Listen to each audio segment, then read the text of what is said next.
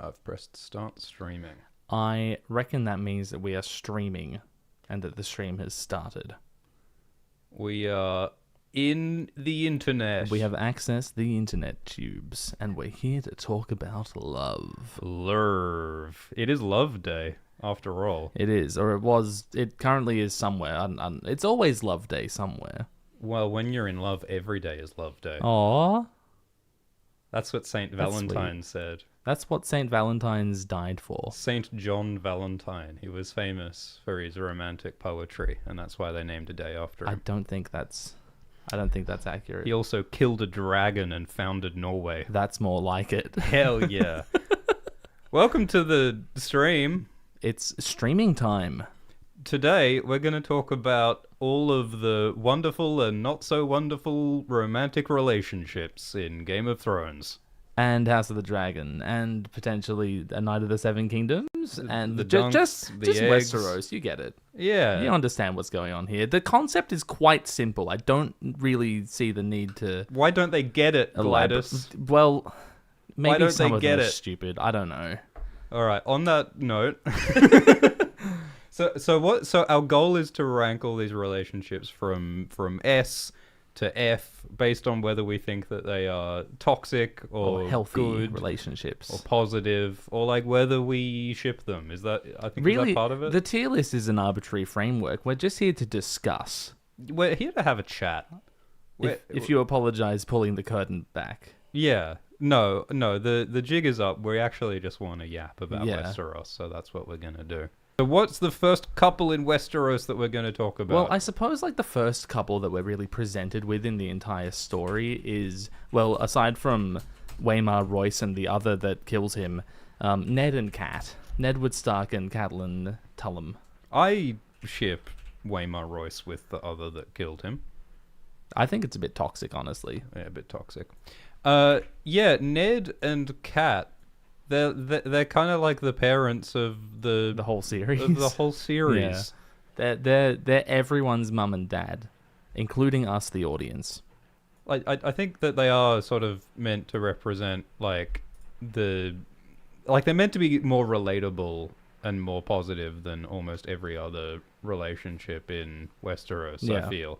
Because, what's that? This is going to sound very pretentious. Is it Dostoevsky who said that, every happy family is, the same and boring, but every, dysfunctional, unhappy family is dysfunctional and unhappy in their own way? I believe you're correct. I feel like Ned and Catelyn are, well, no, that's not true, because they're quite happy, but they're also quite interesting. Yes, it's very complicated, their relationship, but it's still happy. And that's what's really interesting to me about them, is, George presents their relationship as not some idyllic thing that just came easily and free. They had to go through a lot. They've sorted out a lot, and they're constantly dealing with new issues. Yeah. And they still manage to make it work. They raise a family of 5 children who they love and who love them. Catelyn was dragged from her life, the place she knew, the culture she knew, and all that, to the north for an arranged marriage, and yet they managed to be happy. And so, the concept of an arranged marriage is its own thing, and it's laudable that they managed to make it work. Yeah, I feel like Ned and Kat, they embody that idea that a relationship is work. Yeah, and you love see is them built. Doing that work. Yeah. And there's those passages where Catelyn says that, this guy was a stranger to me. And when we got married. And even after Robb was conceived and he went off to war, he still was kind of just a stranger to her. Yeah, they spent a few nights together and off he went, and he came back over a year later. Yeah, so it is kind of beautiful to see what they've built. But I mean, like you said, they've still got problems, and one of those big problems is that Ned doesn't tell Kat who Jon's parents are. Well, I think you've put the Descartes before the Dayhorse here, because Jon Snow is the problem. We've referenced Dostoevsky and Descartes in the first 2 minutes. We are really... Of our Ice and Fire love stream. Oh my goodness. I ship them. I got it wrong, though. It was Tolstoy who said that, apparently. The ultimate love triangle, Tolstoy, Dostoevsky, and Descartes. What were we saying? Yeah. So how did I have the day cart before the day horse? Well, you were saying that like Ned not telling Cat who Jon actually is the problem, but like Jon's existence, the way Jon is presented to Cat is the problem. So, but don't you think that there's a possible world where Ned could have trusted Catelyn enough to tell Catelyn the truth about Jon? Maybe the fact that they were strangers to one another when Jon showed up is a factor in that. Yeah, like perhaps if they had been married and had sorted out their love for several years before Jon Snow existed, Ned would have trusted Cat to keep that secret with him. Yeah. Yeah, I feel like... Yeah, like, I mean, so much of that is, like, crazy circumstances that created this problem. I mean, like... Most couples don't have to deal with this. And, of course, there's literally a situation where if the secret gets out, Jon dies, and also, like, their entire kingdom in the north gets under threat from Robert, Ned also, so, like, Ned probably dies as well. And I think, like, Ned's the kind of guy who's like, I'm going to carry this burden so that you don't have to. Like, Ned probably sees not telling Catelyn as an act of love. A gift, yes. It's like, I don't want you to have to carry the burden of the secret, so I will carry it for you. Which is not necessarily, like, a good thing to do in a relationship, but he might see it as a loving thing, not an untrusting thing. And it does burden her with this hatred that, like, by all rights, shouldn't actually exist. Yeah. Yeah, so I think that is a messed up aspect of their relationship. And also, like, the passages about how Ned... like, intimidates Catelyn into not asking again. Like, Catelyn talks about how Ned, like, scares her when he says, never ask about Jon. And it's like, so there's an element of, like, intimidation around that part of the relationship. And also, you know, there's also tension in that Catelyn has her political ambitions, like, for Robb. And, you know, Catelyn is the reason why Ned goes and becomes Hand of the King in the books, right? Whereas in the show, it's... In the show, she doesn't want him to leave. Yeah, in the show, Catelyn says, don't leave. But in the books, Catelyn says, no, you must go to King's Landing. Because Catelyn is more politically ambitious than Ned is. And that leads to Ned's death. Yeah. And also, you know, Catelyn abducts Tyrion. So, like, Catelyn does multiple things which lead to the death of Ned and the downfall of their house. Which, like, I don't know. I mean, that's more of a political issue than a relationship issue, I guess. But what I'm saying is that the politics are what mess up their relationship. Yeah, the political circumstances and the, like, secret Jon Snow circumstances. Yes. If it weren't for the political circumstances, there'd be no reason to keep the Jon Snow secret from Cat. Yes, but if it weren't for the political circumstances, their relationship would never have happened. Yes. Because politics is what brought them together in the first place, and politics is what ruins all their relationship. Problems, yeah. So isn't that a delicious George Martin irony? It was only the vagaries of, like, Brandon's death that caused Catelyn to marry Ned instead. And yet those same politics create all the problems in their relationship. It's crazy. I also love thinking about how through all of those troubles, Cat capturing Tyrion, namely, Ned sticks by her even in absentia. Like in King's Landing, when Jaime's like, so my brother's been captured, what the hell's that all about? Yeah. Ned says, oh yeah, I ordered that. My wife did that on my orders. We're a team. Yeah. I worked together with her on that. I stand by her, even though like that he's only learned about it pretty recently. Yeah, Ned's not like, Catelyn did what? He's whoa, my crazy wife did what? yeah.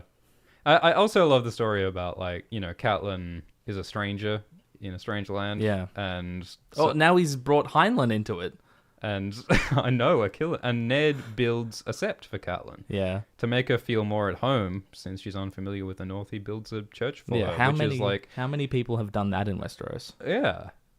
I mean, that's like some, like, Taj Mahal shit, you know, like building a building that represents your love for your wife is great. Everyone should do it. Yeah, everyone should build a temple for their spouse to worship their weird foreign gods at. The bigger, the better.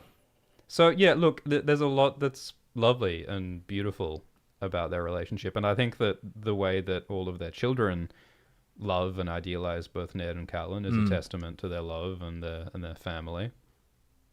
So, I think that there's a lot of good there, but there's also bad. Yeah. And that Ned doesn't tell her the truth about Jon. And I do love that George presents this relationship, you know, this probably the most idyllic relationship we get in the whole series, as, like, still troublesome. Still, you know, there's still issues they have to work through. Yeah. Yeah, there's a realness to it. So, I don't know, do we call this like a A or a B?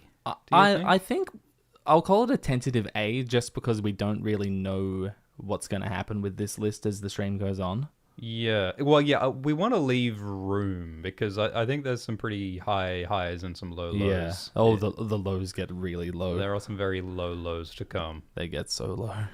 But yeah, okay. Well, let's put it in A then, shall we? I think you could probably get rid of the last names as well, because we're going to have a lot of text on screen here. Yes, there are a lot of couples in Westeros, as it turns out. As I said in a previous stream, George appears to be incapable of writing a character who isn't in love. Yeah. Who's happily next? or unhappily. Who next should we talk about? Who next? Well, right, one of the corollaries to Ned and Kat's relationship is the history that Ned has with another woman, potentially, maybe, theory time. Yeah, well, that's one of the other things. Jon Snow, Starfall, Dawn, wielding Sword of the Morning, the Ashara Dane, King, riding a dragon, Azor Ahai. Have you been reading my fanfic? Well, that's one of the other great things about George, is that not only is every character in love, but every character has had their heart broken before. Yeah. Every character has relationship history, and the relationship history that people have impacts their current day politics and their current day relationships and their current day feelings. Yeah, and as we said earlier, like Ned and Kat are so open with each other, except for that passage where Kat recalls asking Ned about Ashara Dane, and he says, Don't you dare. Yeah. We're not going there. Yeah. Which is interesting, isn't it? Because, like, on one level, Ned is saying, don't ask about Jon Snow, because the rumor is that secret will kill people. Yeah. So, like, Ned's trying to shut that down. But I think Ned has also maybe had real feelings for Ashara, and something did happen with Ashara in the past at the tourney of Harrenhal. And so Ned is sensitive about that, and that might be part of why he reacts like that to Catelyn as well, you know? Like, we don't know. Because there is that story that, like, Barristan remembers that, quote, Stark dishonored Ashara, which is like one of the most blatantly ambiguous things George has written. It's like, okay, man. Yeah, George is really tripping over himself to not reveal his it's like, George, when are you going to reveal this? In the Iron Throne Harrenhal stage play coming to Broadway in 2026? Is that when we're going to find out what really happened between Ashara and the Starks? My money is on no. Then when? I don't know. My money's on yes. I actually you think it's going to come to us in a stage play? Well, because if he's doing this stage play about the tourney of Harrenhal, what's it going to be? What do you think's going to happen? Yeah. It has to be about Ned and Ashara. Yeah, but it just feels Brandon information feels so foundational and integral and like world defining that it feels strange to be revealed to us in an extraneous third party. What, like Game of Thrones season 8? Well, yeah, but like that's best season ever. Jesus Christ. that's fanfic. Yeah, well, we've complained before about the absolute state of this canon. Yeah. But that's, yeah, I agree, that's what we should discuss next, is Ned and Ashara. Like, do we think something happened with Ned and Ashara? Do we think that was a positive thing or a negative thing? What's the deal with Ned and Ashara? I think my gut says that it was Brandon, that Ashara and Brandon had a thing, and that Ned had the hots for Ashara.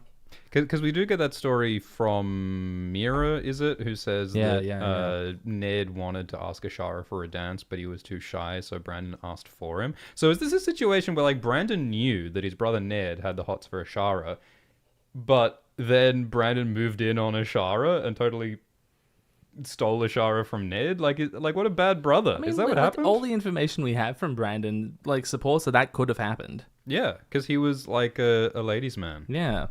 Which is, like, so how does Ned feel about Brandon if Brandon was the kind of brother who would, like, hook up with someone who he had a crush on? And then you have to pair that with the context that Ned ends up with the woman who was supposed to marry Brandon. Like, Ned has been scooping up Brandon's seconds his whole life. Oh my god. Well, yeah, it's like Brandon stole Ned's crush Ashara, and then Ned stole Brandon's wife Catelyn. What twisted webs we weave. I'm trying to remember, like, does Ned think about Brandon directly at, like, any point? I don't remember him. Ned also barely thinks about Rhaegar. Yeah. It's interesting the things that Ned never dwells on. Which again is partly George like putting his thumb on the scales to not reveal certain things, but it's also like I think Ned avoids thinking about that stuff because it's painful. It would be, like yes. he's traumatized by half his families and the war dying and the death and the horror and the secrets, and like he's frozen and he's closed off and he suppresses that traumatic shit, I think. We're not meant to swear because we're on YouTube.net. I'll stop swearing. You have to be sensitive to these things. Yes. YouTube is a holy platform. It is. It's a place for only the most responsible, respectful, thought out documentary content. So look, I mean they were young then, right? Like Ned and Brandon. How old were they during the tourney at Harrenhal? They were like 20 or something. Were they like 20 or something? Maybe even younger than that. Yeah. So I mean, it's childhood, it's teenage crush type stuff. All right. Yeah. Ned was about 18. And Ashara may have been younger. So it's like a teenage crush thing. Absolutely. Yeah, it's a high school love triangle. This is prom. Yeah. Tourney of Harrenhal is prom. Absolutely. This is the prom that defined the next, 20 years of geopolitics. That's why I love the Tourney of Harrenhal so much. Yeah. And the people who are still preoccupied with their high school prom decades later. like you know that sort of person in life. You know who Littlefinger is. The great houses of Westeros are all people who peaked in high school. Damn. Yeah, I think... Except for Tyrion. I think that it sounds sweet and nice, the crush that Ned and Ashara had, but there's no indication that... I mean, the other kink in this strudel is, or pretzel rather, is that Ashara unalived herself because it's YouTube. My goodness, that's a bridge too far for me. All right, I'm sorry. She jumped out of the tower at Starfall and died when Ned came to Starfall after Robert's rebellion. And so there's all this speculation about, did Ashara kill herself because her brother Arthur was dead, or because of Ned's actions vis-a-vis Jon? Is it because... Did Ned reject Ashara? Did Ashara want Ned and Ned rejected Ashara because he had to go marry Catelyn? Is it because Ashara had a stillborn baby? Was it Brandon's baby that Ashara birthed that was dead? So did Euron skin change into Ashara and throw her out off the tower? It's all... no one knows. Because Euron has a preoccupation with flight. You see. Are we still doing... we're still doing Euron. Yeah. Euron ex Ashara? Yeah. No, it's Ned, actually. Well, Is the Dusky Woman on this list? Are we going to talk about the Dusky Woman? Yes, and... Because Euron is obsessed with being the Bloodstone Emperor Reborn, and the Bloodstone Emperor Reborn killed his sister, the Amethyst Empress. We went off the deep end. Ashara has really amethyst early eyes. this time. Amethyst eyes, because Ashara is purple. Of course. Dane. So Ashara is an Amethyst Empress figure. Euron is a Bloodstone. So I actually agree with you that Euron x Ashara is the best theory. S tier. S tier. I think that there's too much we don't know about Ned Ashara. Yes, I agree. It does seem to me like something happened that was really intimate. But it's all speculation from there. It's just so fascinating that the Danes, like Wyla was like the Dane wet nurse and she nursed Jon. So it's like, whatever happened with Ashara and Arthur, the Danes were cool with Ned. Yeah, something was co-signed there. And Edric Dane thinks that Ned was cool. Yeah. So, whatever happened between Ashara and Ned and Arthur, it couldn't have been all bad, and it couldn't have been Ned being the aggressor. And yet she died. I feel like if it was a tragic... Or did she? She's actually Septa Lemore! Well, there's something to those theories. I don't want Ashara to come back. I want to learn more about Ashara. I want to find out what happened, but I don't want Ashara to be secretly alive. Yeah, especially, a side character like Septa Lemore. It's just a weird... It's weird. Ashara could appear in a dream. That would be cool. Yeah, sure. I'd like her to appear in Jon's dream.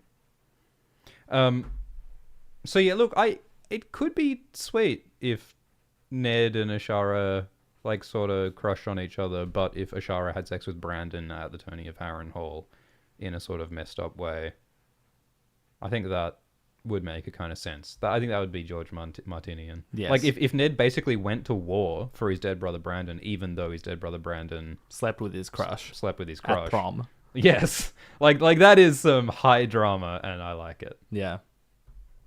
Unfortunately, they're both dead and we'll never know. They are both dead and we'll never know. Yes.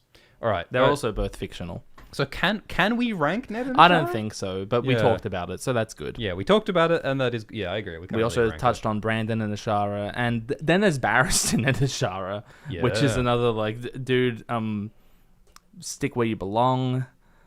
No, he's just an old man reminiscing about prom. How old was No, he was Barry? still rather old at that time, wasn't... I get the feeling he was, like, 30. I think he might have been older. He's 63 in A Dance with Dragons. Okay, he would have been like 40, crushing on like a 16-year-old Ashara. Yes, that's weird. That's weird. No, that's a very large age gap. I think that we can rank Barristan. No context Ashara. is going to save that one. Yeah. I mean, it's not like I mean, nothing happened. Yes.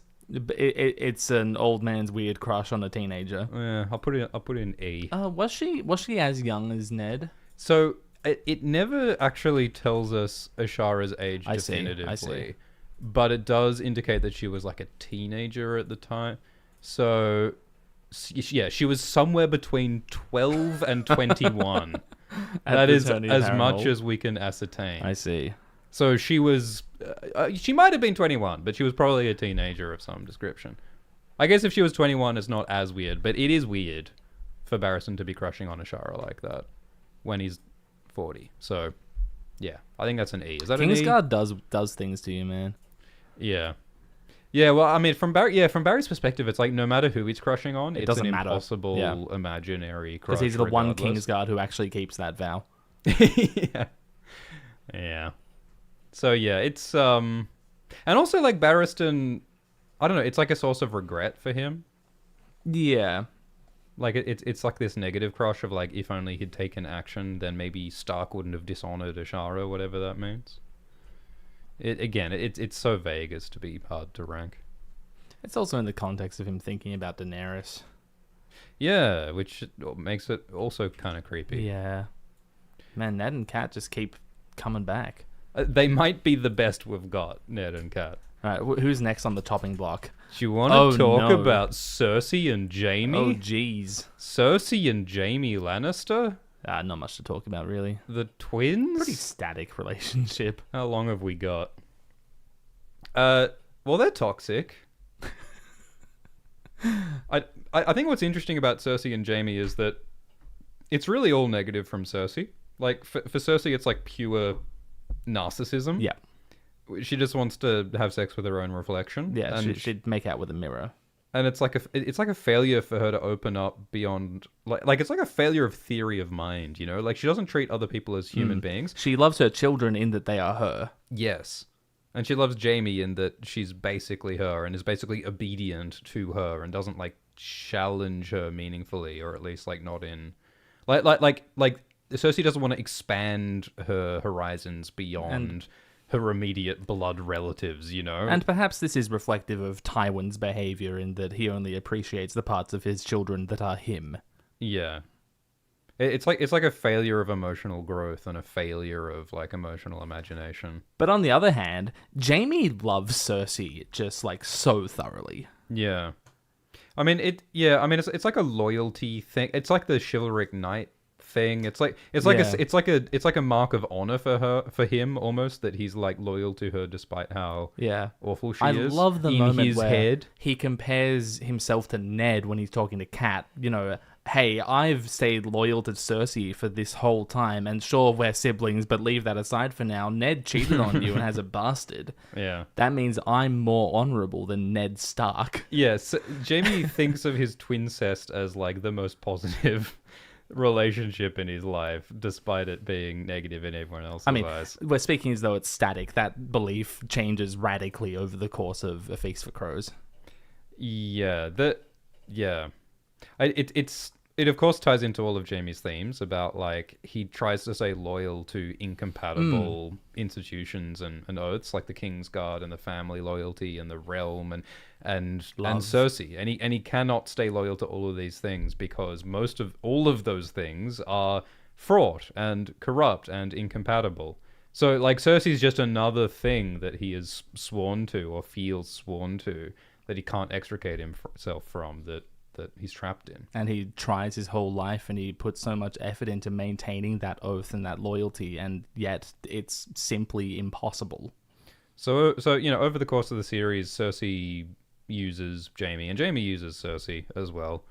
But Jaime increasingly realizes how transactional it is from Cersei and how false Cersei is. And so he ultimately rejects her in Book 5 by burning her letter and going off and chasing Brienne into the woods instead. And that's where the books leave us. How exciting. How exciting. So, yeah, it's a relationship based on incest, murder. It fundamentally causes the War of the Five Kings through the incestuous birth of Joffrey. So, I mean, it's an F.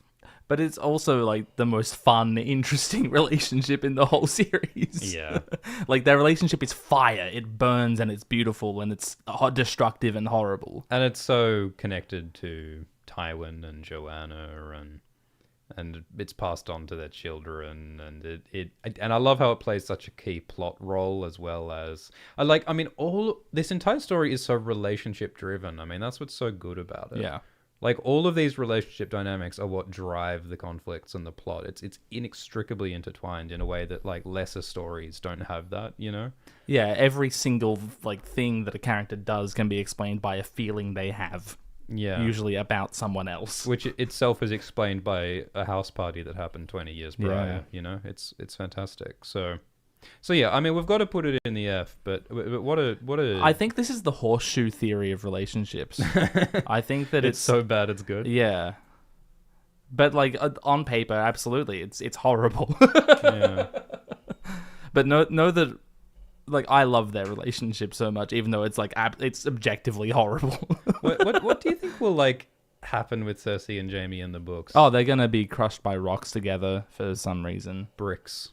Death by bricks. If they had stood 4 feet to the left, they'd have been fine. Well, you see, Jaime deliberately made them stand under the danger bricks in order to fulfill the Valancourt prophecy. Is that why his hands were around her chest? Yeah. And not her neck? It's incredible how determined D&D were to not engage. Like, they went out of their way to not engage with the context of the books and the meaning that's going on there. But where do you think they're going? I think Jaime will kill Cersei. Yeah. I think that Cersei will try to light the wildfire or will light the wildfire. And Jaime will once again save the city. Yeah. And I think that, you know, that there will be an element of he still loves her, but and he hates himself for loving her. And it's the ultimate self-destruction. They die together as they were born together, and you know, Jaime fulfilling the Valancourt prophecy. I mean, it all just makes too much sense. Yeah, it'll be, like, at once the most selfish, narcissistic thing he can do, and also the most honorable. Yeah. What yeah, fun. it embodies all of his positives and all of his negatives simultaneously. It doesn't deny any part of him. It's the fulfillment of both. That's gorgeous, isn't it? Yeah. Should we talk about Brienne, Jaime? I think absolutely we should talk about Brienne, Jaime, because this is, like, all the words we just said about Cersei and Jaime, just reverse them, and there you go. Yeah, because they make each other better. They challenge each other. Like, in the way that Cersei and Jaime are just, like, inward looking and narcissistic and just reinforcing each other's worst behaviors. Brienne and Jaime challenge each other and bring out their best behaviors. It's like the textbook definition of, like, the best possible relationship. Hell yeah. It also involves a lot of, I mean, the context of it, like, it grows out of violence and suffering and trauma. Yes. But it is a beautiful relationship. Of course, in the books, they haven't so much as kissed as yet, have they? No, but they have a relationship one way or the other. Yeah. I mean, even if it's not romantic yet, or even if it never will be. I think it actually, like, could be fine and great for it to be platonic. I agree. Like, I wonder if that is something that... I mean, I think like that's a decision they'll have to make though. Like I think there definitely will be a moment where Jaime's like, do I want Brienne in that way or don't I? Like I think that's something they have to resolve. Does Brienne need to be affirmed by being found attractive by a man? Is that something that her story requires? I don't think so. I think that Jaime's story requires that he confront having sex with someone who isn't his sister. I think that's a necessary development for Jaime Lannister. But does Brienne necessarily need to have a romantic relationship or one with Jaime? I mean, maybe I think not. It makes sense, but I don't think it's entirely necessary for Brienne. I think it sort of is necessary for Jaime. Yeah. So in the Game of Thrones show, Jaime and Brienne hook up, and then have Jaime a one-night stand. Abandons her. I actually think that might happen in the books. I could. Like, I think the execution sucked in the show as ever, but I think that the idea may well be pulled off in the books in a better way. But yeah, I mean, in terms of the positivity of the relationship, I mean, could it be an S? I mean, I mean, I guess we got to keep in mind, like, the start of their relationship, which is, like, just Jaime being an absolute dog to her. But isn't it great? And also they tried to kill each other with swords. They tried to kill each other with swords, yes. And he would have won if he had a hand. Yes. Oh, if he wasn't bound, sorry. Yes. But, like, it's beautiful how they progress from there. Like, we can't have this relationship unless they start in such a horrible place. Narratively, of course. In the real world, you don't actually have to start by hating each other to have a beautiful relationship. That said, you suggested S tier. I cannot abide putting them above Ned and Cat. Yeah, I mean, partly because Brienne and Jaime are a hypothetical relationship. Like, Ned and Catelyn have a 20-year proven track record of being together. Brienne and Jaime don't. They hung out for a few months. Yeah. So I would feel comfortable putting it in A next to Ned and Catelyn. I think that would be fair. Open to reevaluation, but I'm happy to put it there for now. I mean, you know, it's not even right to really call them a couple exactly, but the relationship that they do have is absolutely an essential positive thing for both of them, and could hypothetically become something even better. It's just that it is for now, you know, not all that established. All right, cool. We did it. We did it. Oh, gosh. It's still Lannister o'clock. There's still... Yeah. These people aren't going anywhere. So, how about Cersei and Taena Merryweather? Oh, great. Fantastic. Yeah. I love talking about this. So, Taena Merryweather is not in the TV show, but she is a wife of, what is it? Orton Merryweather, the Lord of Long Table. And she's a woman at court who befriends Cersei, who is kind of manipulating her. I don't know if we really know, like, what are Taena Merryweather's objectives? It's still sort of shrouded in mystery. Yeah, because, like, she's sort of, like, helping Cersei plot against the Tyrells, but it wouldn't shock me if Taena Merryweather was working for the Tyrells secretly. Or working for another faction who just benefit from Tyrell power weakening. Yeah, because, I mean, Merryweather is a Reach house, right? Yes. So, like, it's very plausible that Taena's working for Tyrells, I think. I haven't studied Taena Merryweather lately, so I don't remember off the top of my head. But the thing that's sort of fun about this relationship is that, because like, they hook up, like, they have sex at one time, and I haven't read it in a while, but it's like a unpleasant assault type scene. It's not fun to read. Yeah, it's not a good interaction. It's not a party time. No. But I think that the thing that's funny about this relationship is how I get the sense they're sort of using each other in a very toxic way both ways, and I think that both politically and personally. And like, Cersei is the queen. She's the one with the power. However, she's also really dumb at this point in the story. And horribly insecure. You get the sense that Taena knows what she's doing. Yeah. With Cersei. So, I mean, they're both sort of as horrible as each other, I guess. I mean, Cersei's more horrible. It requires a bit of speculation to figure out how horrible Taena is. Yeah. Because we don't know exactly her motivations. Yeah. I think she's amongst the group of people who legs it from court as soon as Cersei's out of power. Yeah. Yeah, I mean, there's no real affection between these two people. No. It's a very transactional thing where Cersei's kind of using Taena The same way she used Jaime, hey. for like emotional comfort. Just quietly. I mean, the thing that's really horrific about Cersei Taena is that Cersei keeps thinking about her marriage to Robert and how Robert was horrible and assaulted her, and then she thinks about Taena, and then she like has sex with Taena, and then she thinks about Taena in the same way that she thought about Robert, and Cersei compares herself to Robert. Yeah, this is one of the main ways in which Cersei becomes Robert. Yeah, so she's like she's like repeating the pattern of abuse that she experienced and passing that on to Taena. It's toxic. It's horrible. It's toxic. I mean, I think it's an F. I mean, there's nothing redeeming about this. It's an F, absolutely. Like, there's nothing positive that comes of this. This relationship also cursed us with the Myrish swamp passage. Yes. Taena is from Myr, so she's a foreign woman at court, and I think that there's a sort of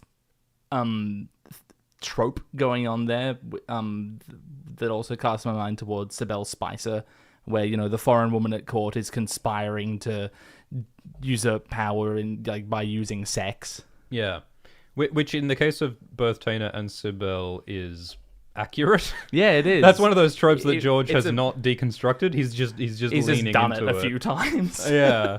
I can't wait for you to undo that one, George. Yeah, it is fun when people are like, man. Melisandre as well. Yeah.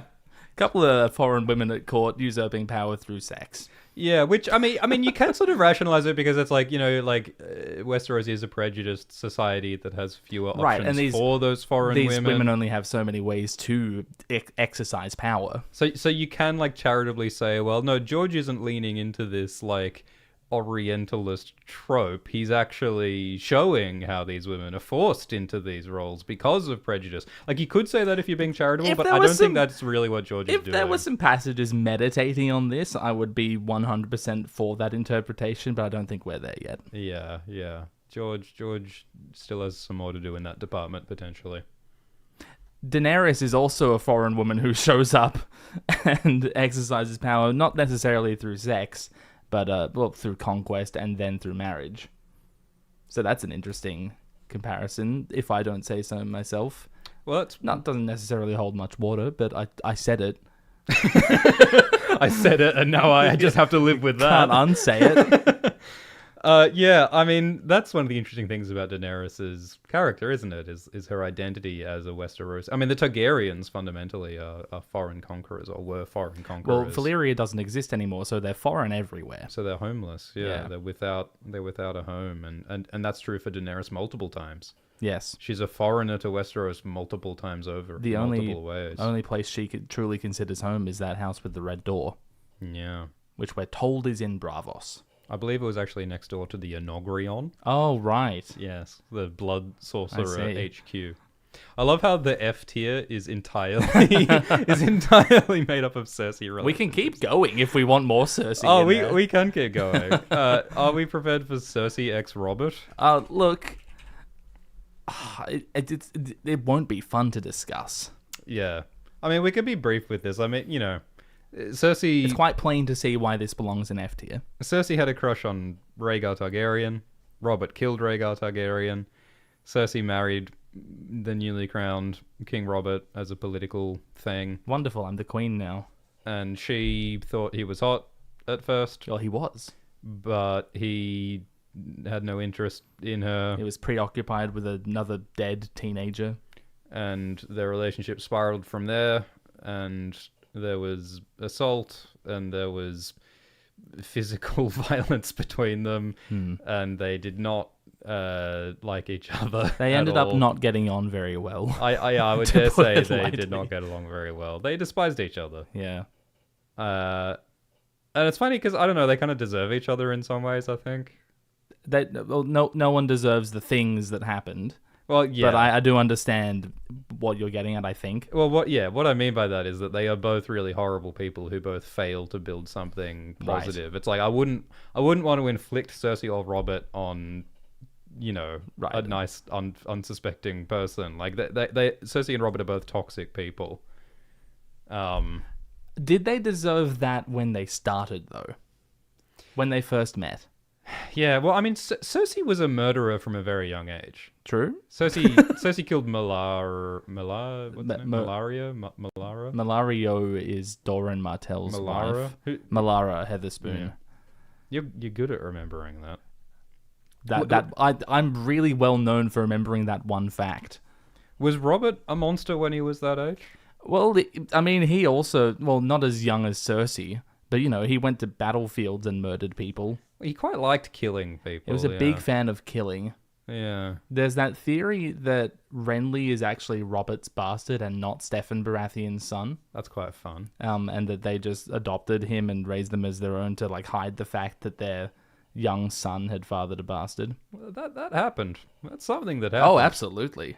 That's rooted in history. So does the age gap? I think it makes Robert quite young to have fathered a bastard. But what I'm getting at is it's plausible in your mind that Robert did that at a very young age. Yeah. Having sex and murdering people are different things morally.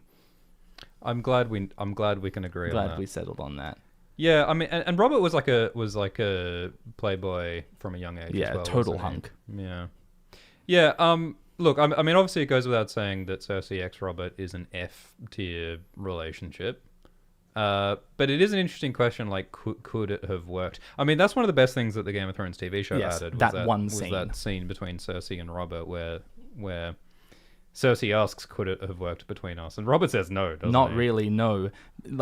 Primarily driven by his preoccupation with a dead teenager. Yeah, which, as Ned says, was always kind of superficial anyway. Yeah, he made that up. That Lyanna wasn't real. And it reminds me of another George R. R. Martin story, Dying of the Light, where the protagonist is preoccupied with a non-existent idea of a woman from his past. Yeah. I feel like Robert and Cersei could have worked if Robert wasn't, depressed over the death of Lyanna at the time. I mean, it's almost like if Robert just didn't say Lyanna's name on Robert and Cersei's wedding night. Was that the one moment that just spelled doom for everyone? It's like a sliding would doors Cersei thing. have stayed in her relationship with Jaime and fathered Joffrey with the twincest and caused the War of the Five Kings if Robert hadn't been preoccupied with Lyanna? But it's like if one word can change the course of a relationship, maybe the relationship was not strong enough. If it takes that little of a push, it wasn't very well constructed to begin with. And of course it wasn't. It was arranged marriage for politics. It was based on nothing to begin with. Because compare that to Ned and Catelyn. Because Ned and Catelyn were also a political relationship where they were also... Ned was preoccupied with Lyanna as well. Yes. Yes, the same dead teenager was haunting Ned. Yeah. And they made it through. Ned and Catelyn put in the work. Yeah. They believed in each other. Cersei and Robert didn't. Ned and Catelyn are like the anti-Cersei Robert, aren't they? They're also the anti-Cersei Jaime. I think Cersei Robert is probably the more apt comparison, yeah. Interesting. Although Game of Thrones does explicitly compare Ned and Cat and Cersei and Jaime a few times. Lots of fun. Much fun. Well, that's a 3 for Cersei in the F tier. Knocked it out of the park, Cersei, with your personal relationships. Oh, God. Do you think Cersei could ever have a healthy relationship? Oh, God. She's going to need a lot of therapy first, I guess. I cannot imagine who she could have a positive relationship with. Yeah. She's like, Orion Waters is hot. And I'm like, girl... I can just fix leave her. It be. I can fix her. If Cersei had her wish, her childhood dream of marrying Rhaegar, would that have been just as wrong? Would that have been horrible as well? Yeah, I mean that's such a great question. Is there a world in which Rhaegar and Cersei could have been a positive couple? I mean, Rhaegar we'll get to Rhaegar, but Rhaegar would have been a nightmare to be with. Oh, absolutely. Like he's the worst. He's the absolute worst, and like so Cersei. But like the dynamic would have been so different between Rhaegar. Like I mean, maybe Cersei would have loved the complete disregard that Rhaegar shows all of his spouses. Absolutely, you know? yeah. Like because like, well, no, I guess that's what Robert did as well. Like Robert was disinterested in Cersei and just didn't engage. It didn't have the courage to engage with her, and so I guess Rhaegar and Cersei could have failed in a lot of the same ways that Cersei and Robert It's did. sort of hard to know what sort of man Cersei could truly love, because we don't see her do that. We don't have experience of her truly loving a man outside of one who resembles her. I wonder if Joanna lived. If Cersei's mother Joanna lived, then maybe Cersei might have learned how to have relationships. Well, Tywin certainly wasn't going to teach her. Yeah, like that's the thing. Like you need role models, and if you don't have any role models, and I mean, you know, Cersei grew up, you know, in Castle Rock and then in King's Landing, and it's like, as the lady, as the princess, like how many opportunities do you have to have normal relationships when you are a political pawn? And I mean that's one of the themes through all of these relationships is that politics is poison to relationships, to humanity. Because I mean that's what people talk about now with like toxic relationships. It's like when there's a power imbalance is when relationships can get dicey. And every one of these relationships between politicians are defined by power dynamics and power imbalances. So it's like, of course, all of these relationships are fraught, and you got to fight to make it even remotely healthy. Perhaps that's why Brienne and Jaime has such potential, because like when they started out, Brienne actually had power over Jaime. Yeah. And then over time, they pretty much came to see each other as equals. Yeah, and I mean, we'll get to Jon and Ygritte, but Jon and Ygritte also are, you know, sort of on a similar level when they engage, but then that shifts. Even Ned and Cat aren't equal. Ned's Cat's lord. Yeah. Yeah, I mean that's especially, I mean, it's a gendered thing in this world that the husband has power over the wife, and that's something that complicates all of these relationships. So it's the power stuff, it's the gender stuff. Until we get to Dawn, at least. Yeah, well, I mean, it'll be fun talking about Arianne and Aerys. Yeah. Elia and Rhaegar, question mark. Yeah. Thanks for all of the super chats and donations, by the way. I reckon we'll save them for towards the end of the stream. All right, yeah, so Cersei Robert, that's an F. Awful. Who should we discuss next? Should we stick with Lannisters? Sure. Because there's still quite a few to talk about with them. Should we talk about Tywin Joanna? Oh, should we do that? Yeah, okay. So, like, Joanna Lannister was the wife of Tywin Lannister and the mother of Cersei, Jaime, and Tyrion. And she died years before the story starts. By giving birth to Tyrion. And she was the light of Tywin's life. She was the only reason he smiled. And when she died, the light went out of him. Yeah. They were also cousins. Jaime has a dream about Joanna. The death of Joanna is is part of what caused the hate between Tywin and Tyrion. And is most of what caused the hate between Cersei and Tyrion.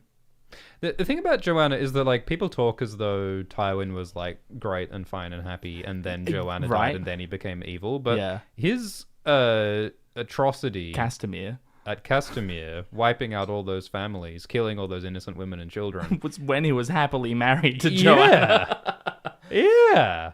So, when he drowned all those children. That's the good version of Tywin? Yeah.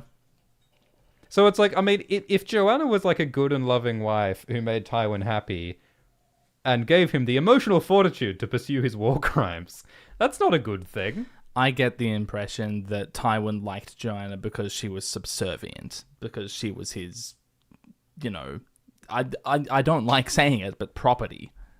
Yeah, I mean, there is that line saying that Joanna, like, practically ruled through Tywin, isn't there? I think there is a line that suggests that Joanna was, like, very influential on Tywin's decision-making.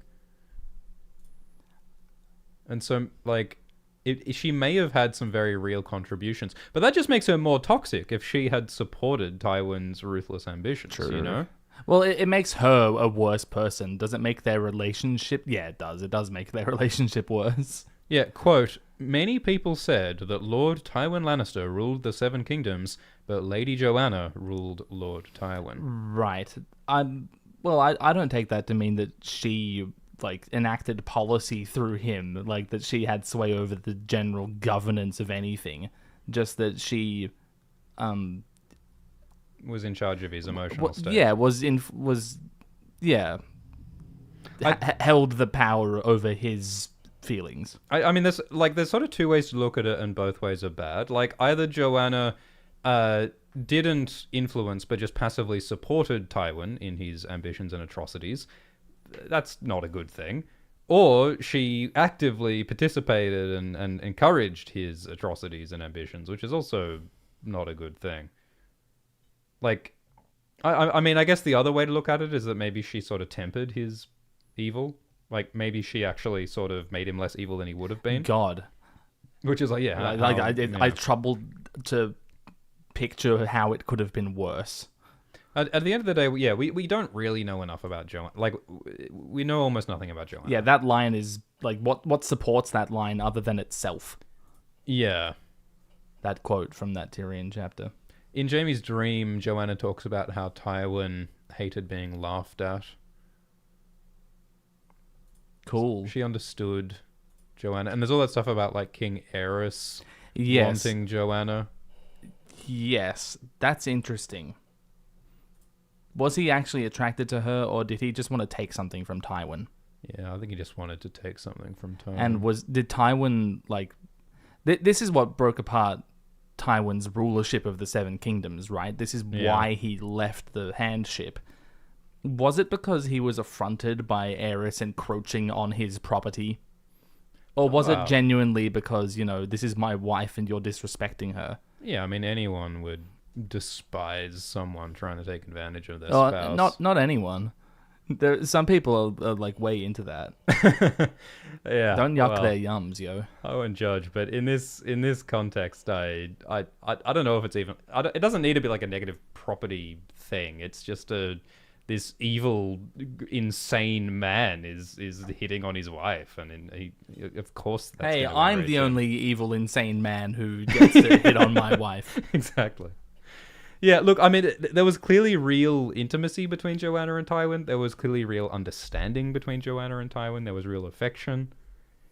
But also Tywin was a monster. So it's like, I mean, I guess it's a sort of a philosophical question of, can you have a positive relationship with an evil person?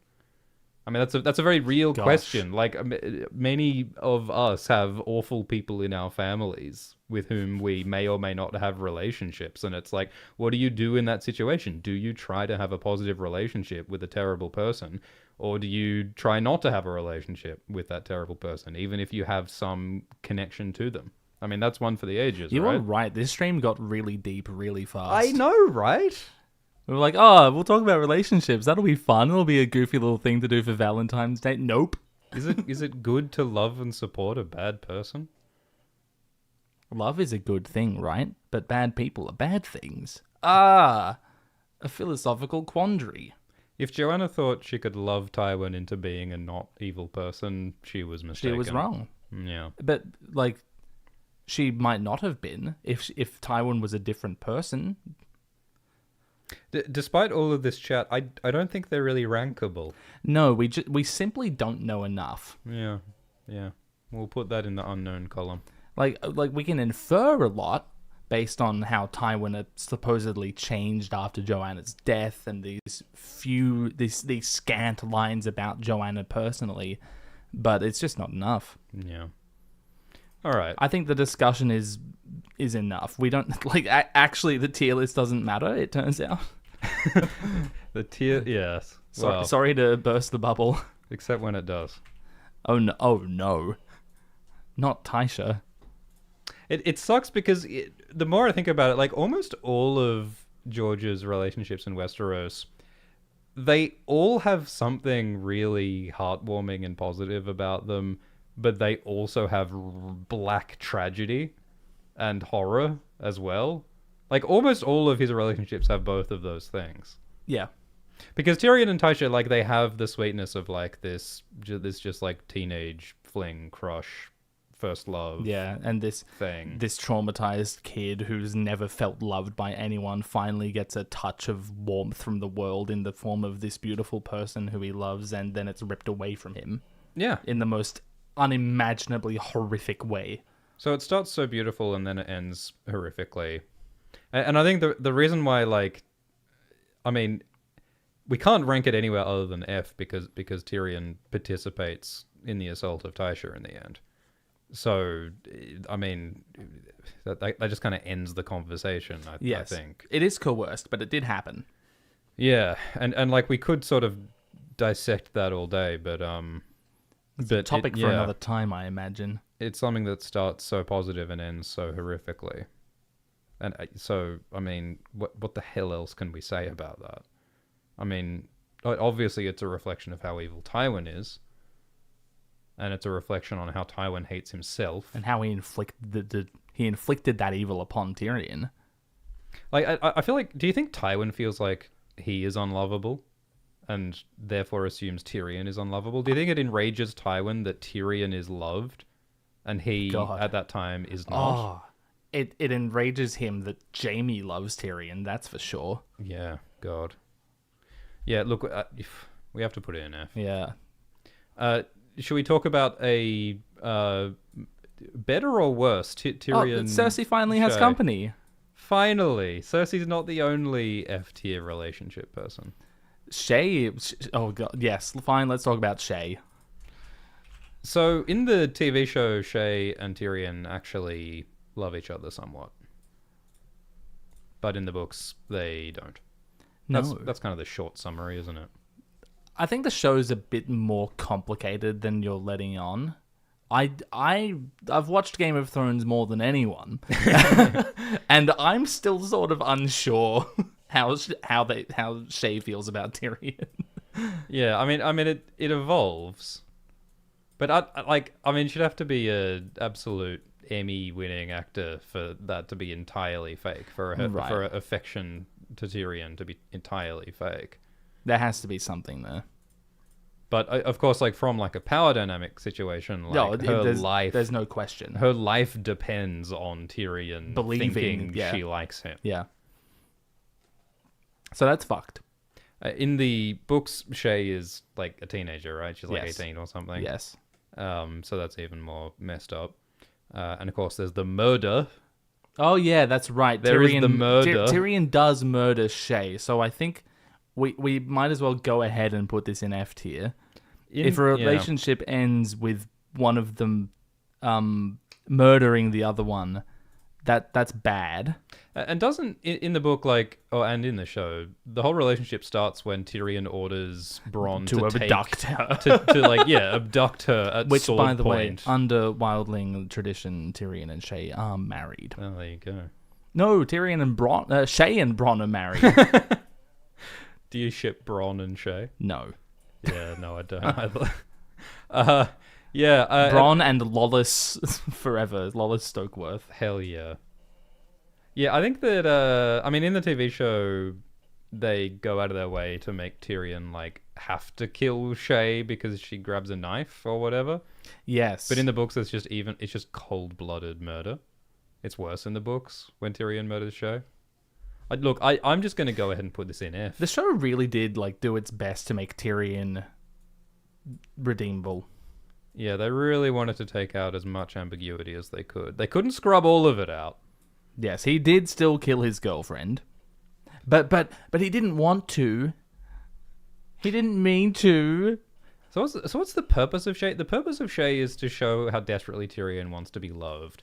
And it shows how he sort of despises himself for the ways in which he seeks love. Because the whole time in the books, he's like, no, Shae doesn't love me, and I know it, but I want to do it anyway. And he's trying to trick himself. It's sort of the tragedy. Which is reflected in his marriage to Sansa. Yeah. When he's like, I know that this is completely wrong, but I still want to. And all of it grew from Tysha. Like, the idea that no one would really love him, and the only love he can get is a sham. And then that's all undone when Jaime tells him that, no, she did love you. That was real. Yeah. So where's it going? Because the next relationship for Tyrion is Penny. And Penny is great because Penny is the antithesis of all of that. Because Penny, I mean, there are similarities in that Penny kind of needs Tyrion to survive to some extent. Yeah, the same way that Shae did.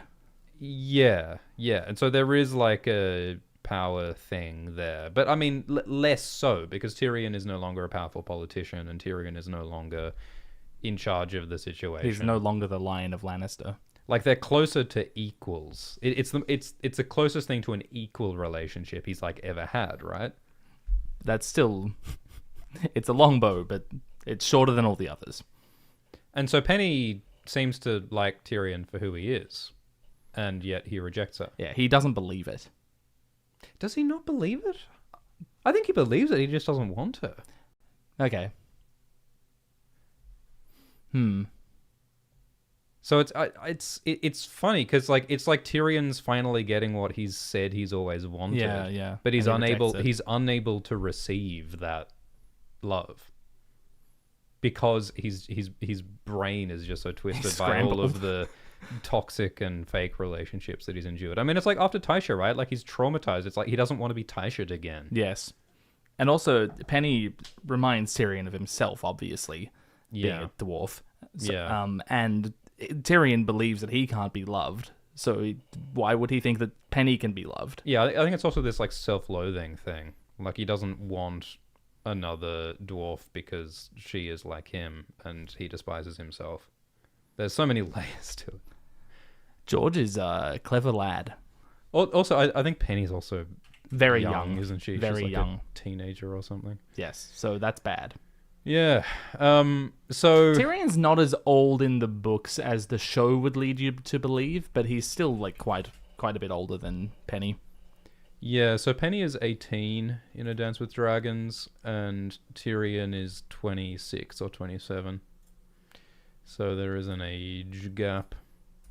So I mean, it's not a relationship because Tyrion's rejected her. Yes. I mean, there's also those moments of Tyrion wanting to murder Penny that happens a couple of times. Yeah. Like, he fantasizes about shooting her with the crossbow, which is not a good thing. Tyrion's an edgy fellow in that book. He also, I think, in the future, quite possibly will kill Penny, I suspect. Aww. As part of Tyrion's sort of downward spiral into evil, from which I think he will probably partially emerge, But yeah, I don't think it's good. I mean, it's funny because what Penny is offering Tyrion, I think, is nothing but positive. Mostly positive, but Tyrion's feelings for her are full of just toxic crap. I mean, it's the closest thing that he's had to like a positive, affectionate thing. If it weren't for him, if it weren't for Tyrion, this relationship would be great. Yes. If this were just Penny, fantastic. Yes, but unfortunately, relationships involve multiple people. They do have, like, there is some positive friendship in there.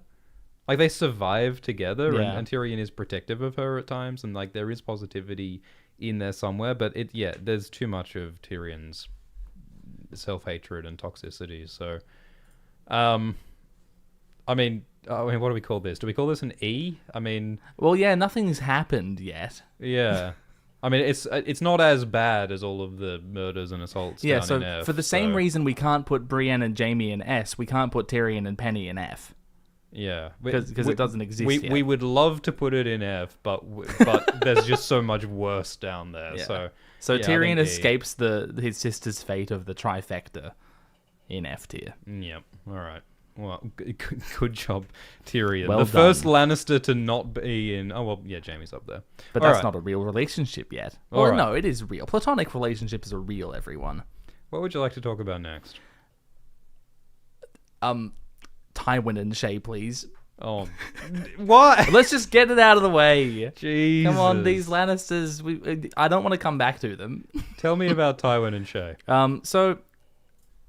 Tywin, when Tyrion goes to murder Tywin, he walks into his bedroom and he's like, Tywin's not, it's my girlfriend. So Tywin had been having sex with Shae. For how long? That's a great question. It's not entirely clear. Wouldn't it be funny if it was the entire time? Yes, it would be funny, also horrible. So Bronn took Shae from some lord's tent. We don't know. If it was Tywin's It could tent. have been Tywin's. Oh, no. Oh. It could have been Tywin's. But it could have been. It could have been. What if it was Kevin's? I don't like that. Yeah, So the reason why this is like the best part in A Song of Ice and Fire is because it just shows Tywin's hypocrisy, and it shows how all of Tywin's hatred for Tyrion is in fact hatred for himself. Yeah, so Tywin hated his father, Tytos, for his use of sex workers. Yeah. He thought it was a disrespect to the family and his own mother. Yeah. Turns out Tywin does the same thing. He's got his secret brothel tunnel. Yeah, his secret brothel tunnel from was it the Tower of the Hand straight to Alya's brothel? Or is it the stables? Yeah, it was the stables near the tower. Yeah. Yeah. But it shows that Tywin's a massive hypocrite. Do you think that Tywin was dallying with sex workers when he was married to Joanna? I want to believe no. I want to believe that, like his father, that happened after his wife died. But it would be so much more like self-loathing if he Yeah. did. I would put 10 golden dragons that he dallied somewhat. While Joanna was still alive. I reckon. Because that would make him just all the more guilty about it. It would make him worse than his father. Joanna. Yeah. Yeah. Yeah, so Tywin steals his son's teenage girlfriend. Who is a sex worker. And obviously all of the power dynamic stuff is even more acute when this powerless teenager is obligated to have sex with one of the most powerful, rich, scary men in the world. Old man. So, it's easily an F. At least he doesn't murder her? I don't know. Yeah. Let's remember that, Tywin had Elia whipped, and Tywin threatened to kill Shae multiple times. Like, the threat of death is definitely part of the equation of this relationship. I believe this earns it an F tier. Yes, I think we can comfortably put that in F. Lannisters just filling up the F tier. They don't really get it. They don't get it. I think they need some remedial love lessons. Yeah, they just need to have it. They need to sit down. Ned and Kat need to be marriage counselors. But even like seeing it like this, like it makes you see the point, which is that Tywin's emotional hang-ups are the reason for all these downstream relationship car crashes experienced by all of his children. Like it trickles down all of the dysfunction from Tywin to all of his children and his children's children. Only good relationship a Lannister has that we've discussed is with someone that was forced upon Jaime by Catelyn. Someone from outside that little sphere of someone who believes in humanity. Someone who's like actually a good person. Yeah, well, someone who believes in something. It's weird because like Jaime believes sort of in. Yeah, well, Jaime believes in Cersei. God bless him. Brienne facilitates Jaime's beliefs, like everything good about Jaime. We discussed it earlier. Yeah. All right. Do you want to talk about Kevan Lannister and Dorna Swift? I was interested when I saw that you put this on the list. Yeah, I put this on the list because I remember reading, I think it's the epilogue of A Dance with Dragons, the final, the most recently published chapter in the main Game of Thrones book series, as of 2011. And 2025. And in that chapter, I think it's in that chapter, Kevan thinks about, oh yes, my wife. I love my wife. Everyone says that she's kind of plain looking. But I love her. And like both Cersei and like Jaime think, yeah, Kevin's wife is kind of ugly, but like whatever, man. But Kevan in his PV is like, yeah, I love my wife. I want to like go hang out with her soon. Aww. And so it's kind of like, oh, that's so cool. Like an actual positive Lannister relationship. But then I was like looking up my notes and stuff, and it's like, turns out, guess how Dorna Swift met Kevan Lannister? I'll tell you, there was like a dispute between Tywin and the Swift family, and because of a failure to pay interest on debts, Kevan was sent to take Dorna from her family as a hostage to ensure that their family will pay the rent. And Dorna was young at the time, and Kevan took her as a hostage back to the Lannister home, and that is where Kevan and Dorna's relationship began. Or I can mention so many wonderful couples who met this way. So as a political hostage. So for a moment, it was almost like, oh, it's a wholesome Lannister relationship. But no, it began from a hostage situation.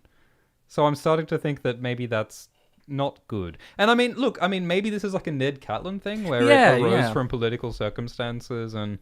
But I don't know, the fact that it was Kevan who had to go and imprison her and bring her back. Like, I mean, again, we don't have enough detail to make a judgment, really. Yeah. It's just, it struck me as something that might be not good. And in the same way that, like, Tywin's horrible relationships kicked on down to his children, how do you think this might have affected Lancel? Yeah, well, and also, like, Dorna is very religious and, like, sort of delicate and gentle and prays 7 times a day. And it's like, I wonder if this woman was emotionally shaken by being dragged from her family and marrying her captor, and maybe that's why she's so delicate and, you know. Not everyone has trauma-related reasons for being religiously devout, you know. Really? Just some. Just me, then. Yeah, just you. Yeah, so, I mean, yeah, this is probably unrankable. I just wanted to bring that up because it's funny that it's like, almost wholesome Lannister. Nope. Hostage situation. Yes, very funny hostage situation. Speaking of wholesome hostage situations, let's talk about Rhaegar and Lyanna. Oh, dear. Deary me. Oh, is it time to discuss Rhaegar and Lyanna? I suddenly have to leave. As soon as I saw this, I'm like, yeah, this is the one that's going to get us, like, yelled at the most in the comments. Because so many people have such strong and elaborate headcanons about what Rhaegar and Lyanna's relationship was. Except all of them are wrong and we're right. That's true. Yeah. I don't know what you're going to say, but I know intuitively that I agree 100% with everything you're about to say. I preemptively agree with whatever your opinion is. Now, Gladys, why don't you tell us what your opinion is? Oh, why do I have to start? Okay, look, so Rhaegar, what was he, 20? He was like 22. 20, really? 22, 23. Okay, at the tourney of Harrenhal. Yeah, he's like 22 at Harrenhal, and he's like 23 or 24 at the Trident. And Lyanna was, what, 14 in the tourney of Harrenhal? Oh, God, was she?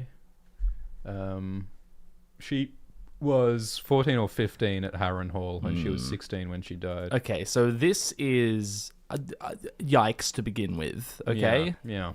So, and, like, I don't care how many prophecies you read. I don't care that you saw a meteor that justifies your love for this. Is love the right word? Your desire to impregnate this 14-year-old girl. This stream has been demonetized since before the dawn of time. Yeah.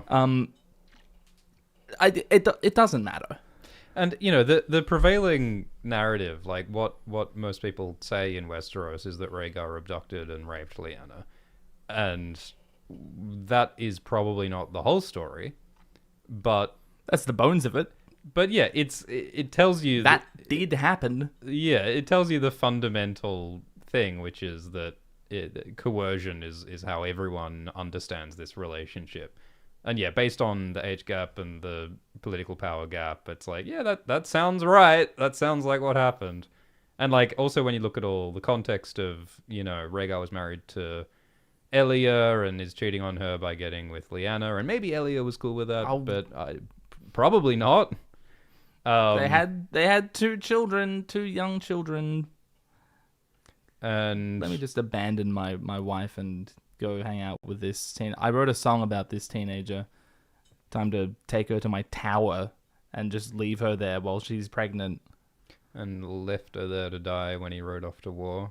We don't have any, like, direct insight into what exactly was happening with them. That has not been revealed. Right, yeah. But They're both dead. They've both been dead for decades. All of the circumstantial stuff is pointing to something negative. And like even if even in the most generous possible interpretation, where Lyanna genuinely like had a lot of attraction to this guy and genuinely agreed in his prophetic mission and genuinely told him, no, Rhaegar, go off to battle, I'll be fine being pregnant in this tower in the mountains.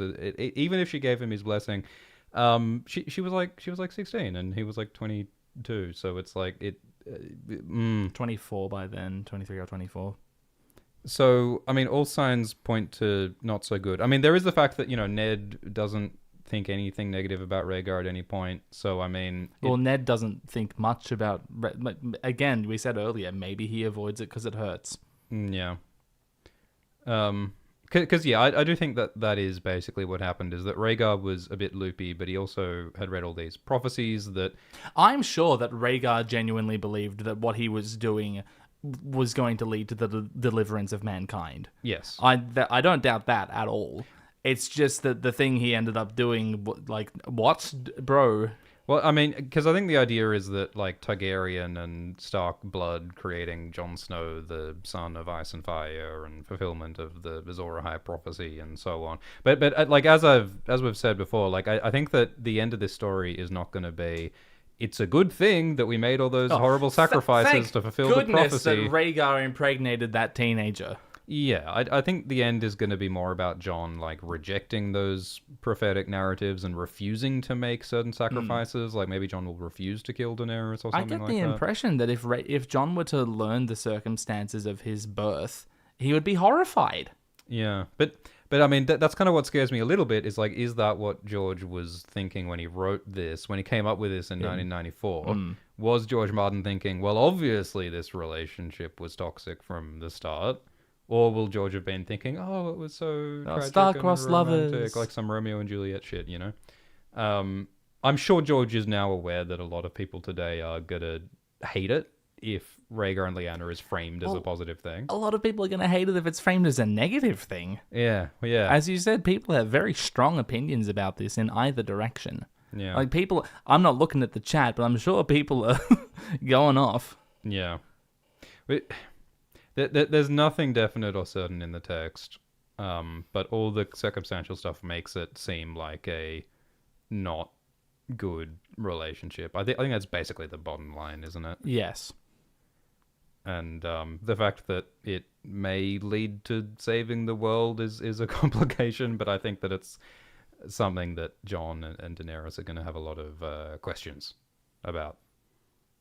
Yes, I think, like, if we get to read about those characters meditating on this relationship, I think that'd be very interesting. I mean, the first time we're presented with this relationship is in the first Daenerys chapter, where she presents Rhaegar and Lyanna as star-crossed lovers. Yeah. And then we're further informed about all of the more disturbing context of the relationship. And I mean, we should remember that in the Game of Thrones TV show, Rhaegar and Lyanna is presented as unambiguously positive romantic love. So, yeah, no subtlety there. Again, of course. Rhaegar's marriage to Elia was annulled by the High Septon. Yes.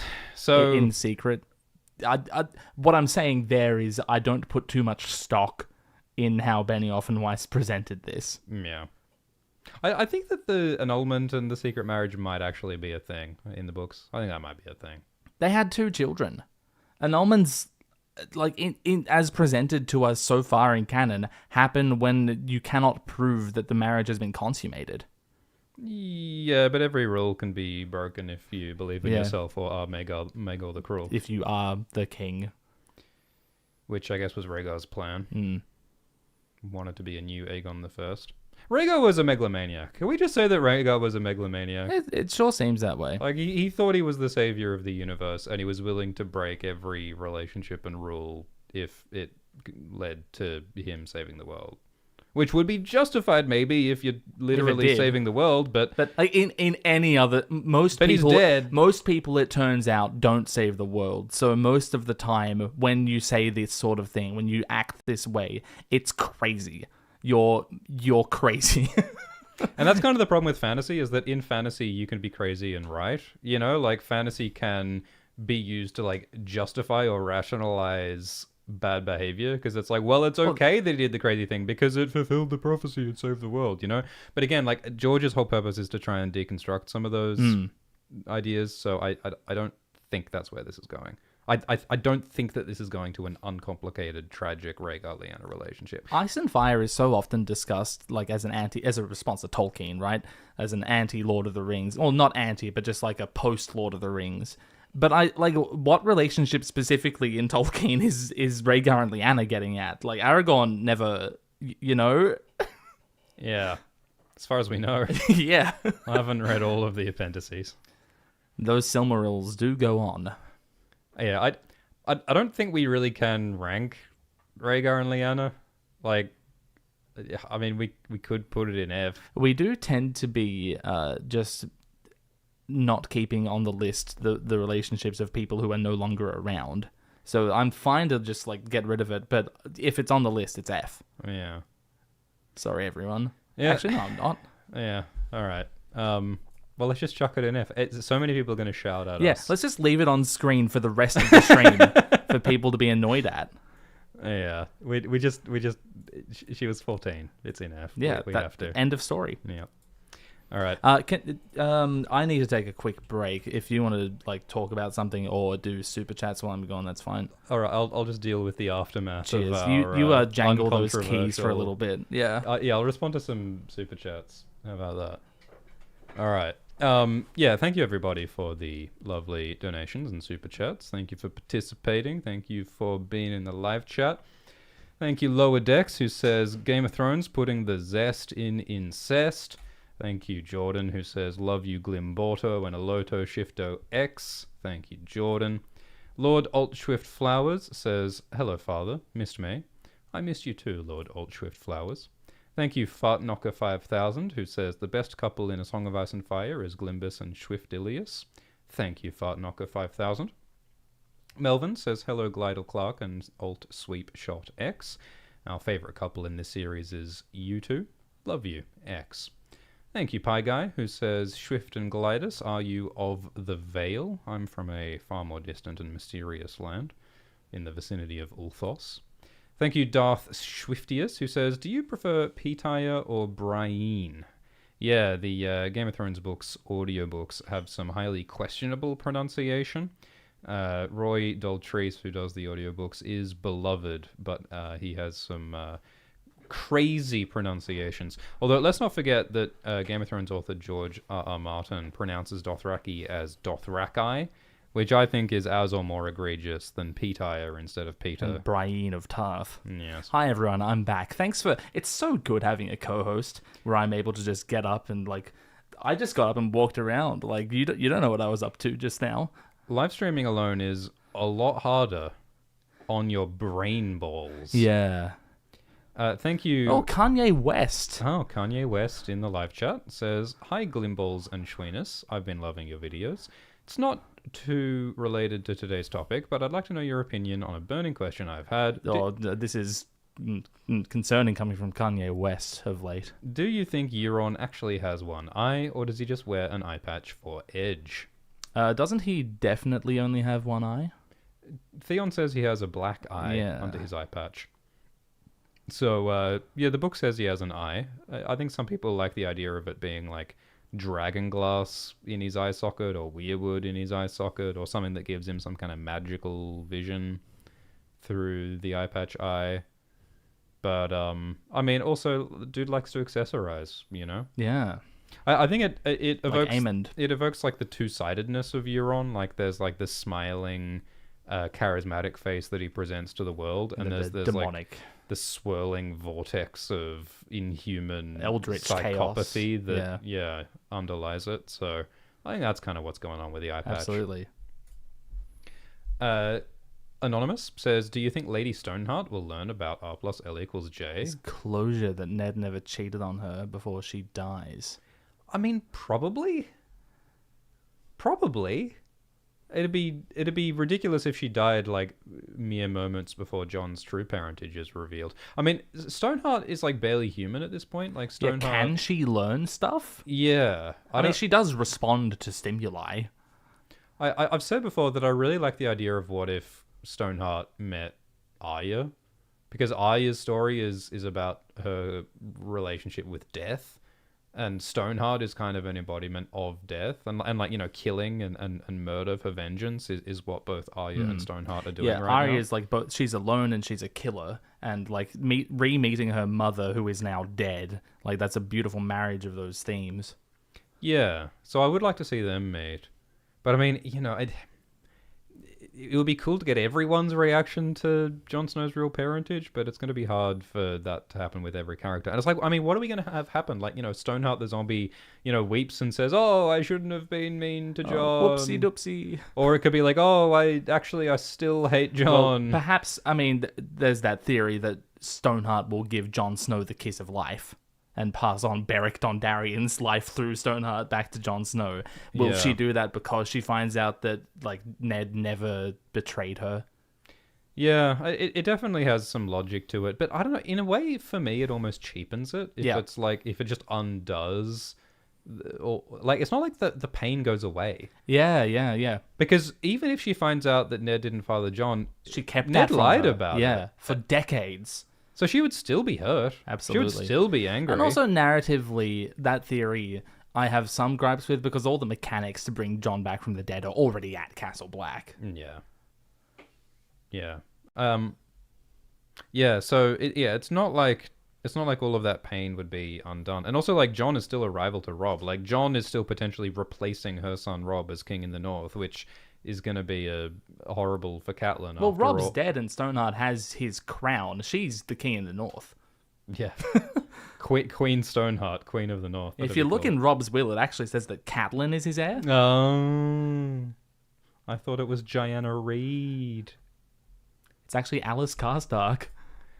Thank you. That's a good question, though. Thanks for asking it. Katarai, who says, "Happy to catch a stream," was watching your character alignment stream when I got this notification. Oh, God, remember that? Oh, we were supposed to do more of those. We will get around to it. Oh, will we? AL says, "I'm more of a fan of you guys than A Song of Ice and Fire." And Leslie says, That's "Did crazy. not see this one coming. Love you guys. Alt Swift XOXO Glossop Glow." Thank you. Shall we get back to it? Let's. So, what's next? Well, we're going to talk about Brienne and Jaime again, I guess. Rhaegar, Elia, should we do that? Yeah, sure. We touched on it, but this is like, I mean, it's not as bad. Yeah. I mean, again, it's very mysterious, but it's like... Yeah, we don't know these people. I mean, we have that vision of, like, Rhaegar telling Elia that his is the Song of Ice and Fire, which means that Rhaegar was communicating with Elia about the prophecy stuff. But also, like, you know, Rhaegar declared Lyanna his queen of love and beauty in front of Elia. In front of everyone at prom. Like, which is, like, the biggest, like, political and emotional and interpersonal shame and dishonor that he could possibly inflict on Elia. Rhaegar had a wife, and he still named this teenager prom queen. Yeah, it's hard to imagine that being okay with Elia and Elia's family. Like, I think there's every indication that Rhaegar was very erratic and unpredictable, and that maybe would not contribute to a very stable or positive relationship. Imagine having him as a father. And, like, imagine how, like, had he lived, were Rhaenys and Aegon, like, set up for success? What do you think? Well, that's the thing. Like, yeah, even if they all lived, it's like, well, Rhaegar no longer seemed interested in his children, little Aegon and little Rhaenys, because he believed that little Jon Snow was going to be the savior of the world. So, like, what was their life going to be like? What you just said really reminds me of how House of the Dragon portrays Viserys. Oh, well, why would I think about those other children when this one is the deliverer of mankind from the apocalypse? Yeah. And how, like, he obviously set up the dynasty to fail. Yeah, I think Rhaegar, like, despite all of his professed interests in saving the world, he was doing everything possible to undermine any kind of short-term or medium-term stability. I mean, you know, like, it's real. Like, people who are so focused on a singular goal that they undermine every other part of their life. But, in his mind, it's absolutely justified, because if he doesn't focus on this, like, saving the world from the apocalypse, then what's the point of short and medium term stability? And again, it's the same theme that we've been banging on about, which is that politics and power are fundamentally at odds with love and relationships, because it forces you to weigh love and your relationships against these broader, bigger concerns, which by their nature are poison to relationships. Ned's story ends with this question. Varys asks him, what's more important to you, the safety of your family or like the truth of the politics here? And of course, Ned sides with the safety of his family. It all comes down to like that question. That's what George is most interested in. Davos says that Elia was good and kind and clever, and Prince Rhaegar was fond of her. So they never loved each other, or at least Rhaegar did not love Elia. So, I mean, it seems like a not good relationship. Well, how long were they married for? And what I'm going to ask is, could Ned and Kat's relationship be described as like similar to that at that point in their relationship? Yeah, so they married in 280 AC. Right, and he died in 283. They were not married for long. Yeah, true. Yeah, that's a great point. Maybe they could have. Yeah, maybe they could have been Ned and Kat. But I mean, for that to happen, Rhaegar should have not run off with a teenager. Yeah, the problem... That's on you, Rhaegar. The problem with Rhaegar and Elia's relationship is the same problem with Ned and Kat's relationship, and its name is Jon Snow. Yeah. Yeah, it's funny. Like, it's so funny that Jon doesn't know any of this. Yeah. Like Jon's origin story is the origin story of every major conflict in this continent. And that dude is already stressed, right? Yeah, he's got enough going on without knowing that his existence is why the world fell apart. That is like the existential struggle that Jon, I think, will go through. I think Jon will learn most of this through visions in Ghost, through Bran, through the Weirwoods. Or just Howland Reed showing up and reading it to him off a big scroll. I think the Winds of Winter will be about Jon undergoing this existential series of realizations and having to deal with it. And he'll start by like just being pissed off, and he'll end by sort of synthesizing it and accepting it and trying to be a grown-up. I mean, at the same time, he has to deal with his own death. Yes, and he also needs to avert the zombie apocalypse. How many of us have to go through all of that at the tender age of 16? Not all at once, for sure. Not all at usually once. you dole that out over the course of your late teenage years. So, look, Elia, as far as we know, has never done a thing wrong in her life. I mean, we don't really know anything about Elia other than she was nice and she was kind of sick. Yeah, she got frail and then she was killed. That's kind of all we know about Elia. But Rhaegar, we know, was running off with teenagers and didn't seem particularly interested in his wife. Yes, so it's not a good relationship. But it's nowhere near as bad as any of these other ones. Can we put this in D? I'm happy to put it in D. It's exciting that we've got something that isn't A or E or F. Potentially even C, but let's put it in D for now. Yeah, I mean, like, these letters don't mean anything, it turns out. It's weird because it's lopsided. Like, I think that like Rhaegar's behavior appears to be reprehensible, but Elia has no recorded behavior, so it's a tough one. But yeah, we can chuck it in D. We do know that Cersei was interested in marrying Rhaegar for political reasons, as well as that he's hot. So was Elia interested in becoming the Queen of Westeros? Yeah, we don't know. Or was it just like her mother, I think it was, set up this relationship to like politically empower the Martells? The unnamed Queen of Dawn. George Martin has been asked Princess of Dawn? to give a name for the unnamed Princess of Dawn, who is the mother of Elia, and he has as yet refused to give a name. Wow. George, the wiki entry needs your update. All right, so that's Rhaegar and Elia. What about Rhaegar and Jon Connington? Oh, that's much more fun to talk about, isn't it? Yeah, what's going on there? Unrequited love is perhaps the most pervasive idea across all of George's protagonists. Yeah. And it's no different here, where Jon is haunted by this love he had for Rhaegar that was like doomed to never be requited, obviously, because Rhaegar, so far as we're aware, was not into men. So Jon was like 20 at the time, and Rhaegar was like, early 20s. So, it's like there's nothing problematic there. Yeah. Yeah, so it's this longing thing that continues to motivate Jon Con decades later. And it's sort of a tragic love because Jon Con gets tricked into helping young Griff, who is probably not Rhaegar's son. Probably not Rhaegar's son. So it is this sort of like tragic, sad romance, but it's the most beautiful thing about Jon Con. Like, Jon Con's like kind of a dick. Yeah.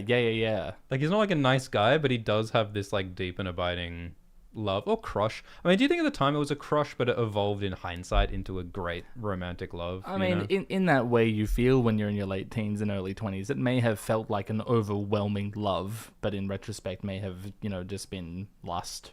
Has Jon Con's attachment to that 20-year-old attraction prevented him from developing new relationships? Almost certainly. I feel like this crush has maybe not been a good thing for Jon Con. I think this crush will kill Jon Con. Yes, it hasn't been healthy for him in the past and will probably lead to his unnecessary death. I mean, he was already going to die. I think that it's is the grayscale like similar in nature to his love for Rhaegar? Is it like a representation of the same idea? It slowly kills him. But it's funny because like Jon Con's death for Rhaegar that I think we think is coming, it's kind of like the fantasy chivalric beautiful dying for love thing. Yeah. Like it's actually really quite tragic and lovely in all the ways that those fantasy things are meant to be. And I think, the fact that it's like a gay relationship is George, putting a twist on that old-fashioned style, chivalric romance thing. But also, like the fact that it's also based on kind of like misunderstanding over like young Griff and like it's kind of dumb and tragic, but it's also really beautiful. And I think that's the paradox that George is exploring about fantasy literature, right? Like he's exploring the paradox of like, wow, battles are glorious and fantastic and cool and noble, but also you die shitting yourself pointlessly. Yeah. And it's like George is exploring both sides of these narratives. And I think that Jon's crush on Rhaegar embodies a lot of that. So it's like, it's like kind of cool and inspiring, but it's also kind of tragic and dumb as well. It also falls into the almost unrankable territory of, this is a relationship that never happened and can never happen. Yeah, which may have made it all the more appealing to Jon Con. Yeah. Oh, it's so much easier to love someone who's not there to correct you. There's a lot less danger in a relationship that it doesn't happen. It can be idealized forever. And that's the other thing that George is about, is idealizing and like disillusionment over false ideals. And, I mean, the other thing that could happen is maybe Jon Con will realize, hang on a minute, Rhaegar was a dick. This guy ran off with a 14-year-old. Yeah. And also, like, what if Rhaegar knew? What if Rhaegar totally was aware that Jon Con had a massive crush on him and he was using it? Yeah. And he just, like, manipulated it. I mean, I think that's something that, like, a handsome prince... I mean, Rhaegar must know that almost everyone he meets... fell in love with him. Was in love with it. Yeah. Because he's the Targaryen prince that he's beautiful, that he's handsome, and he's good at stuff. He must have known that everyone was into him. And that, again, is that, like, power thing that is just inherently corrosive to all relationships. Or maybe Rhaegar was totally cool to Jon Con. Or maybe he was completely unaware. Maybe he genuinely was oblivious. Maybe that's what made him so hot. Yeah. He didn't know how beautiful he was. Effortlessly aloof. Yeah, no, I agree that it's kind of unrankable. I mean, it does seem like one of the more positive relationships, but again, it was a relationship that did not occur. So it's like... I don't know. What do you reckon? I smack my microphone to this. I smack my phone to this one. That sounds bad. What are you talking about? C? Sure. C? Got to put something in C. C for Connington? Like it's sort of a mystery. All right. You got to die for something, I guess. All right. What's next? Well, let's just continue going down this elusive list we keep talking about, but we'll never show. Oh no, it's Robert time. Oh no, boy. It's time for Robert Baratheon. All right. Well, Robert, Lyanna. Yeah. I mean, again, it's a relationship that didn't happen, but like all indications are negative. Like Lyanna said something skeptical about Robert, and Robert very romantically fought a war for her that she didn't ask for. Right, the way that Jon is going to do for Rhaegar. Yeah. Well, yeah. Isn't it funny? Like Jon's enduring crush on Rhaegar is like Robert's enduring crush on Lyanna. It's exactly the same. Yeah, but I mean, I think that Rhaegar and Jon Connington were actually friends. Yes, Robert and they Lyanna actually knew each other. How much time did Robert and Lyanna spend together? Like barely any, yes. right? So I think Robert and Lyanna's is lesser than that, and you know, like Robert's love for Lyanna or crush on Lyanna is kind of destroys Robert, or he allows it to destroy Robert. It destroys a lot of things. Yeah, it destroys a lot of things. Yeah, I mean, the fact that this hypothetical relationship caused a massive war has got to be at least one demerit point. Well, there's a political aspect to that as well, because Rhaegar interrupted a political alliance by abducting Lyanna. Yeah. Like, there's more to it than just Robert's feelings. Yes. But it's a lot of just Robert's feelings. Yeah. It's just... I mean, Ned says to Robert, "You didn't know Lyanna." Yeah. So, like, we have to believe that. So that's pretty definitively... Also, like how old was Robert at the time? He was closer in age than, like, Rhaegar was, right? He's around Ned's age. So, like, 19? Yeah, so Robert was, like, 20. Yeah. And Lyanna was, like, 15 or something, So it's not much better than Rhaegar. So, yeah, like, we can't put this above, like, D or E or something. And it also didn't happen, and yes. It's an E or an F. This relationship is an idea, but it's a very destructive idea. Yeah. And do we think they could have been happy together? I don't think so. I don't think so.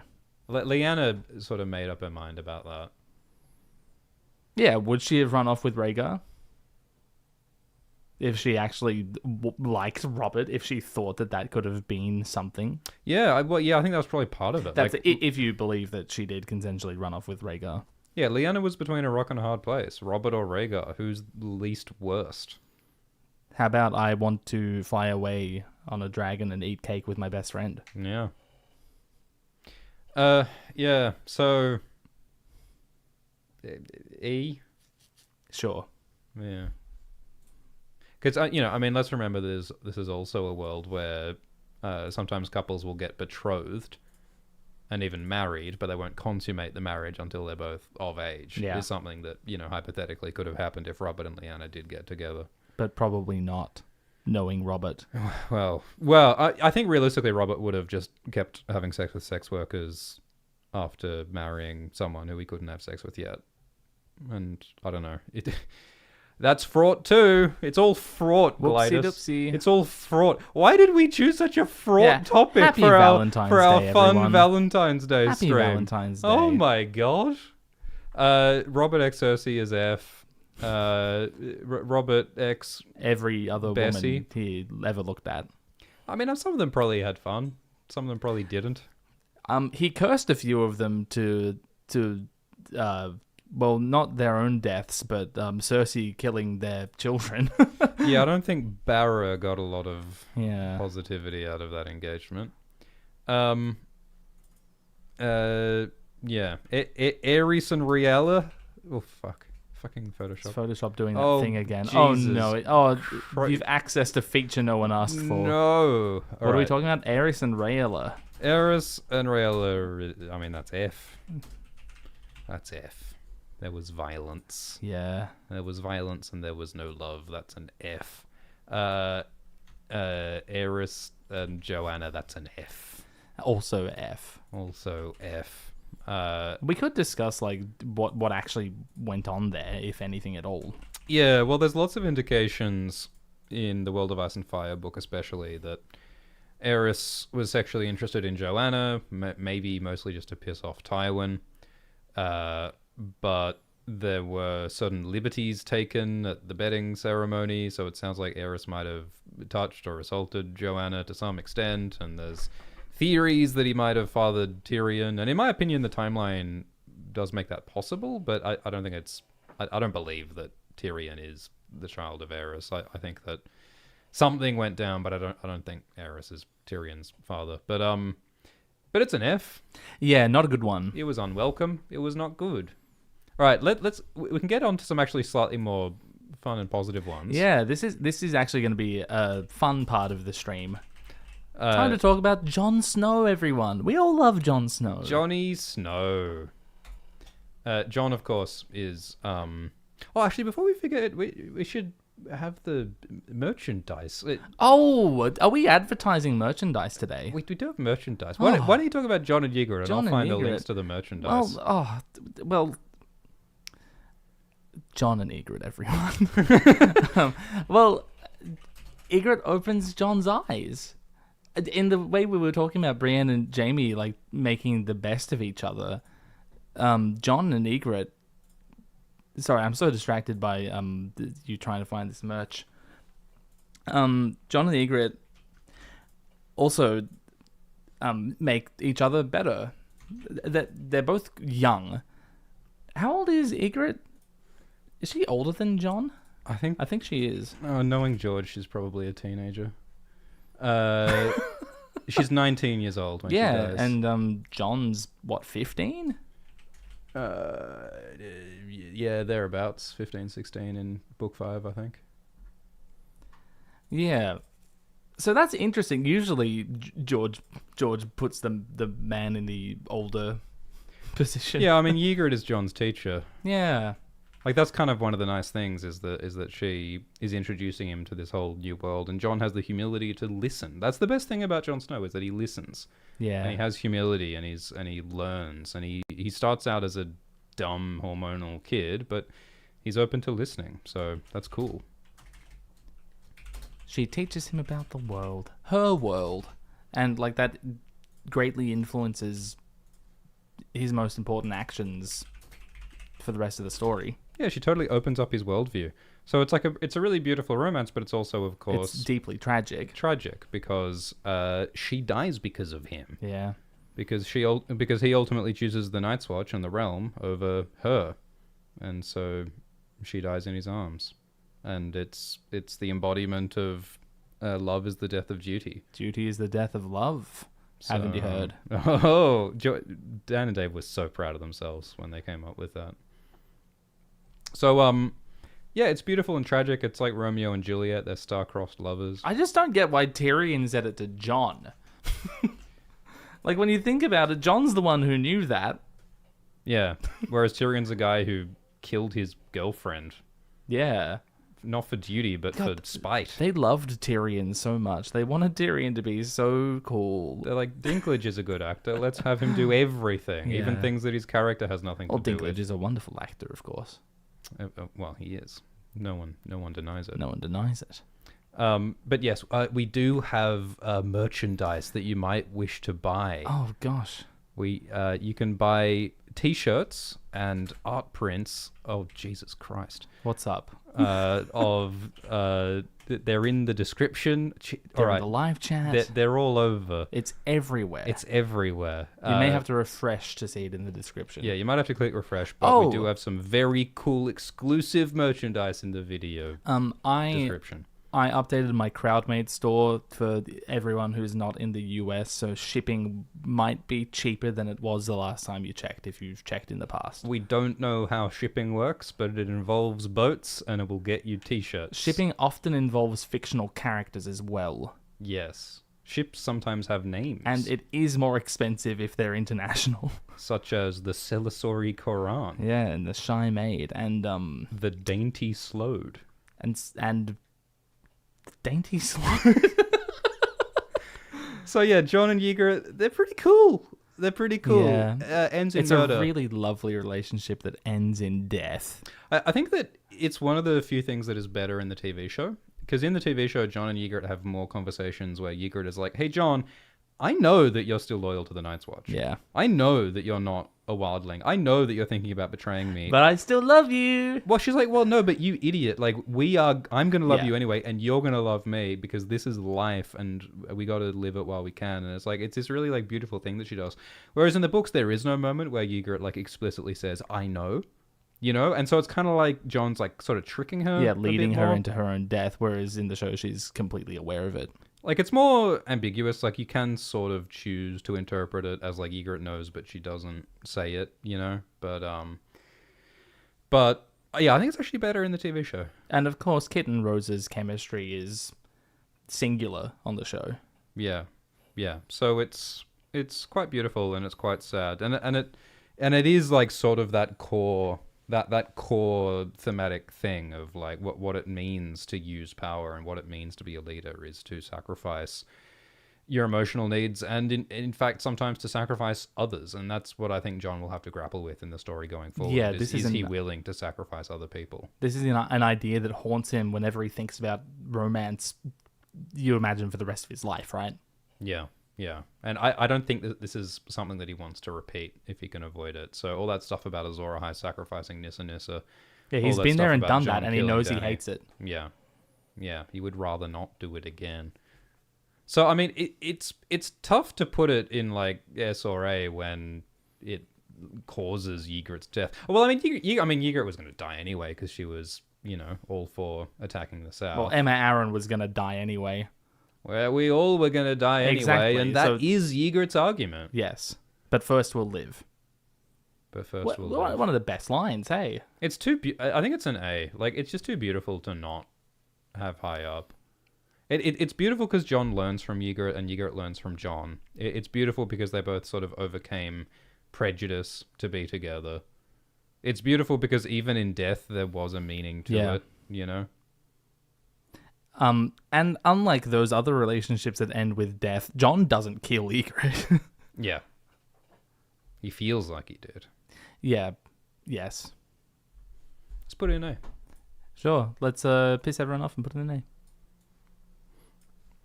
Jon and Val. Yeah, so we're into relationships that don't, strictly speaking, exist yet. Oh, Val wants it to exist, though. Stannis Baratheon wants it too. So, Val is a character who doesn't exist in the TV show, but... To everyone's chagrin. Val is the sister of Dalla, who is the wife of Mance Rayder, the Wildling King. And Val is a cool dude. She is a total hottie. She's, she rides beyond the wall, and she's a capable, traveler and badass and ranger, and she's beautiful, and she gets along with Ghost the dire wolf, and she... everyone thinks... Well, Stannis thinks that she's really politically important. Yeah, but the wildlings don't really think like that. So she sort of becomes this, prisoner, this, princess in the tower, but she... defies that trope by being more capable and rebellious, and she flirts with Jon Snow and they're attracted to each other, but Jon is sworn to chastity and is still grieving Ygritte. So what will Val's role be in the story? That's an interesting one. She's a strangely positioned character, I think. She's one of those characters who sort of becomes important late in the game, and it's like, okay, what's George what's he cooking here? Val appears at one point in an all-white outfit with her blue eyes, and she looks a bit like a White Walker. Yep. So some people are like, maybe Night's Queen. She'll be like a Night's Queen type thing. Like maybe undead Jon will marry Val.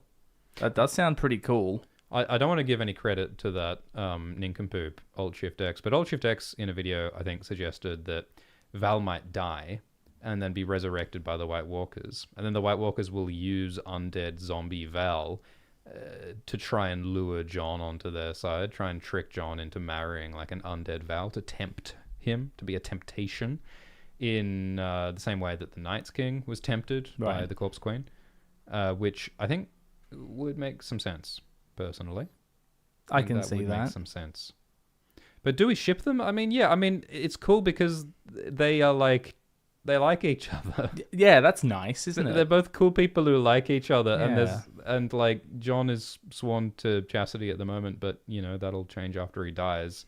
He will be a zombie afterwards. I don't know if Val is attracted to the Walking Dead. I get the feeling she's into that. But it could have a positive political angle as well, because it's a southerner marrying a wildling, which could unite the two sides of the wall, Yeah. Val's function, like, towards the end of A Storm of Swords, is that she's, like, everything. She's a part of the package deal Stannis offers Jon. That's everything he ever wanted. The Lordship of Winterfell, a beautiful wife to, like, make a beautiful family with and all that. Independence, he gets to be Robb. And then, like, he has to reject that. That's, like, the foundational part of his story going forward and become Lord Commander of the Night's Watch. So, like, she's just sort of left over from that package deal, but she still, like, represents the same thing, doesn't she? Yeah, she has played that role of temptation before. Right? Yeah. And I think that she may again. I wonder if she'll be, like, a ranger traveling alongside Jon north to destroy the Heart of Winter. That would be pretty epic. Yeah. The ragtag group of scrappy soldiers that Game of Thrones sends north of the Wall to capture the cat to show to Cersei. Yeah. It's an odd group, if I'm frank. It's very weird. Like, sending the Hound and Thoros and Gendry on a journey north. Gendry, what the hell? It's so silly when the story has established that, like, you need a particular set of skills to be good at surviving in that particular environment. And the people who are good at surviving in that particular environment are the goddamn wildlings who live there and the Night's Watch who range there. So not Gendry, who's the fastest. Yeah. So yeah, I think Val is a cool dude, and I think Jon is a cool dude, and I hope that those crazy kids work it out. But I think that Val, she's like the happily ever after that Jon doesn't get to have. I think that's basically the point of Val. Yeah, the point of Val is that we want them to get together, and they're not going to get together. We're discussing this knowing that it can't possibly happen. Yeah, not in, like, a long-term way, because I think Jon ultimately has to sacrifice, and I think that a happy life with Val is something he's turned down before, and I think he will have to again. So, poor lad. Sad. So, yeah, like, the hypothetical relationship between Jon and Val... It could be S tier, we don't know. Yeah, I hesitate to put it in S just because it is so hypothetical. Yes. Like, I mean... That's so disrespectful to Ygritte, putting it in S tier. Yeah, right? And it kind of reflects that theme of, like, idealization, right? Yeah, like, it's Rhaegar and Jon. We are currently idealizing a relationship that doesn't exist. Yeah. So, like, it's perfect because it hasn't happened. Yeah. And things that happen aren't perfect. So, like, the best relationship we've talked about so far, Ned and Kat, had to work to get there. It didn't start out as perfect. Jon and Val looking like it'll start off, like, as perfect. It can't vibe. I think you can't put it in A. I think we have to say B at the most. Yeah, I agree with that. All right, we'll put it in B. So yeah, it's cool, but yeah, I don't think it's going to end well for them. We ship them, but we know it can't. Yeah, in our hearts it's an S, and in our brain it's a B. Yeah. What is next? Well, should we keep on with Jon and have a little bit of fun? So Satin is a character who's not in the TV show. Satin is a young man who comes from Old Town and who was a sex worker and who is now in the Night's Watch. And Satin faces prejudice for being a, quote, painted catamite boy whore. But Jon notices that Satin is capable and competent, and he also notices that Satin is really pretty. Really hot. really just, really beautiful hair and very luscious lips. And Jon, who is so heterosexual, by the way, just keeps noticing how cute Satin is.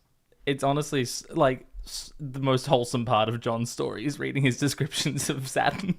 And the context is that, like, Jon has not had a good time for about 200,000 words at this point in the story. Like, Jon has had nothing but, like, cold salt beef and blunt trauma wounds. Like, it's all just been on way and pain. Forgive my simplifying, but this sprightly twink shows up and brightens his world. Yeah. So, like, it's nice. It is nice. And, I think people sometimes exaggerate it a little bit, just how much is in there. It's really just a few sentences where Jon notices, oh, Satin has really soft This is the skin. cornerstone of the rest of Jon's story. Thank you very much. There's a lot of very enthusiastic fanfic and Tumblr fan art. In terms of like stuff in the text, it's like, well, Was Joanna Lannister a good person? But yeah, no, I mean, if we can speculate all day about Elia and Joanna, then we can speculate about Jon and Satin. So do we ship Jon and Satin? Are you actually asking me that? All right. Well, you're saying S. Look, I mean, look. No, well, I'm not saying S. I'm just saying it's nice. They might be the power couple that the Night's Watch needs, because, like, Jon talks about how the Night's Watch is desperately in need of strong leadership and like strong personnel. And Satin and Jon are two of the last competent people left at the Night's Watch. I mean, Satin doesn't have a lot of experience. He hasn't been at the Night's Watch very long. But he's a smart cookie. But he's got a lot of potential to learn and grow, and that's why Jon has Satin as his personal steward. Also, he likes looking at him. Personal steward. Oh, my. Oh, my. So, yeah, I think that they're a good team, and I think that they notice how pretty each other is. Well, you say each other.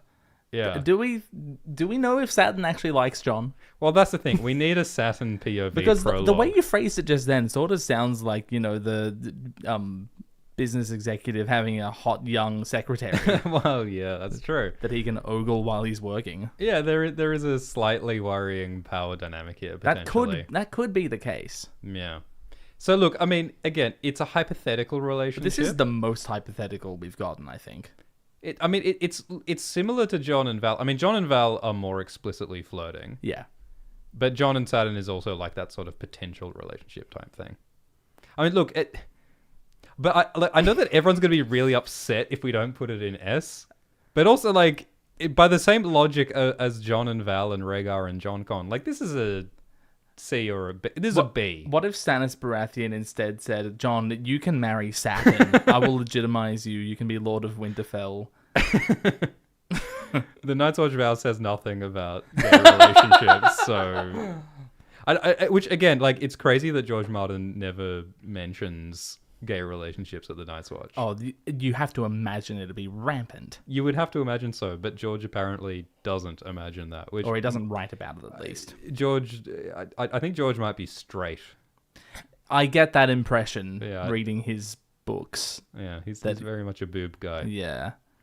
He's big into boobs.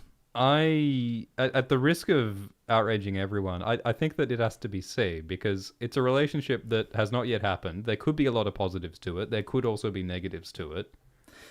Jon's died before anything can happen, so it's basically in the exact same category as Rhaegar and Jon Connington. Will Satin declare war in 20 years' time, being tricked into thinking that he's helping Jon's son reclaim his birthright? Yeah, I'm looking forward to Satin's war of vengeance rampaging across. Yeah. And then he finds out that Jon has been resurrected, and Jon's like, what have you done? You've burned the realm for me, but I never asked for this. But I still love you. Yeah, I mean, you've seen the fan art of, like, Satin giving Jon the kiss of life to resurrect him. I sure have. It's my desktop wallpaper, actually. Can we... Oh, yeah, I think you tweeted something like that, didn't you? Are we considering thruples in this ranking?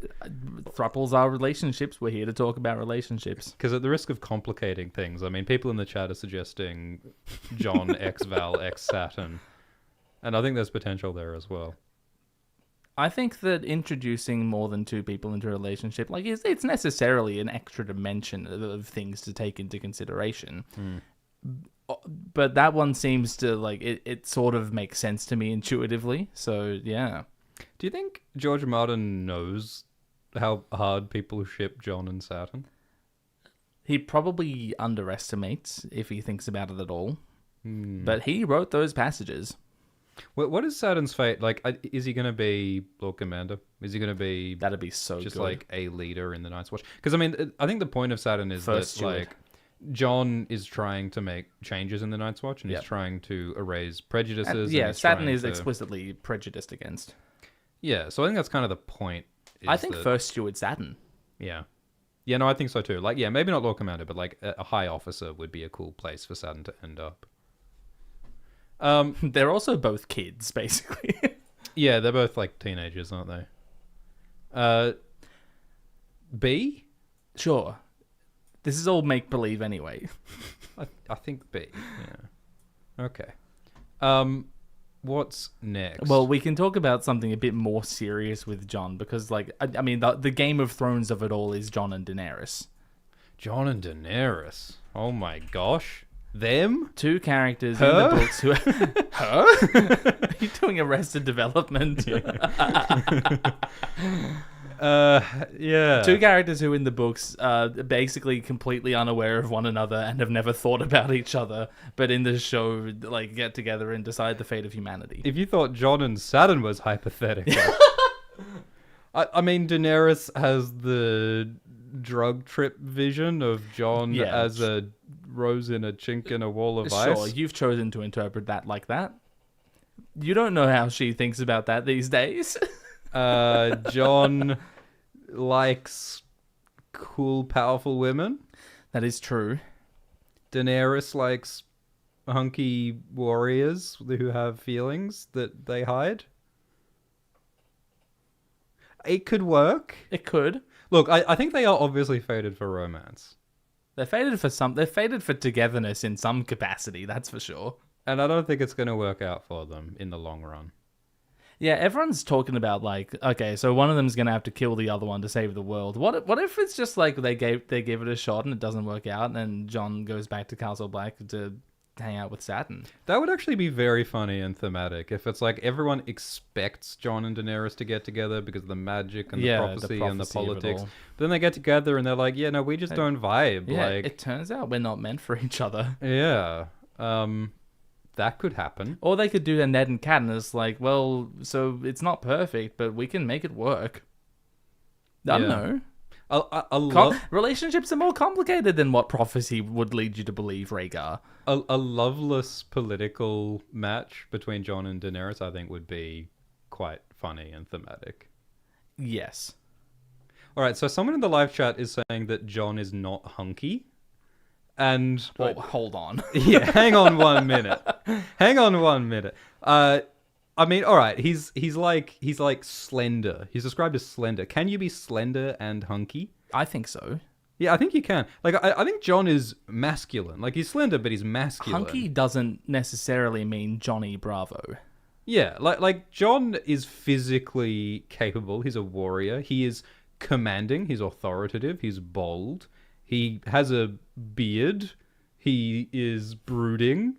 He gets shit done. I think that Jon could be described as hunky. He has a physicality Shall about we, him. instead of just cross out Daenerys and write Alt-Shift X here? Alt-Shift X Jon, yeah. No, I think Jon is hot. He's not pretty. Like, he doesn't have people don't remark on him being handsome.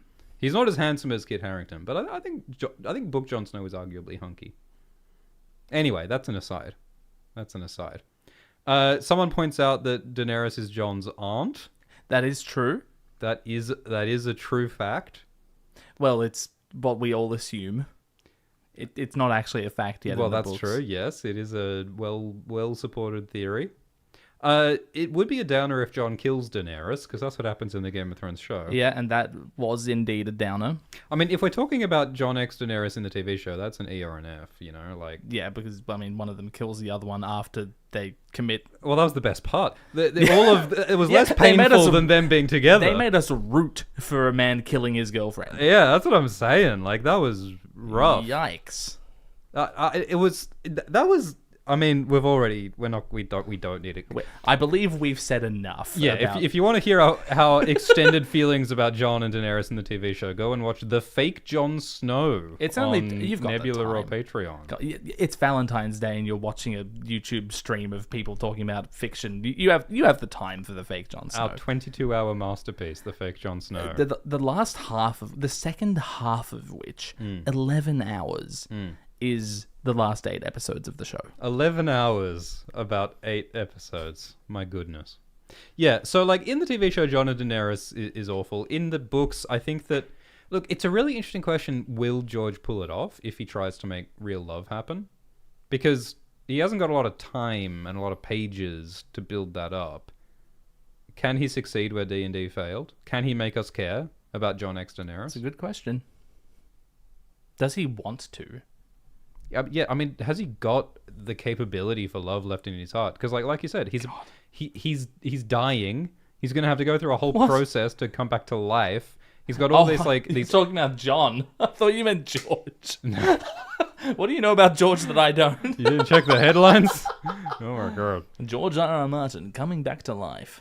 There's still some Jon Snow hunk discourse going on in the live chat. Good. They keep him occupied.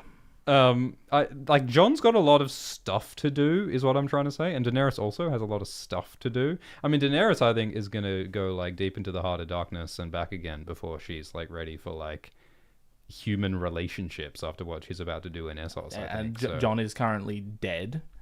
Yeah, so it's like I don't. They just haven't got a lot of openings in their schedule. Yeah, to figure for out a meet cute. Yeah.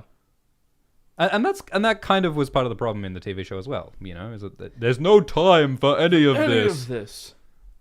So I don't really ship Jon and Daenerys. At the same time, like Dany, as I'm sure we'll discuss before too long, Dany hasn't quite figured out how to have a healthy relationship with anyone. Yes. Jon mostly figured it out with Ygritte, but then his actions led to her death. Yeah. We will get to that, but yeah, you're so right. Daenerys has never had a healthy relationship. So these kids are doomed. Yeah. And it's very Martinian to put them in a situation where they have to like rebel against that doom. Yeah. They have to figure it out because their humanity depends on it. I think there really will be a moment where Jon meets Daenerys, and it's like, all right, you got the dragons, I got the prophecy in the north, we got to end the world. And also, like, I found this ancient scroll. It says that I've got to kill you. How do you feel about that? If I look at the fine print here, it says here, hey, come here and have a look at this. It says here that I have to kill you. Look, I don't know what to tell you. I'm just reading what's in the words here. Like, you know, Melisandre brought me back to life. She says I have to kill you. What's that about? You know? And I think there's going to be this fun, like, sort of meta fourth wall breaking thing where they're like, so are we going to do this prophecy shit? You all right with me killing you a little bit after we do this? Yeah, and I feel like they're going to land on no. But we'll see what happens. All of George's work leads me to believe that they're going to land on no, but hey, it's been a while since he's written any other complete story, so maybe he's changed his mind. Hey, this is really funny, but I think that we should put Jon X Daenerys in C. Underneath Jon X Satin. Yeah, no, do it. Go for it. Because, like, there's just nothing there. Like, we know it's going to end badly. It's so funny that this is the most discussed and debated couple. And we're like, not much going on. I find it so much easier to chuck Jon and Daenerys in C than I do putting Jon and Satin in B. Like, that was a harder decision for me. Yeah.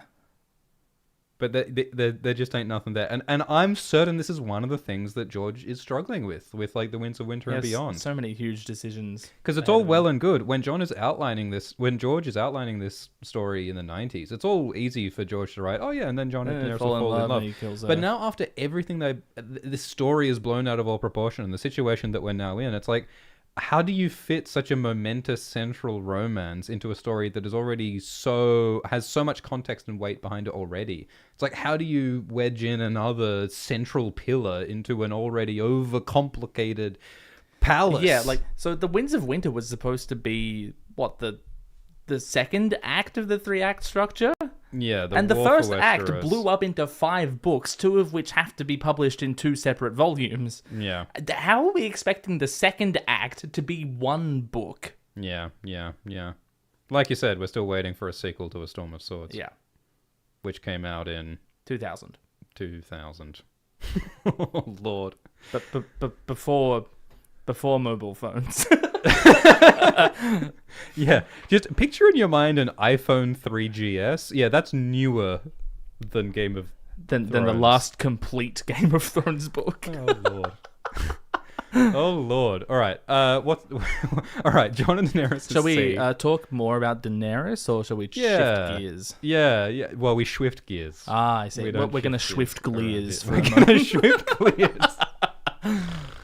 Daenerys. All right. Well, who's Daenerys had relationships with? There's a few kicking around. The first one that I guess that shows up in the books is Viserys. If you want to just chuck another one into F tier real quick. Right, because like Viserys like touches Daenerys in a intimate and unwelcome way. Young Daenerys fully expected that she would be married to Viserys. Right, yeah, there is like an inherent quote-unquote romantic or quote-unquote marital undertone to their relationship. Which, yeah, it probably like poisoned their relationship from the start, right? Of course. I think maybe incest bad. So yeah, is there anything else we want to say about that? I'm good. Yeah, I think we're done with that. I mean, I could talk about Viserys Targaryen at length, but we've got other stuff to do. That's another live stream. When are we doing the fake Viserys? Ooh, I'll get back to you with that. Yeah, one. Next time we've got a spare 40 hours. Yeah, he's on screen for a total he's on screen for 50 minutes. We need to talk about each of those minutes for 2 hours at least. So in book 1, Daenerys Targaryen marries Khal Drogo. Daenerys at the time is 13 years old. Drogo is in his like what mid-30s. Yes, and she's sold to him as a political alliance. And he rapes her repeatedly. So that's an F. Yeah. Is there anything else to say about it? I mean, like, later on, Daenerys comes to believe that she loves Drogo. She makes the most of a horrible situation. Then she kills him. Do you think some part of her was kind of pleased about the killing him part? Maybe. But yeah, I mean, it's a lot for a 13-year-old to think about. Yeah. I mean, like you said, like it that context and that shadow is going to color all of Daenerys' future relationships. When she's trying to establish new relationships with people like Jon, it's like her only experience, or her prior experience involved, this very bad situation. So this transactional, political, violent relationship. Wouldn't it be an interesting dynamic if Jon fell for Daenerys and tried to have this positive, healthy, romantic relationship with her, and she was sort of unable to see it that way, and she is in this more transactional, harsh It's like, no, you're situation. doing this for politics. You're doing it for prophecy. Yeah, that would be an interesting dynamic. It's such a big problem with these two, is there's just so much context and so many directions that it could go. Maybe Jon will teach Daenerys how to love. Aww. Maybe Jon will save Daenerys from her fiery downward spiral into destruction. The one that Tyrion put her on. He'll think, I can fix her. Or maybe she'll fix him. He'll be like a weird zombie boy. Yeah, true. And she will... I mean, Daenerys has already tried to have sex with a zombie. When Drogo was comatose, she tried to have sex with him. Maybe there will be some... she has the dream about the ice penis. The ice penis. Yeah. Maybe that is how Jon will be resurrected, is by Daenerys's wiles. Don't. I'm trying to find the positive here. Talk about the kiss of life. Who we? Yeah. So, all right. So Daenerys' next relationship is with Daario. Oh boy. Daario is not a good person. He likes killing, and he likes money and betrayal. Does Daario love Daenerys? That is one hell of a question. Yeah. So she's still, 15 at this point? 15, 16, yeah. So even, regardless of the answer to that question, yeah, F. Yeah. Maybe? I think he probably sees her as a trophy. Yeah. Like, I think it's like a flex for him to, hook up with a dragon queen. I do want to say, in Game of Thrones, the second Daario actor really leads me to believe that man truly loves that woman. Oh, yeah. No, in the TV show, it's totally different. Yeah. In the TV show, that he is so devoted to her towards the end. The first Daario actor, Ed Skrein, I'm not entirely sold on his commitment to Daenerys, but the second one... whose name I won't attempt to pronounce. I think that can form an arc. I think he may have started just sort of mucking around, but came to actually be devoted to her. I still, I can't not bring up Daenerys leaving Daario in charge of Slavers Bay. Oh That's God. so funny. That's so funny. But, Yeah, so you mean the Bay of Dragons? The Bay of They renamed the Gulf. They renamed the Gulf. They renamed the Gulf. Wow. Yeah, so I agree. Yeah, so we have to put it in F because F by default. Because she's a teenager. Do they like each other? Or do they like what each other represents? I think that's what's going on. Definitely the last thing, and maybe the first thing a little bit. Yeah, I think they probably have some... I mean, look, they have a lot of fun having sex with each other. Yeah. And that's part of what their relationship is about. And I think that Daenerys loves... Daario represents being carefree and irresponsible and impulsive and visceral and primal. So she's into all that. And I think Daario is into hooking up with the queen. Yep. So, I think they're both getting something out of the relationship. So it is... If... She's 15. It's like that philosophical thing of how to what extent are all relationships transactional?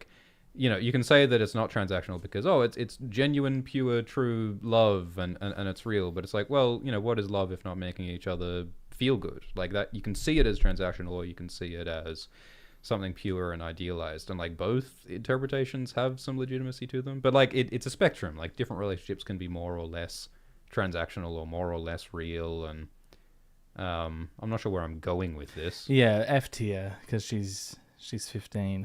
Yeah, at the end of the day, it's F tier.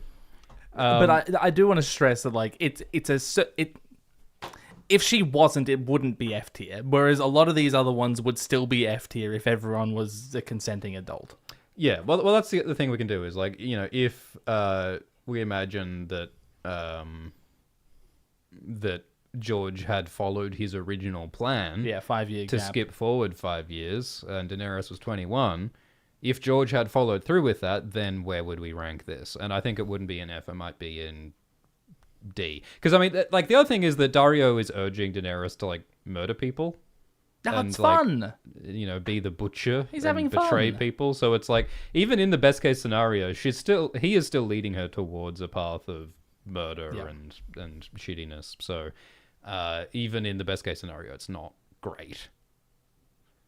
But yeah, you're so right that this being Daenerys' relationship history raises a lot of questions about what her future relationships can possibly be. Yeah, when you compare it to Jon's relationship history, that kid has it made.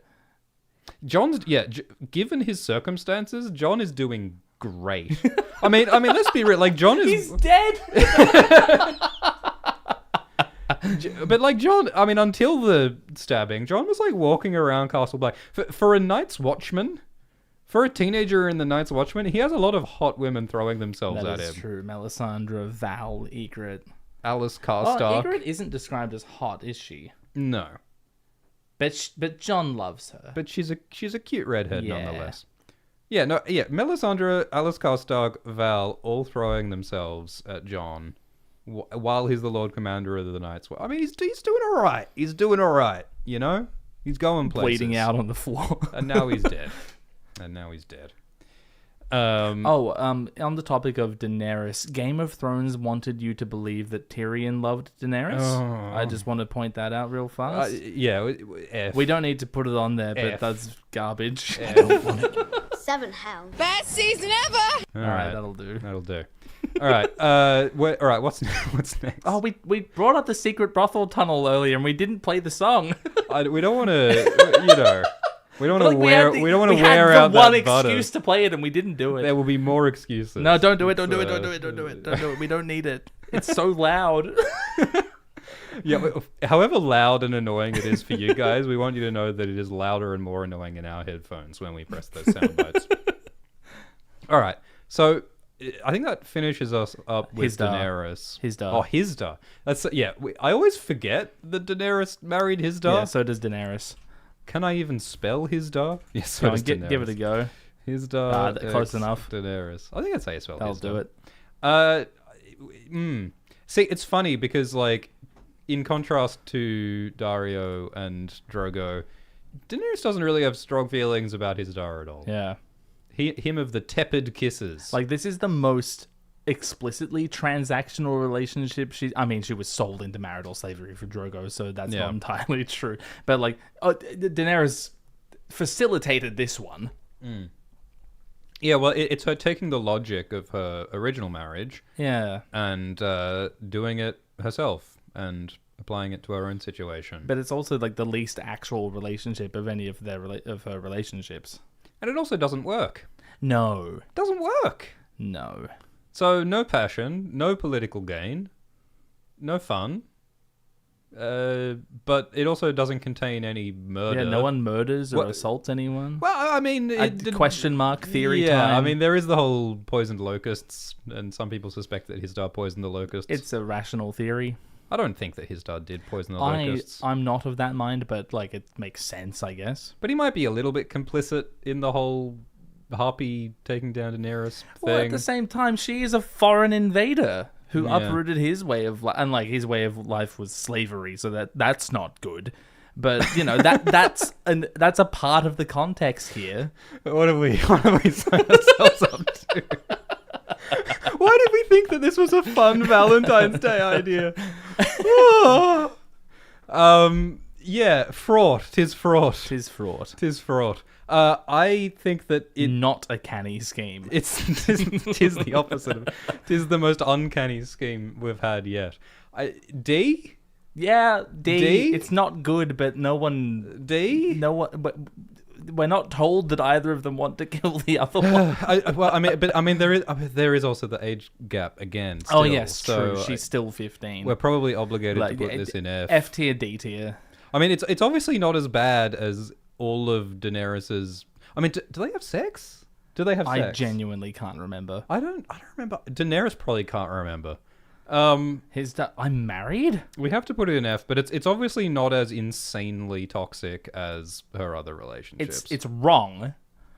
Yeah. But it's not like, I don't know. Is chat telling us, this is what you're for, chat? All right. At F, next relationship. Oh, all right. Well, people in the chat are saying Dany and Jorah. I mean, obviously that's another F. Oh, God. Yeah, we do have to talk about that. Man, the F zone is getting extremely crowded. So, Jorah in the show never kisses Daenerys. Never tries any of that stuff. But in the books, completely Jorah different character does kiss Daenerys, even though Daenerys is like 15 and Jorah is like 45. So that's an F. In the show, like, Jorah obviously does have romantic feelings for Daenerys. He is sexually attracted to her, but he knows that he can't. Like, he's smarter. He's better than that in the show. Let's talk about a relationship that's not as bad as all of this. Except for the lap dance from the sex worker in Volantis. Does that happen in the show? I don't think he... No, she's like sitting on his lap. Yeah. In the show. Let's talk about Sigorn and Alys Karstark. That's like... Let's just... This is a bit of a deep cut, I know. Yeah. I know. I mean, I feel like if we're looking for the more wholesome relationships, I think a lot of them are in the minor characters. Yeah, totally. Because all the major characters need to have huge drama to make them go crazy, but minor characters can just hang out. Yeah, they're allowed. Although it's not like this is static. I mean, Sigorn and Alys Karstark is not uncomplicated. No. But all right, so these are characters who are not in the show. I mean, there is a character called Alys Karstark in the show. She's like the redhead. Not my Alys Karstark. Yes. Alys Karstark comes to Jon asking for help because her grunkle is trying to forcibly marry her and steal the Karstark house. Carhold. And Jon's solution to that is to marry Alys Karstark to a wildling named Sigorn. And that is an extremely wild thing to do politically, but Jon hopes that it's going to help to bring the North and the wildlings together and to promote peace. And Alys is pretty into it, and Sigorn is pretty into it, and it's like, maybe give peace a chance. Maybe we can do this. But then you put up, it's the "didn't you forget to ask someone" meme, and it's like just some random northern lords. Didn't you forget to ask Bowen Marsh? Didn't you forget to ask, what's her uncle's name? Arnulf Karstark? And Cregan Karstark? Sorry, it's just there are so many old men in the north, around those stories. Don't worry, they're all going to die. And they're in all the someone's grunkle, like the Umbers as well. Yeah. So Bowen Marsh isn't into it. Sigorn is the son of Styr, who is mean and attacks Castle Black. But Sigorn is, this is how, instead of Sigorn becoming a great threat to the Night's Watch in the north and, trying to avenge Styr, he's being welcomed into the fold and becoming a lord. Hell yeah. Of the north. I mean, look, this to me feels like a real, Catelyn Ned situation. Absolutely. This is not a relationship that either of these people expected, but I feel like it's one that they could maybe, hopefully, try to make it work. Yeah. Before we put this anywhere, how old is Alys Karstark? Oh, that's a good question. Knowing George, probably a teenager. Yeah, probably quite young. I mean, she does come to Jon. She's 15 years old. Yes, so that poisons our ranking to begin with. How old is Sigorn? Do we know how old Sigorn? I think he's a young man, but I don't know if he's a teenager. I don't think he's 15. Are we even told? He's balding. Oh. He's a younger, shorter version of his father. He's lean, and he's balding. Now, I know some people bald young. Very young. But he's probably a grown-ass man. He's probably not 15. It says that he's young. Sigorn is young, and he is balding. He can also not speak the common tongue very well. He gives it a shot, doesn't he? He does give it a shot. So I mean, the wedding scene is cute, but yeah, the age gap is not cute. So with the inferred age gap? Well, yeah, young and maybe he's 16 and balding. I don't know. It's tough in the north. It's tough growing up in Fen. It's stressful. Yeah. So yeah, it's a political marriage. It potentially will help make peace. Yeah. I think we can't rank it, unfortunately. Yeah. Clapbox in the live chat says, I've been balding since I was 18, so it's not necessarily weird. Alright, lots of people in the live chat saying that they were balding early. Okay. Well, power to you. I still don't know if we just lack the information. Well, this kind of puts us in limbo, doesn't it? Because I think that there's a lot of that's sort of hypothetically cool and positive about this relationship, but yeah, there is also things that are hypothetically bad about this relationship. Yeah. So I don't know. Do we put this in unrankable? I think it's an interesting relationship. Yeah, I'm glad we talked about it, but I don't think we can put it anywhere. Yeah, because we just don't have enough information. All right. Well, that's unfortunate. But that's I hope they have a lovely relationship. I hope it all works out for them. It won't. Yeah. I think Styr's gonna join Jon on the march north to destroy the Heart of Winter. Maybe that's what'll happen. Yeah. Sigorn. Yeah. Sigorn. That'd be cool. Yeah. That'd be cool. That would be cool. Do you want to talk about Robb Stark and Jeyne Westerling? Okay, yeah, Let's talk about Robb Stark and Jeyne Westerling. Oh my god, an age-appropriate relationship? You are not selecting the text box. Photoshop has cursed you many times. Okay, let's type. So, who's Jeyne Westerling, Gladys? Jeyne Westerling is the daughter of House Westerling, who Robb marries after Jane W. Their names are too long. We don't have enough space in this chart. Fair enough. Who Robb sustains an injury in his Westerlands campaign, and Jane's tends to him. It's the Talisa story in Game of Thrones, but they made it completely different for some reason. Are you saying Talisa Maygear is not in A Song of Ice and Fire by George Martin? That. Yes. I am saying that a Volantene noblewoman was not on a random battlefield in the Riverlands. Who was paying her to be there? Oh, she just came there. She just turned up. Yeah. She just loves amputations. Yeah. Yeah. Okay. So yeah, Jeyne Westerling. They hit it off. Robb. They stamp each other's V cards, and Robb feels like he's dishonored her by doing that, and marries her without consulting his mother. Mum, can I marry my crush? I don't even know if crush is the right word. My fling.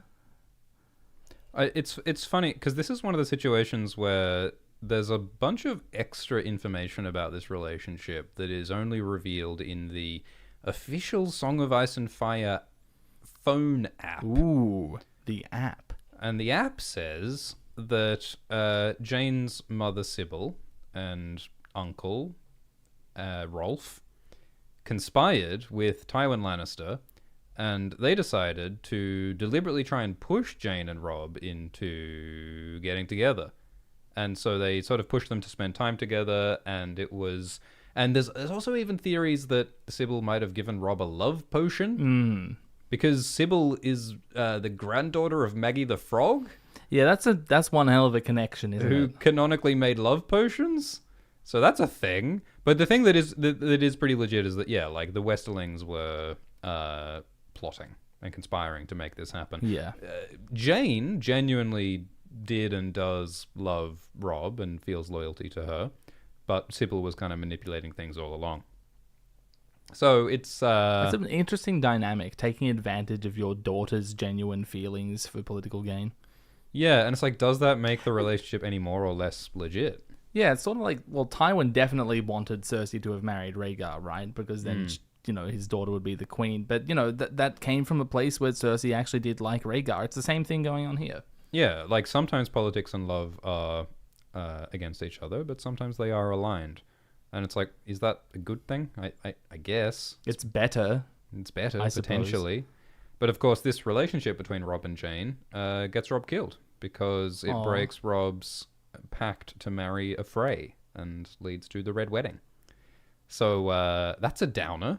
Yeah. I'd put this in the tragic love category. Although, is it even love? Because, I mean, that's the whole thing. Like, they just had one night together. And Robb professes that, like, he felt that he had done an act of dishonor, so he had to marry her. Robb does it out of obligation. But, I mean, they do seem to like each other. Like, we don't see heaps of them together, but they do seem to like each other. So it's like, it could have been like a Ned, Catelyn situation. Like, maybe they could have built a beautiful and enduring love together. I did get that impression. But politics brought it all apart. So, I mean, C? B? Like, just thinking about the consequences of it. Yeah. But, I mean, it's... Well, the consequences of Jon and Ygritte is that Ygritte died, and that's still in A. Yeah, that's true. I mean, I guess part of the context is that, they got together when Robb was, like, injured and feverish and maybe not thinking straight, which is, not, like, a great thing. Well... You don't get to choose the circumstances. Ideally, you do. Oh, yeah, true. They didn't match on Bumble or anything. Yeah. It's not a romance of the ages. Like it is kind of romantic and innocent and like, yeah, as you said, like similar ages, which is good. But like it's not a romance for the ages, I don't think. And it does lead to the downfall of Robb's kingdom. Whoops. And it's not and it wasn't really fully by choice. That's the thing. It was something that was just kind of a random thing that happened and was followed by obligation and then was followed by massacre. Where's the romance and then, there? So Robb got killed for this, and Jeyne seems pretty doomed as well. Yeah. Yeah. Jaime sets a bunch of archers to murder Jeyne if she tries to escape on the way traveling west. And it's looking as though she might try to escape, or some people will try to bust her out. Yeah, there's theories about like the Blackfish will try and save her, and Jeyne might be the POV for that. So yeah, I don't know, B, C. I think C. I think C, just because of how fatalistic it is. Yeah. How doomed they both are. Like at the end of the day, we just don't get a lot of detail about that that's relationship. The thing is, we're not in Robb's head, and a lot of what we do get is fraught. Yeah. What about Sam and Gilly? Oh, Sam and Gilly. Gilly. Wow. This is like the closest thing to like a positive, not overly complicated relationship. Is that fair to say? Well, she is saved from her father who, etc. Yeah. Craster noises. She needs Sam to survive. Yes, it's very dependent. So there is a power dynamic there that's not ideal. But like by having someone who depends on him, Sam finds so much more about himself. Yeah, I think that they strengthen each other. Yeah. I think they bring out good qualities in each other. And So that's really nice. Like the circumstances are horrible. Yeah. But they find light in them. It's interesting that when they're taking the boat south, Gilly's really upset because Jon Snow took her baby. Yes. And so Gilly's totally heartbroken and distraught, and she's crying the whole way on this journey south. And Sam doesn't understand why. And it takes days and days and days and days and days before Gilly tells Sam. Oh, it's because they took your son. They took your baby. Oh, now I get it. It'd be cool if Gilly, like, told Sam sooner. I mean, you know, I can see why she'd struggle to say that. It's a touchy subject. It's difficult news to really discuss. Yeah. Hey, your best friend stole my baby. where does that fall on the timeline vis-a-vis Fat Pink Mast? Did she tell him and then the Fat Pink Mast? Because Gilly and Sam have sex. I refuse to speak until you've looked it up. So, Aemon tells Sam... Yeah, it isn't even Gilly, it's Aemon who tells Sam that Jon swapped the babies. Yeah, God. Sam can't recognize his girlfriend's baby. Like, they're on the ship together and he doesn't pick up that it's a different baby. Sam's like not sharp in some ways. Yeah. You know some smart people who are really smart in some ways and really dumb in other ways? Sam's not streetwise. I mean, Sam has never looked at that horn that he got and gone, Horn of Winter? I wonder if this is Horn of Winter. It's so funny that he tries to, like, wouldn't it be funny if he just blows the Horn of Winter unknowingly? He brings down the wall. I mean, this in the show, Gilly is like, and this annulment, Prince Rhaegar, is that what it says? And he just blows right past it. So I guess they adapted that part of him pretty well. That he just, like, he's a bit imperceptive sometimes. I think Gilly's sketched in broad strokes in the books. Like, I think we get a lot more Gilly in the show. Absolutely. We see a lot more of Gilly's sort of like strength and choices in the show. She knows S. Whereas in the books, we haven't got there yet, really, with Gilly. Like, Gilly's still sort of in survival mode in the books, I feel. And she will need to be, because as of the end, like the last time we see her, she might still have been on the ship when Marwyn the Mage commandeered it to go sail to Slaver's Bay. Yeah, I don't know how much we can really say about Gilly. I mean, it's cool for Sam because Gilly helps Sam to learn how to be brave and to protect others and to stop worrying about his own vulnerabilities and start worrying about helping others, and that's cool. Sam has saved her from hell, but has he just delivered her to another one? I mean, in Old Town. Yeah. Yeah, I don't know. I mean, I think it's like it's one of those, like, there's potential there, you know? Like, again, like, it's a southerner and a wildling that could symbolically and politically be great. Yeah. To have a peaceful working relationship there. There's a lot of beauty there and there's a lot of tenderness there, but I think we just haven't quite gotten to that point in the books as yet, you know? Yeah. So I mean, do we call it a B or a C? Well, the same way as Brienne and Jaime, we see the potential. Yeah. Yeah, it is like Brienne and Jaime. It's going somewhere so lovely, and it could be such a beautiful thing, but we're not there yet. Yeah. It could be as high as... Well, in the future, it could be S, but... Based on what we've got now, maybe it's a B. Yeah. Because, I mean, they've done right by each other. How old is Gilly? Quick. Oh, yeah, good point. Before I forget. She looks around 16 or 17. How old is Sam? He's older than that, isn't he? He's about 16. Well, yeah, he's around like 16, 17. Okay. Yeah, he's a boy. Go for it, kids. Yeah, I guess that's all perfectly cromulent. Okay, yeah, I feel comfortable putting Sam and Gilly as a B. What about Tormund and Mage Mormont? Okay. Is it mage? Because there's that theory about Tormund being a husband to bears. Yeah. And the Mormonts are... Yeah, no, bears. well, it is Alyssane Mormont, isn't it? Is it Alyssane Mormont? Well, Mage Mormont is old or older. Well, so Tormund, isn't he? Yeah, exactly. That's why I think it could and should be Mage. But the specific Mormont who says that I go to the yeah. woods and lay with bears... Yeah, but that could be indicative of the practices of the entire family. Let's just say a Mormont. Yeah, well, what? The theory is a specific one. I can't spell. Alyssane. Space. There's a space in between Alyssane and Mormont. Oh my lord. Alyssane Mormont. He's finally found his way to the Alyssane Mormont page of the Ice and Fire wiki. Scroll we up. turn into bears Okay, and there you find go. mates in the woods. Alyssane. Right, it's the wrong number of N's though. Why did George put 2 N's Wait, in does Alyssane Alyssane Mormont- Targaryen What? and 1 N in Alyssane Mormont? Oh my god. George, what are you doing? Well, it's because the Valyrians always spell everything What are weirdly. you doing?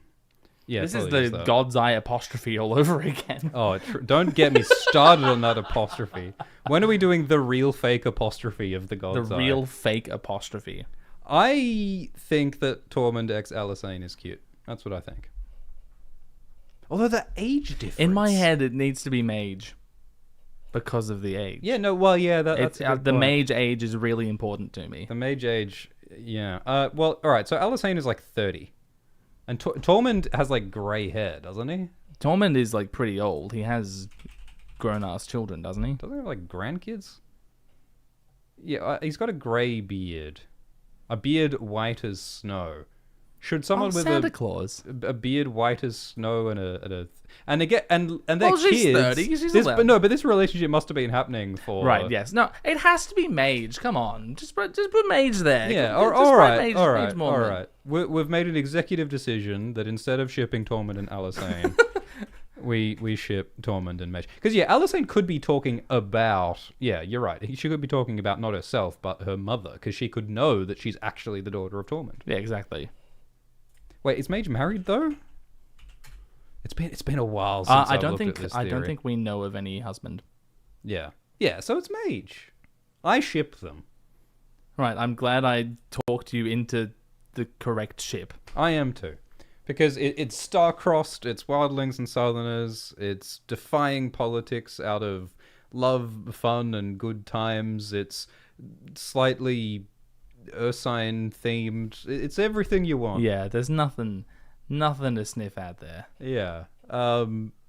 It's grown-ass adults. Yeah, for once. It's nice to have some relationships with some grown-ass adults. Their asses are grown. She might have bit off his member at some point. That's all fun. All in good fun. Or maybe not, actually. Maybe that's not good. I mean, Tormund's story is about, like, you know, he's out in the wilderness. Yeah. And he bumps into this bear, and she saves him. Which might be allegorically true. Yeah. He might have bumped into Mage. She might have actually saved him, and that's cool. So I ship Yeah. it. Like, we don't have enough information, but... Oh, definitely like, not. It's an A, right? Sure. It's an A. Sure. I'll let you have your little A. The idea that, like, a northern noble house is actually all half wildling, and maybe more than half wildling. All of them are, like... it turns out we're all the same people. Well, yeah, it's like Ygritte says, like, we're all related, so why are we fighting if we're family? Yeah, the fact that there's a wall there now doesn't mean anything about the genetics of who was there before it. This is really funny. Our highest ranked relationships are Ned and Catelyn, Brienne and Jaime, Jon and Ygritte, Tormund and Mage. A lot of these are very fraught. This is the best we've got, and they are all very... Well, we haven't committed to any of them being S. Yeah. I know, I think our distribution's pretty good here. Even though Gilly knows S. Gilly... I've erased a lot of that Season 7 stuff from my That's brain. from Season 5. 5? Yeah. Oh, yeah. All right. Who's next? I don't know. We can talk about Manson Dalla if you want. Manson Dalla. That's an interesting one. Well, look. Is it? Hang on. He's a king, Yeah. and he listens to his wife. Points from me. That's kind of the one thing we know about Mance, is that he says, well, Dalla says this about sorcery, and she's a wise woman. That's kind of the one interaction that we see. Well, that's an S tier relationship in my book. I honestly, like, we know basically nothing about their relationship outside of that. But so we can't put it in S or anything, but it's like they It's clear that Mance values Dalla. they like each other. They like each other. They like each other. We get a little glimpse of their home life, and it seems positive. And then she dies, giving birth to a baby. She does get a little troped there. A little she succumbed to George R.R. Martin disease. And you know, Mance is a hottie. Dalla's a hottie. They're cool. They're great. It's an A. I don't know enough to question the age gap. There is nothing wrong with this relationship that I can think of. So let's put it in A. They did it. Treat her like you would any queen. She is carrying my child. A wise woman I found, a true queen. Hell yeah. Yeah, it's a good relationship. And there's not many positive relationships with kings. And that's the thing, because Mance is like not a king. No, he doesn't act Sutherland like He's it, a different kind of king. He's a more human king. And that's the thing is, like, kings and queens in the South are always political arrangements, whereas, like, the wildlings don't really give a shit about any of that stuff. Yeah. So they married each other because they like each other. Yeah. Or, well, the wildling custom is you kidnap your wife. Right, that bit's a downer. But we don't actually know. We don't know the specific circumstances. Because as much as Mance is a wildling, he's also a Night's Watchman. Yeah. Well, yeah, that's true. Yeah, Mance is a Southerner and Dalla is a wildling, which gives it an extra dimension. It's the same thing as Tormund and Mage, eh? Yeah. Same thing as Jon and Ygritte. There's more traffic Jon and Val. across the world than we know.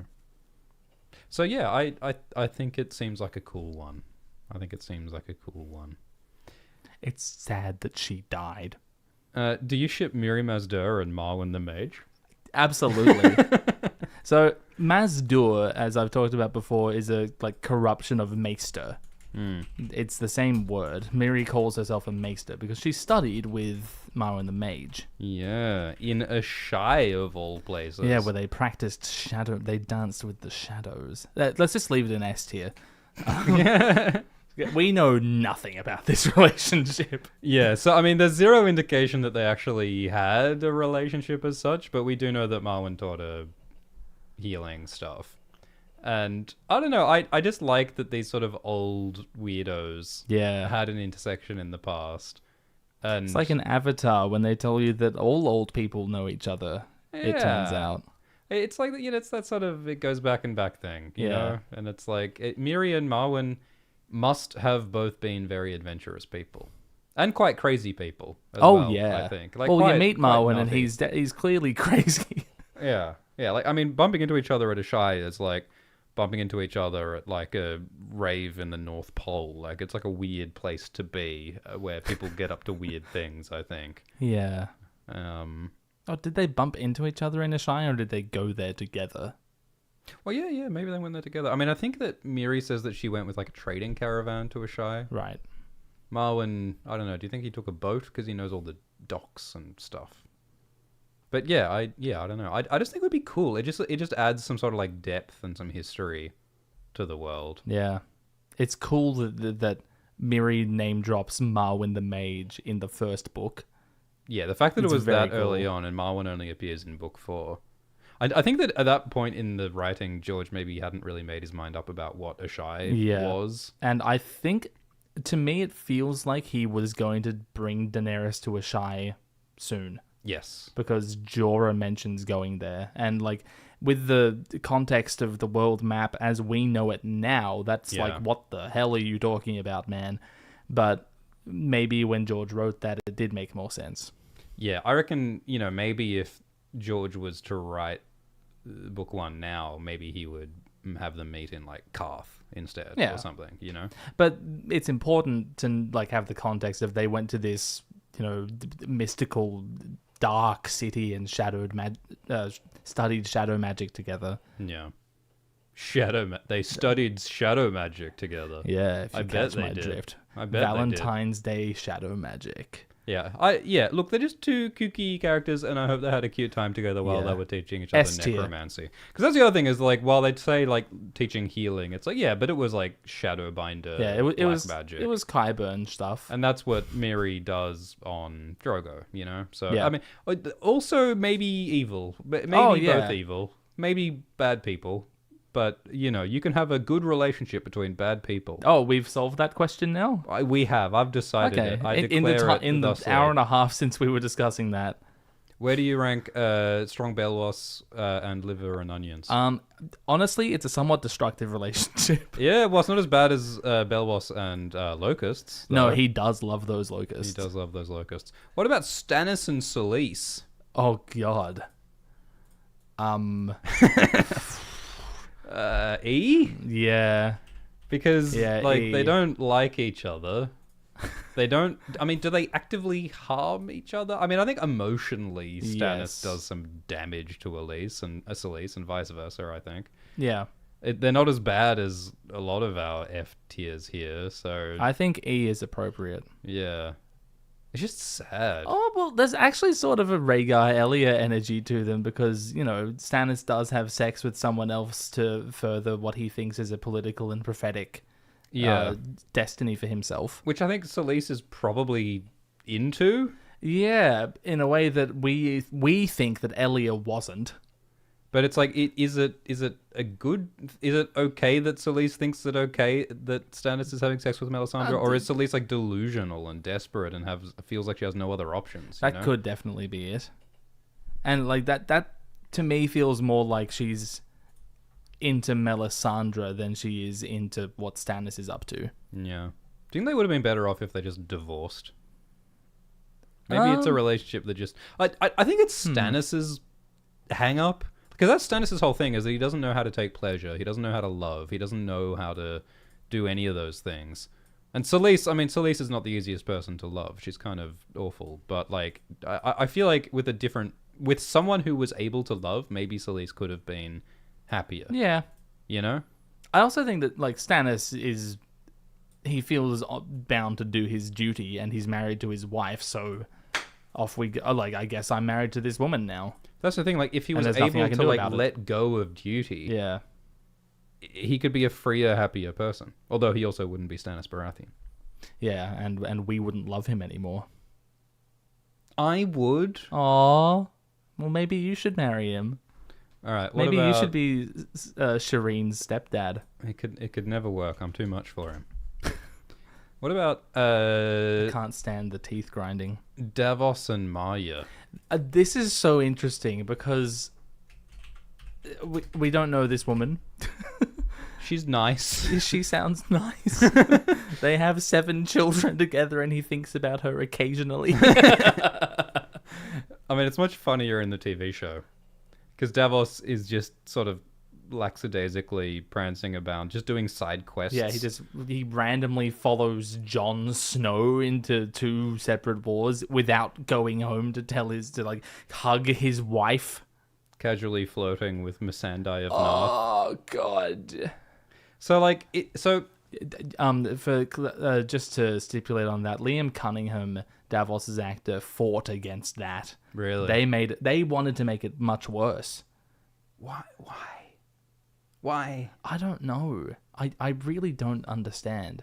They definitely tried to put more, like, fun ships and flirting in the show, like, you know, we didn't talk about Tormund and Brienne. Yeah. We should probably talk about that. Like, it doesn't have to go on the list, but...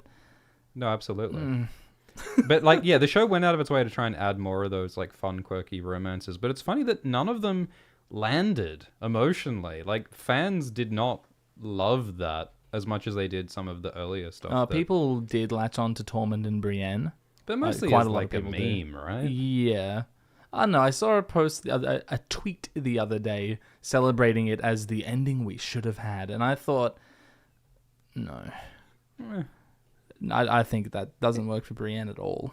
Yeah, if people want to have like fun with it as a meme, that's fine. Of course. But it's like, I don't think anyone's meant to take it seriously. And like, that one was, I believe it was an invention by Christopher Hertu, the Tormund actor. Oh, really? And they just rolled with it because they thought it was funny. Like a lot of Game of Thrones season 7. Yeah. That's funny. But What if Peter just stayed in Winterfell? so yeah, I mean, there's nothing like super objectionable about Davos X Maya. That But seems it just- stable, I guess. It'd be cool if there was a scene where Davos is like, "Oh, I'd better write a Right, letter yeah. to Maya to tell her that our kids are dead." Davos can't write. All right, that's true. But that would have been an interesting scenario where it's like, well, I have to ask someone to communicate this information to my wife. Yeah, like I would like. Yeah, wouldn't it be cool if it's like Davos is sitting there going, "How do I tell my wife That'd that be... our kids are dead?" That sounds like a really cute scene between him and Shireen. Yeah, I mean, cute, but heartbreaking. Yeah. And also the implication being that as he's writing about his dead children, Shireen is becoming his child. Yes. I mean, that would be quite beautiful. That was the reason that Liam Cunningham fought against the Missandei flirting, because of Davos's relationship with younger girls. You know, he's a father to Shireen, and then he acts the same way to Lyanna Mormont. How old is Missandei? Well, in the books, obviously she's much younger, but in the show she's 20 or something. I don't know. It's just a grown-ass woman. But it's just weird for this But, married guy to be Liam flirting. Cunningham thought that it recontextualized it in a weird way. Yeah, I guess so. Should we put it in B? Sure, it seems like there's a good thing going on there, but we just don't know very much at all. Do you think Maya's hooked up with someone else by now? It's possible. So do you want to talk about Tormund Brienne? Or maybe it's like Odysseus and Penelope. Tormund and Brienne. What do we even... All right, yeah, it's a show thing. We don't... All right, what's next? He leers at her and she's like, ugh. Well, yeah, that's the thing. Like, it's funny the first time, but after the third, Yeah, unwelcome. Leave her alone, man. Yeah. Either kidnap her or go home. Yeah. All right, Stannis x Davos. What do you got to say for yourself? You put this on the list. You can explain this one. They belong together. I mean, it is a somewhat toxic relationship, isn't it? He Yeah. mutilated him. Davos is going out of his way to please a man who cannot be pleased. Yeah. But, Davos comes the closest to pleasing him. Definitely.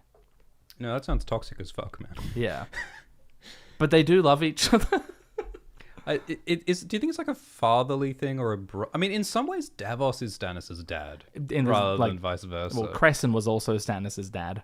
Stannis has so many dads. Not as many as Jon Snow, I don't think. This guy can fit so many dads in it. This bad boy. Because Stannis just needs guidance. That's the thing. He's the authority, but he needs guidance. Yeah.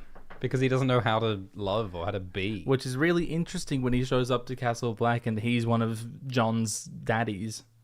Yeah. He's like, this guy needs a daddy. What are you talking about? Everyone needs daddies. Like, it's just a lack of daddies. A song storm of daddies. A storm of daddies. It's a song of daddy issues. This whole story.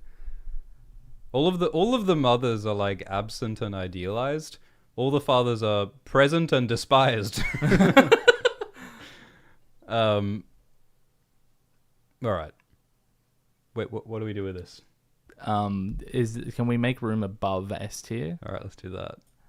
S+ tier. Thank you. Okay.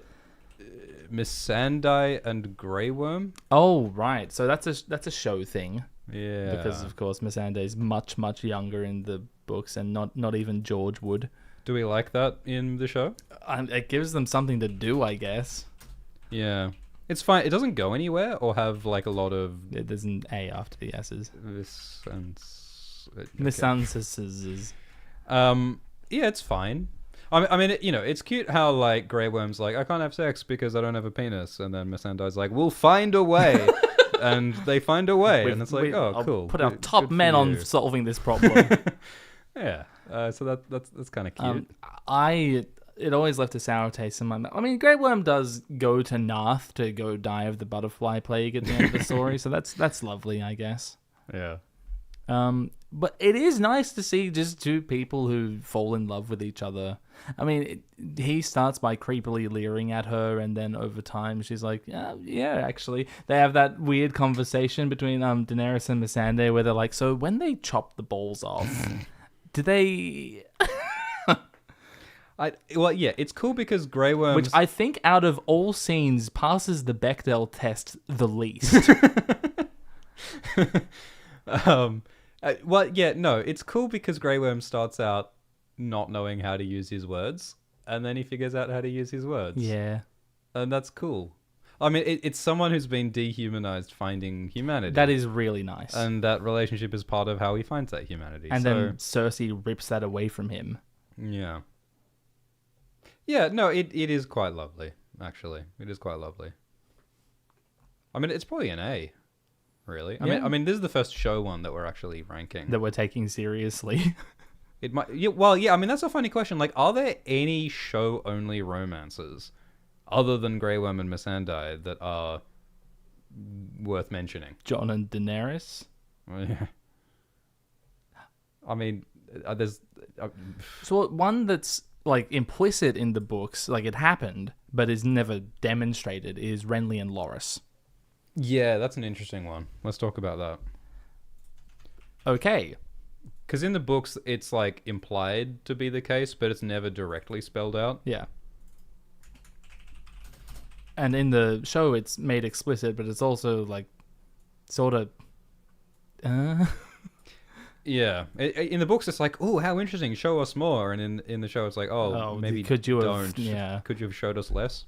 Because there's that extraordinarily strange scene in season 1, episode 5, which I believe you said is your favorite episode of the show, where Loras is shaving Renly because he likes him better that way, and Renly is like queasy at the sight of his own blood, and it's like, who are these people? Yeah, well, I mean, it feels like a gay stereotype thing. And it also like is part of the general assassination of Renly's character, because like in the books, Renly's so like cool and capable and badass, whereas in the show he seems like a bit of a useless wuss. In the books, Renly is young Robert. Yeah. And the him being gay is George saying that, you know, gay people can be anyone. Yeah. This Robert, this hyper masculine, supposedly like heterosexual paragon. I've got a bumper sticker that says that on my car. Heterosexual paragon. Muscle emoji. That's my Twitter gun. Like, he can be gay as well, and like anyone can be gay. You can be gay if you try hard enough. But Game of Thrones, like, no, gays are like wusses. But it's also about that like appearance versus reality thing, because while Renly has the appearance of a young Robert, he doesn't have all of the... I mean, Robert also had the appearance of being cool, but didn't have the substance to back it up. It's equally as real.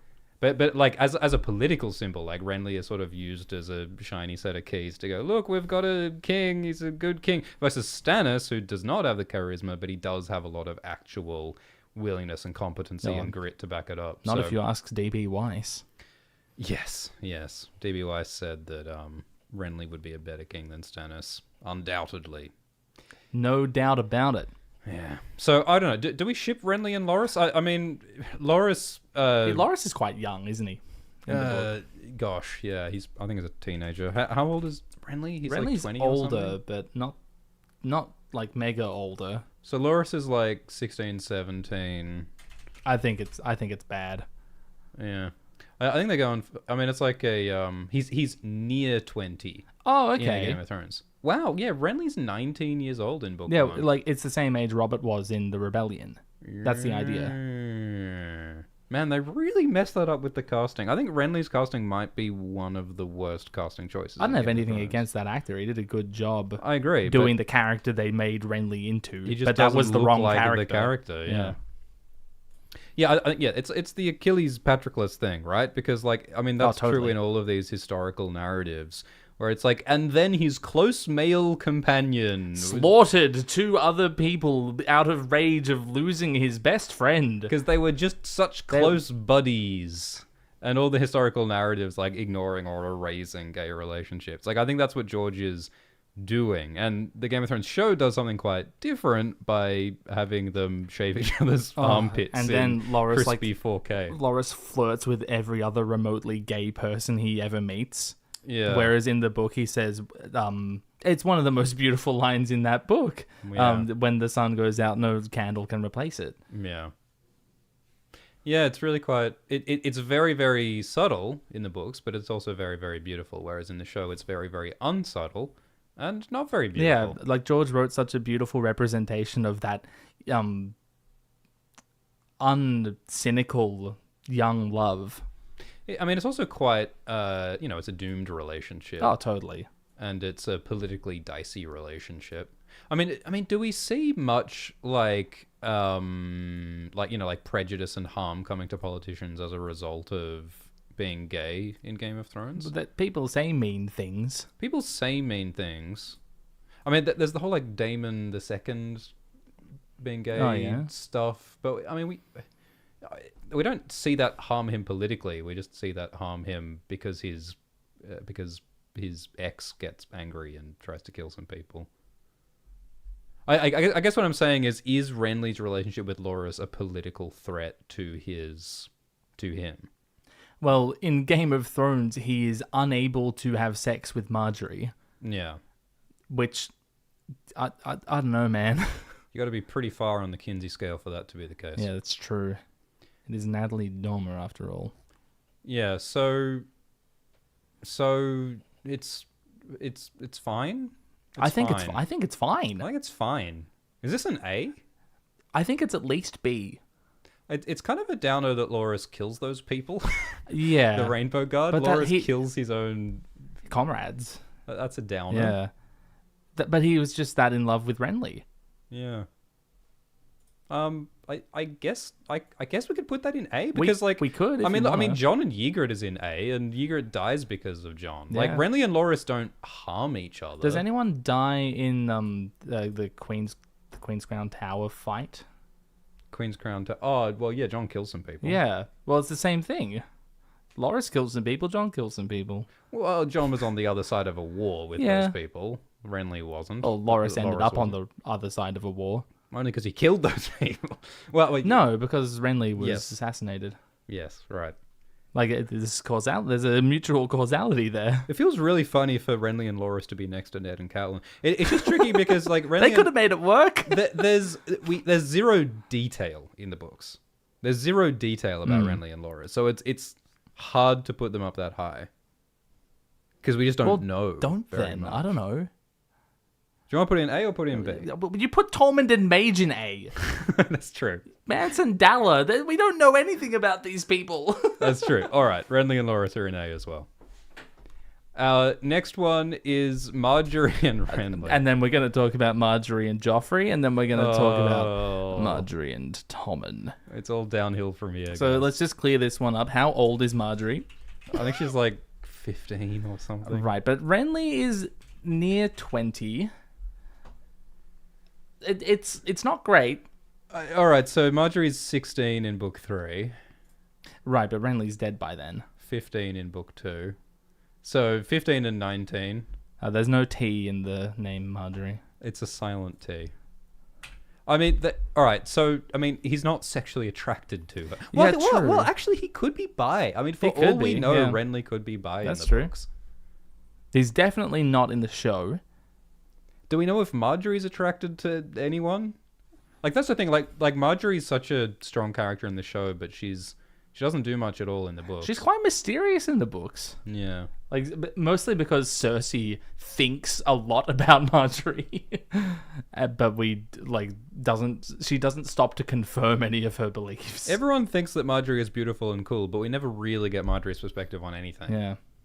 So this is very hard to judge. I can't imagine that Marjorie's like chuffed about being married to someone who's having sex with someone else. Like that's probably not what her hope is in this marriage. Well, at least it's keep it in the family. Oh Lord. Yeah, we don't have a lot of information. Yeah. And I mean, how long are they together? Not long. Not long right? at all. No. So. Is this even a relationship? Does this count? Have they met? I think they've met. I think this is unrankable because we just don't have enough information, and it's like I can only really think of like light negatives. And like so far as we know, it's not even a relationship. We don't know if Marjorie liked the idea of this wedding at all, so we can't really comment. In the show, definitely, like in the show, we are told rather explicitly that Marjorie is like wants to be the queen. Yeah, which is a whole other sort of kettle of fish. But that's just not in the book. This is not in the book. Yeah. I feel bad about putting Miri Mazdur and Marwyn in S. I'm gonna move this to the meme corner up here. Okay. I don't want to sully the S with the meme one. Fair enough. So Joffrey and Marjorie, what is Joffrey and Marjorie in the books? Oh, it's. But right, yeah, my perception is entirely poisoned by Game of Thrones. Yeah, I don't like where it's. Do we see them like interact? I mean, hardly, right? He dies at their wedding. This is hardly a relationship. Yeah. I mean, there's nothing good about it, obviously. Yeah, and he's underaged. They're both underaged. Yeah, it's unrankable or F, I guess. Yeah, and the same will probably go for Tommen. Yeah, I mean, Marjorie Tommen is one of those like they could make it work situations. Yeah. I mean, it's going to take a lot of years before Tommens are grown. And take Cersei out of the equation. Yeah, if Cersei died and Tommen lived... And like, nothing happened until Tommen was a grown-ass man. But of course, there's a 0%. And also, like, Marjorie's going to get bored waiting decades. Stuff's going to happen. Stuff's not going to not happen. Prediction, never going to work. Yeah. So, yeah, unrankable / never going to work. Sorry, Marjorie, you are off the list. Yeah, Marjorie has not successfully had a relationship. She's been married to 3 kings, and she's not successfully had a relationship. Poor Marjorie. Poor Marjorie. Or maybe good for her. I don't know. But yes, let's talk about Joffrey and Sansa. All right. F. Well, I mean, it's F, but it's an interesting F because, you know, like Sansa idealizes the handsome Prince Joffrey. Well, when they first meet. And it's a lesson that Sansa doesn't forget, that it turns out that sometimes pretty handsome princes are a nightmare. So it's part of Sansa's character arc, being disillusioned. And so it makes you wonder what are her future relationships going to be like. With this dashing young Harry the Heir. Yeah, so in the books, in one of the Winter preview chapters... non-canon. There's a plot being set up where Littlefinger is arranging for Sansa to marry Harry the Heir, who's like heir to the Vale. It's some tenuous familial connection to Jon Arryn. Yeah, so it's Littlefinger's play to control the Vale through Sansa, through Harry. And it seems to be setting up that Sansa is going to be kind of manipulating Harry. And Harry seems like a bit of an oaf, but Sansa is learning to play the game and learning to manipulate, and we'll have him wrapped around her little finger. Seems to be the plan. Do we ship that? Not really. No. It's not... It's like, she might be able to pull it off, but it's not her idea. Yeah. It's not her idea. And it's her being used as a political pawn to accomplish someone else's plan. And I don't know if we even know how old Harry the Heir is, but Sansa's like 13 or 14 at this point. Yeah, so sounds bad. Nothing's escaping F for her. Should we just put Sansa in F? You just cut out the middleman. Yeah, I mean, we skipped over her marriage to Tyrion. Well, yes, F is not far down enough. Yeah, F minus. All bad. And then of course, like there's Sansa and Ramsay. Oh, you told me not to mention Ramsay in this stream. Yeah, Ramsay's going straight to G tier, right? Yeah, all the way down the bottom. Z tier. Yeah, Ramsay x Donella Hornwood. Ramsay x Jeyne Westerling. My God. Oh, these higher up ones are looking better and better. Oh, yeah. Can you put Davos and Maria up to S tier now? So, why is Sansa having such a poor time in relationships, and how's it going to end up for her? Well, I mean, you could write Sansa x Littlefinger on the list right now, and we can talk about it. Or we can just not curse ourselves with that text layer. How about we just say Sansa x everyone? Poor girl. I would like when you meet Sansa, she so wants to have she wants to love. So, yeah, exactly. She wants chivalry. She wants to be that damsel. Sansa is the character who wants a romantic storybook relationship more than anyone, and she's the one who gets all the worst relationships. So that, of course, is a very deliberate thing that George is using to pull apart that ideal and that trope. So is he going to reward her with what she wanted all those years ago, or is she going to develop a more nuanced understanding of what relationships are like? And I don't know. Yeah, I mean, like, one direction it could go, and I think the direction that it is currently going is that Sansa internalizes like a cynical, Littlefinger-esque, Cersei-esque, Machiavellian thing, and she becomes a manipulator, and maybe she marries someone for political reasons. Maybe that person is young Griff. Maybe that person is Jon Snow. There's a lot of weird possibilities. She might marry for power.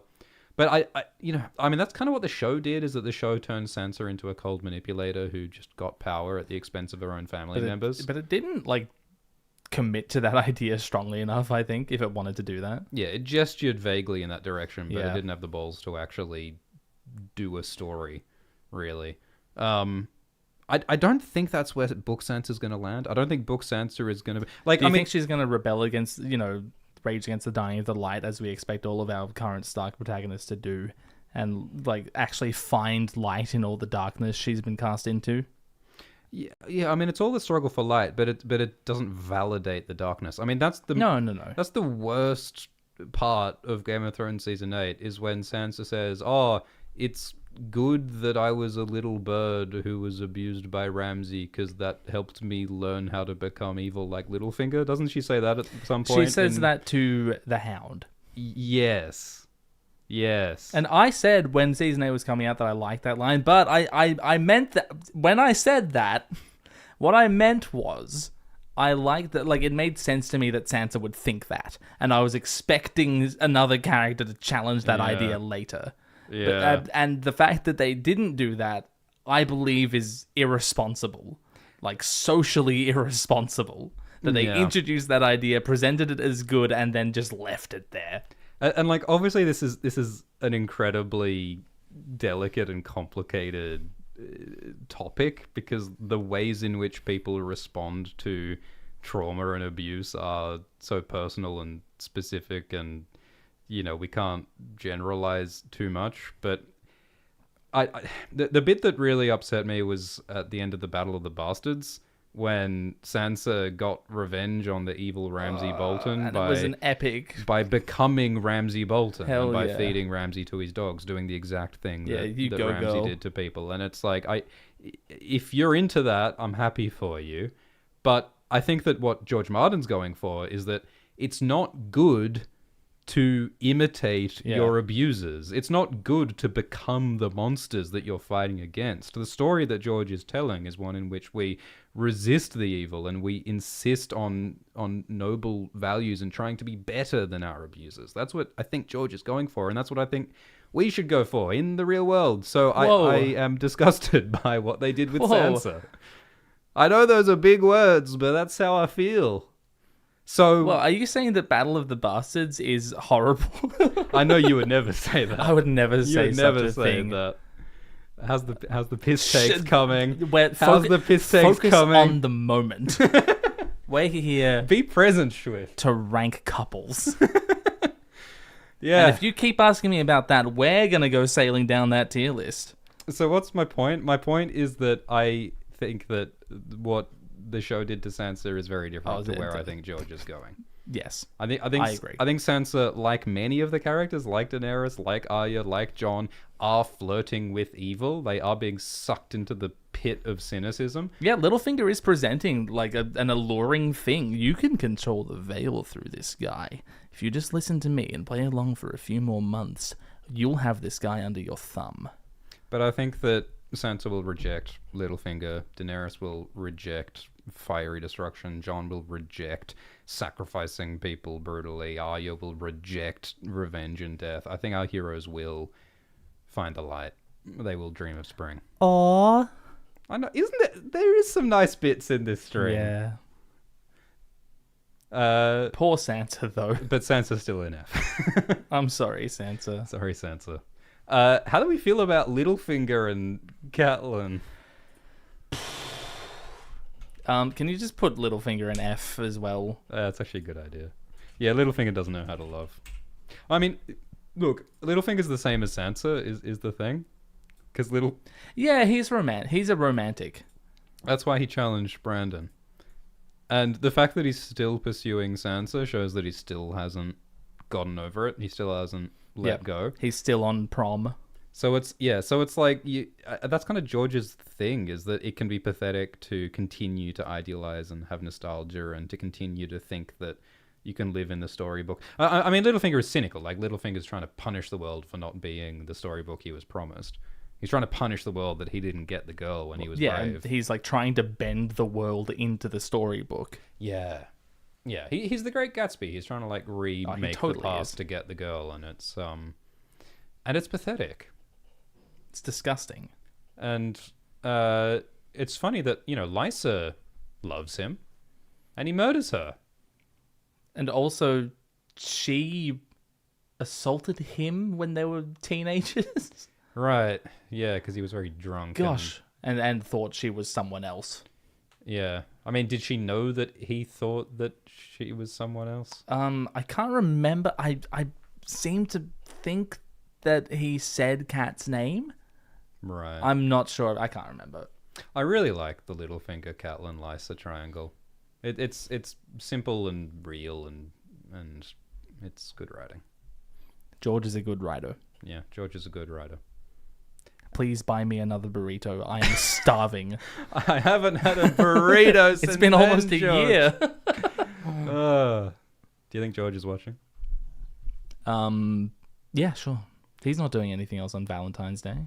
Should we just put... I bet him and Paris are in a jacuzzi right now. What if they're on his train? What if they're on the dragon train for a romantic Valentine's Day getaway? The love train. That's shaped like a dragon. I'm just going to put Lysa in there. I mean, Lysa's tragic because totally. She's not smart. But I mean, she's also not nice. I mean, she's horrible. It's like, is it her fault that her life is this bad? Oh, no. I don't think so. She's made some very bad decisions. She was shipped off to marry an old man when she was like 17. Younger than that, actually, I think. Yeah. She could have chosen to like not be awful to Sansa. That would have been cool of her. I suppose, but like decades of being forced into, like, I don't blame her for being shaped into someone nastier than she could have been. Her actions are her choices, her responsibility. Yeah. But I see how she got there. Yeah. Yeah, well, again, I mean, we keep saying, like, that's what I love about A Song of Ice and Fire, is that even the horrible people have sympathetic stories behind them. So, yeah, it's kind of sad to see Sansa sitting next to Lysa and Littlefinger in the F tier, isn't it? Because it's not her fault. No. But, we hope that Sansa will get out of the F tier. We hope. Yeah, you can rise out of there. Get out of there, girl.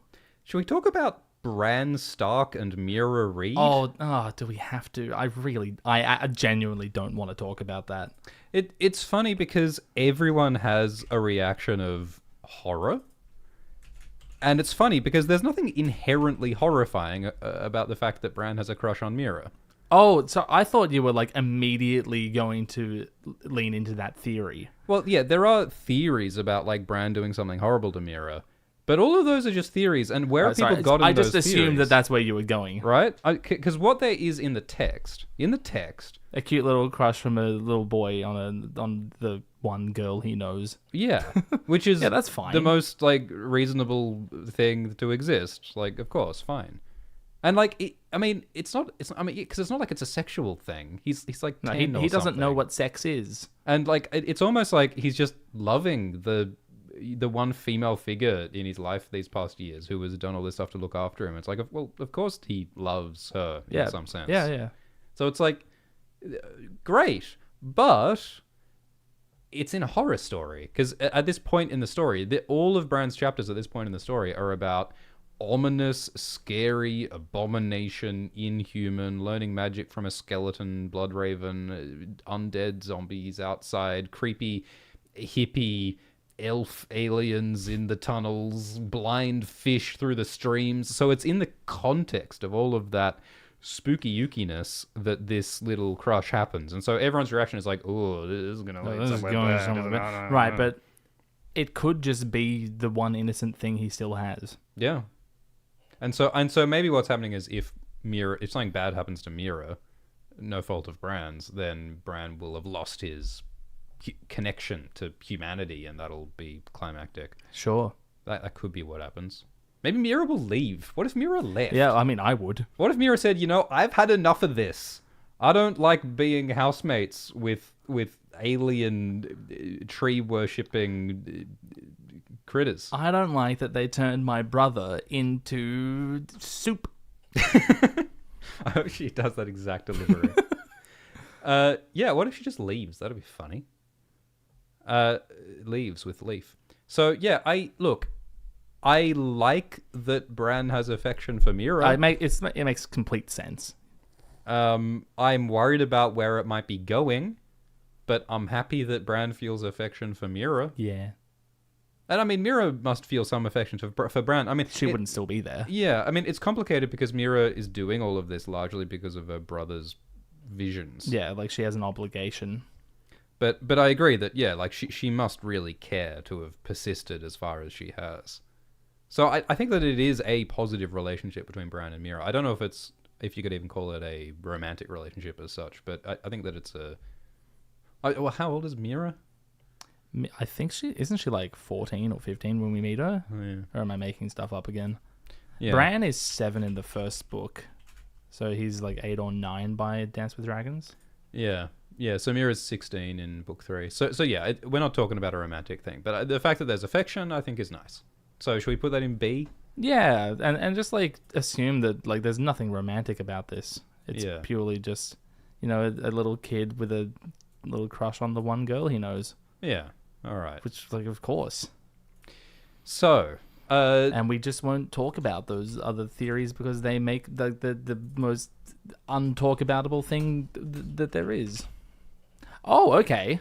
Want to talk about Asher Greyjoy and Carl the Maid?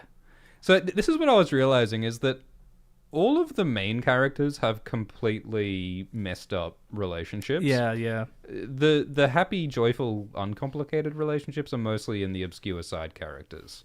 Like Carl the Maid. Like Carl the Maid. So in the TV show, Yara Greyjoy is her name. In the books, she's Asher Greyjoy.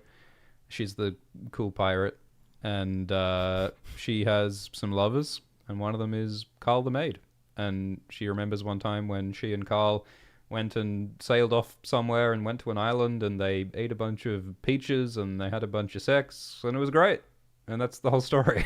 What a great story. What a cool story, George. Why didn't you write that instead of Fire and Blood? But it's cool because it's like Asher could be doing other things. It's like Asher has, unlike some of the characters in this story, Asher has a capacity for joy and pleasure and sex. Yeah. And she could be off having fun and sex, but she instead is trying to do politics. And that shows that she has options and she has commitment and she has grit. It also shows that politics is at odds with humanity and joy. Yeah. And I guess it connects to Renly's peach, doesn't it? Does it? And it's also peach fuzz. So they talk about Carl's peach fuzz. Yes. That he's trying to grow a beard. Peach. It all comes back to peaches. Maybe it is all peaches in the end. And yeah, Carl is like a sidekick to Asher at this point. And they were like sleeping together, and yeah, now Asher's been captured by Stannis, and it's a bad time. Theon considers Carl to be Asher's pet. So yeah, it's a fairly uncomplicated romance, and it's cool. Can we put that in A? Yeah, I want to put that in A. Because I'm happy for them. Yeah, me too. All right. What else is there? Suggest couples in the live chat for us to talk about that we haven't covered yet. You want to talk about Arianne and Aerys Oakheart? I also wanted to talk about Arianne and Daemon Sand. Oh yeah, let's talk about that. What do you think about Arianne and Daemon Sand? It's interesting. So Daemon Sand is presented as like Arianne's childhood fling. Yeah. Who she now like sort of is still attracted to, but can't really have anything to do with. Because they're busy stealing Marcella. Yeah. This is all very... And, I'm a princess. We're too old now. It's too real now. Just makes it too attractive. Do you think they're going to do anything? Do you think that Daemon betrayed Arianne? I tried to figure out who it was, and then I got bored. Yeah. It could have been any of them. It could have been all of them. I don't know.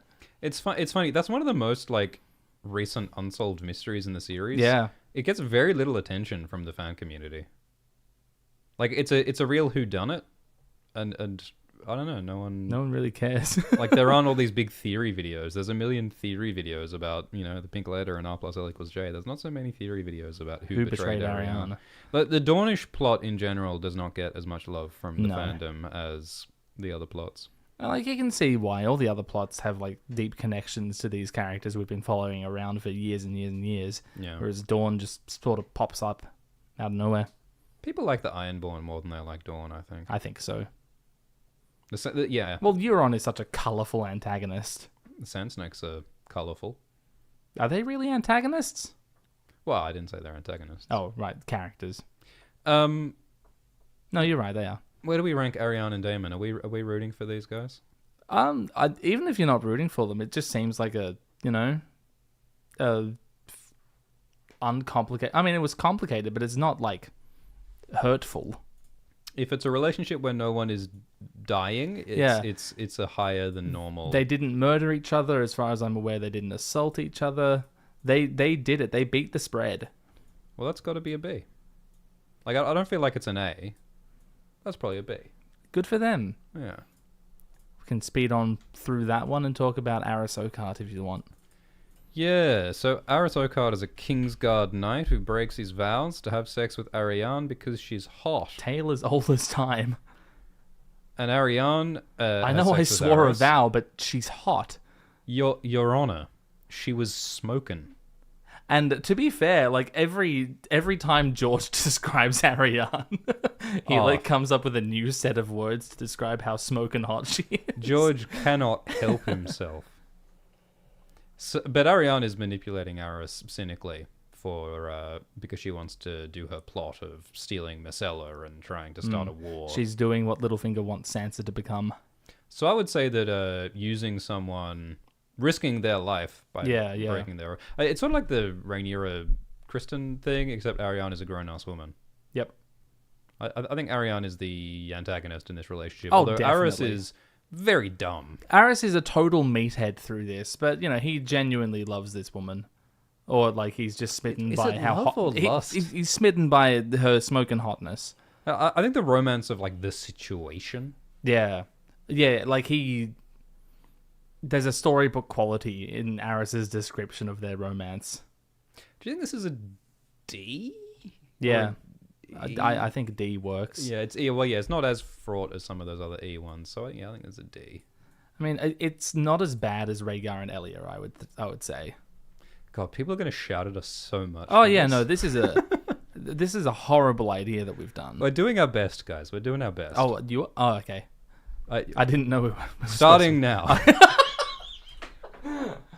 All right, what are we, 4 hours in? What about Daario? Oh my god, we've been going so long. And his axe. S tier. Or just put it in the meme corner. All right, meme corner. Great.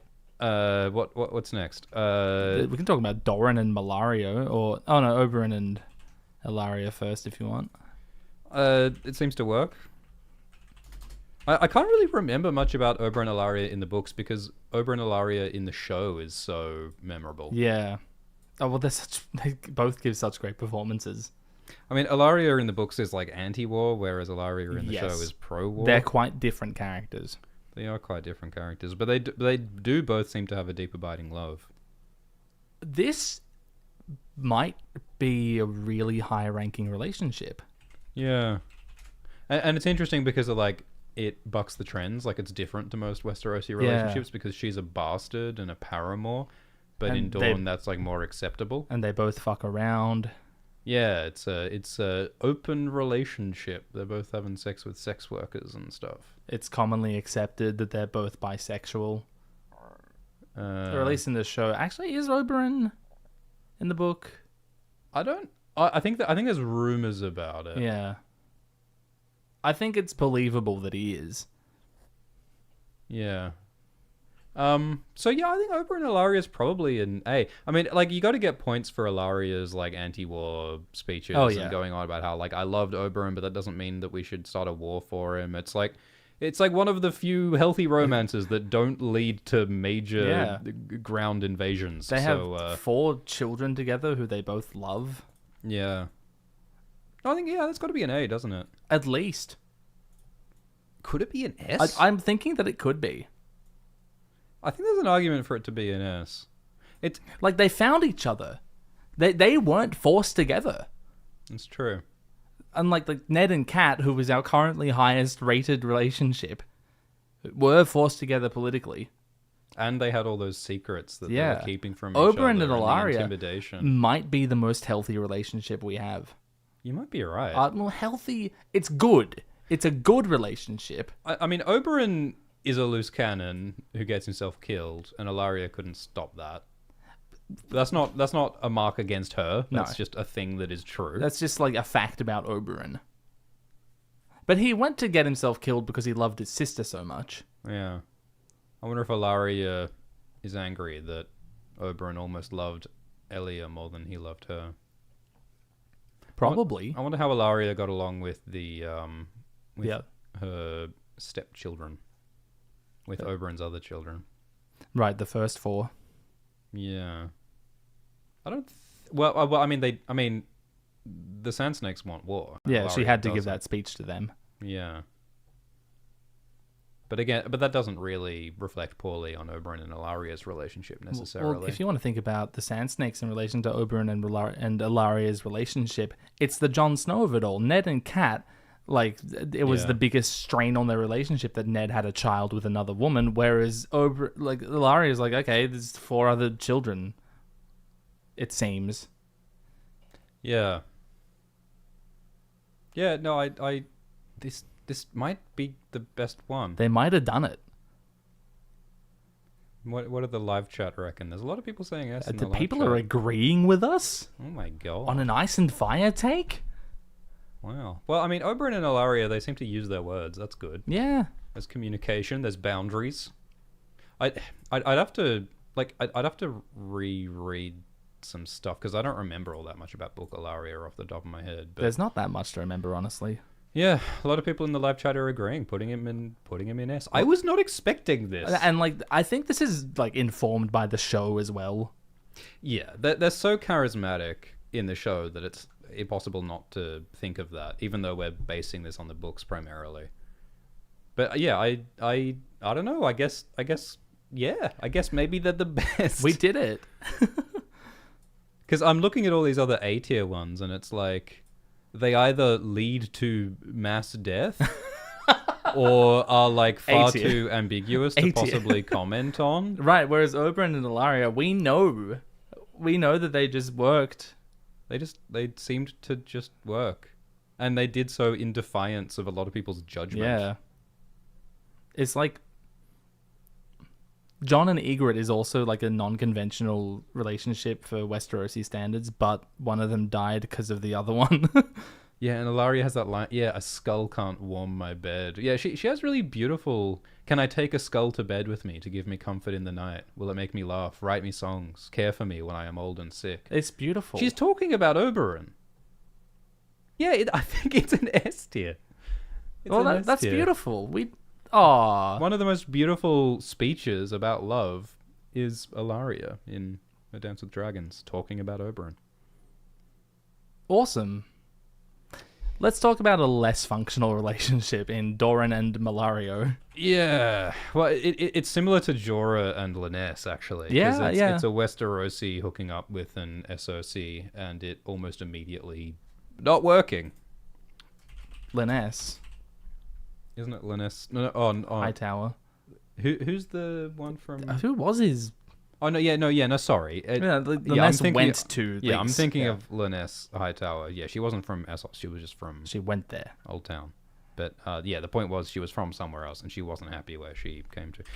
Is it Malario? Melario? Yeah, I believe it's Malario, who is Norvosi. It's me, Malario. It's a strange political match. don't you think? Well, it wasn't a political match. It was. Right, yeah, it you're was right. for love, and it's the one time Doran did something impulsive, and it backfired. So he never did anything impulsive ever again. Yeah, that's why he sits on his thumbs for the rest of his life, plotting and scheming his silly little convoluted schemes that don't actually work out. You ever break someone's heart so hard that they spend the next 40 years coming up with elaborate and terrible plans? No, but I intend. It's on my bucket list. Yeah, classic unhappily divorced couple. We don't really know much about them, except that they just argued a lot and didn't get along. And I mean, I guess, like, you know, Doran was acting out of character when he got with her. Yeah. And it's like, if the way that you get with your partner is by being not yourself, that's probably not going to work out in the long term. Probably not going to work, Chief. You need to have a relationship that's founded on your actual qualities. Whoopsily doopsily. So, there's a lesson we can take to the bank. Do we put him in D? I mean, there's no murder. No one got hurt aside from, I guess, a horrible emotional hurt. And like Quentin. I mean, arguably Quentin burns because Malario broke Doran's heart in a sort of indirect way. But yeah, I think the bar is if it doesn't directly cause murder or war, it's D tier. I think that's sort of where the bar is. Did Arianne and Aerys' relationship cause his death? Yeah. But I mean, that was one of a sequence of things. True. Like, it's not the sex right, they were doing. Ned and it's Catelyn's relationship led to Ned's death, but like... in a more indirect way. It was to more make apple pie, you must invent the universe. Like, how far back are we going? Yeah. See, if George's parents didn't hook up, then... then Summerhall Jon wouldn't won't have have to kill Daenerys. George did Summerhall. Yeah, how far back do you want to go? All right. Who have we done? Who have we done? I'm sure there are many. How do you feel about Bloodraven and Sheer? All right, well, this might actually be a line where we should draw a line here because we've got some super chats to respond to. Okay. And I do want. All right, please suggest now in the live chat if there are couples that we haven't discussed yet that you want us to discuss. Let's discuss them now. Say them in the live chat, and then we'll talk about them. And then we will respond to some of your super chats, and then we'll probably wrap it up. I reckon that's what we'll do. Mormont's Raven and Corn. Honestly, probably a bit toxic. Yeah, it's a one-way relationship. People are saying Roose Bolton and Fat Walder. It's Roose. I don't think he's capable of love. Yeah, and in any case, probably not enough information. Tywin, Joanna, that's on the list. Oh no, it's not on the list. We didn't put it anywhere, did we? We talked about it earlier. Go back. Fagon and Dany. That's an interesting... It would be interesting for Dany to hook up with someone like Young Griff, because Young Griff is like her age. Yeah, it's certainly... So that's a refreshing change. Age appropriate. However, Young Griff is so arrogant. He's a douchebag. Yeah. Which, like, she might find attractive, honestly. But I don't think it would work. I don't think he's man enough for her. Oh, yeah. Like, after you've been with some of the people she's been with, it's the like... warlord Khal Drogo. It's like, this little kid is pretending to be a tough king? Nah. Come on. He ain't real. Brandon Stark and Barbary Dustin. I mean, Barbary seemed to be into it. It didn't work out well, though. Didn't work out. And Ned and Robert. It's a relationship we could talk about. Well, Robert goes on about those melons exploding in your mouth. I think Robert's straight. And Ned thinks about Robert as muscled as a maiden's fantasy. Yeah, that's a bit gay, honestly. But their relationship is interesting in that, like, Robert relies on Ned in a way that could be described as unhealthy. Yeah. I think there's bromance there. Yeah. People have said that, and I don't know how true this is, that Robert's, like, idealism of Lyanna is an expression of his love for Ned. Yeah, you could make that argument. I think that, one of the fucked up things about their relationship is that Robert dumps the Hand of the King job on Ned and basically says, I just want to give all of my responsibility to you and you can deal with all of that. Like, that's not cool. That's not a cool thing that Robert did to Ned. And then he gets mad when he exercises any agency. Yeah. So yeah, I don't think it's a romantic relationship. No. I do think it's an unhealthy relationship. We have put other non-romantic relationships here. Yeah. Stannis and Melisandre. How do you feel about that? I mean, it literally saps the life from Stannis. It can't be healthy. Yeah, she sucked his life force out of his wang, so I'm gonna say that's an E at best. Not here to kink shame though. Yeah, and I think Melisandre's not doing it out of love for Stannis. No, she's doing it because she has a delusion that he's gonna save the world. So let's do some magic stuff. Yeah. People are asking about Arya and Gendry, who I believe are characters in Game of Thrones. Yeah, Arya and Gendry is not really a thing in the books. Not at all. Because they're young and, I think that George may be setting up an Arya-Gendry relationship, but that was when... 5-year gap and all. Yeah, exactly. I think when he was planning a 5-year gap, he was planning on an Arya-Gendry relationship, but I don't know if that's going to happen now that he's not doing the 5-year gap. Old Nan and Duncan the Tall. Yeah, I mean, we could talk about Dunk. All right. Well, speed round. How do you feel about Dunk and Tanzel Too Tall? It might be one of the most wholesome things in the entire Westeros canon. It involves a lot of broken fingers. It does. Well, I mean, but that's beautiful. Wholesomeness and broken fingers. Yeah. I mean, Dunk is so just noble and committed to doing the right thing that he stands up to princes for this girl he barely knows because she's pretty and he likes her. Yeah. Well, yeah. It's I hope it works out for him. I mean, it definitely won't. What about Dunk and Rohan Weber? That's an S. Come on. That's an S. It's S in terms of how fun it is for the reader. It is a great relationship. It is hot. With the braid. George loves his redheads. Oh my God. Totally. I think it's great. He's obsessed. Dunk and Rohan. It could never work. That's what makes it so great. Is it a healthy relationship though? Is it a Valentine's uwu romance relationship? Yeah, I think it is. Yeah. Does the relationship harm anybody? Because the relationship exists sort of parallel to the conflict. Isn't there someone you forgot to ask? And there's Eustace Osgrey. I think it's harmless and romantic. What's wrong with Duncan Rohan? Well, nothing. Because it's very much a situation where Dunk's like, yeah, I'm doing a job here, but also while I'm here, I think you're hot and you think I'm hot, so let's mac, and that's that. That's the platonic ideal of Westerosi romance, the knight and the lady. I mean, come on, I think it's an S.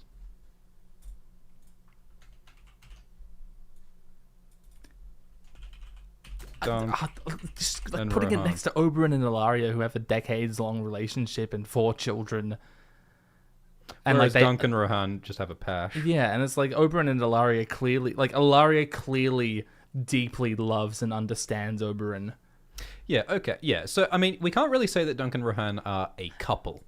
They are people who are attracted to each other who kiss It's one hell of a ship. Yeah. Yeah, and they have zero prospect of actually being together. Well, there is the whole law that Rohan has, doesn't there? Because doesn't her husband...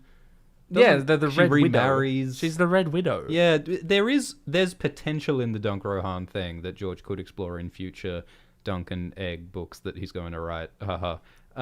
So there's potential there. But no, yeah, I guess I agree that it's not really comparable to an actually established relationship of decades.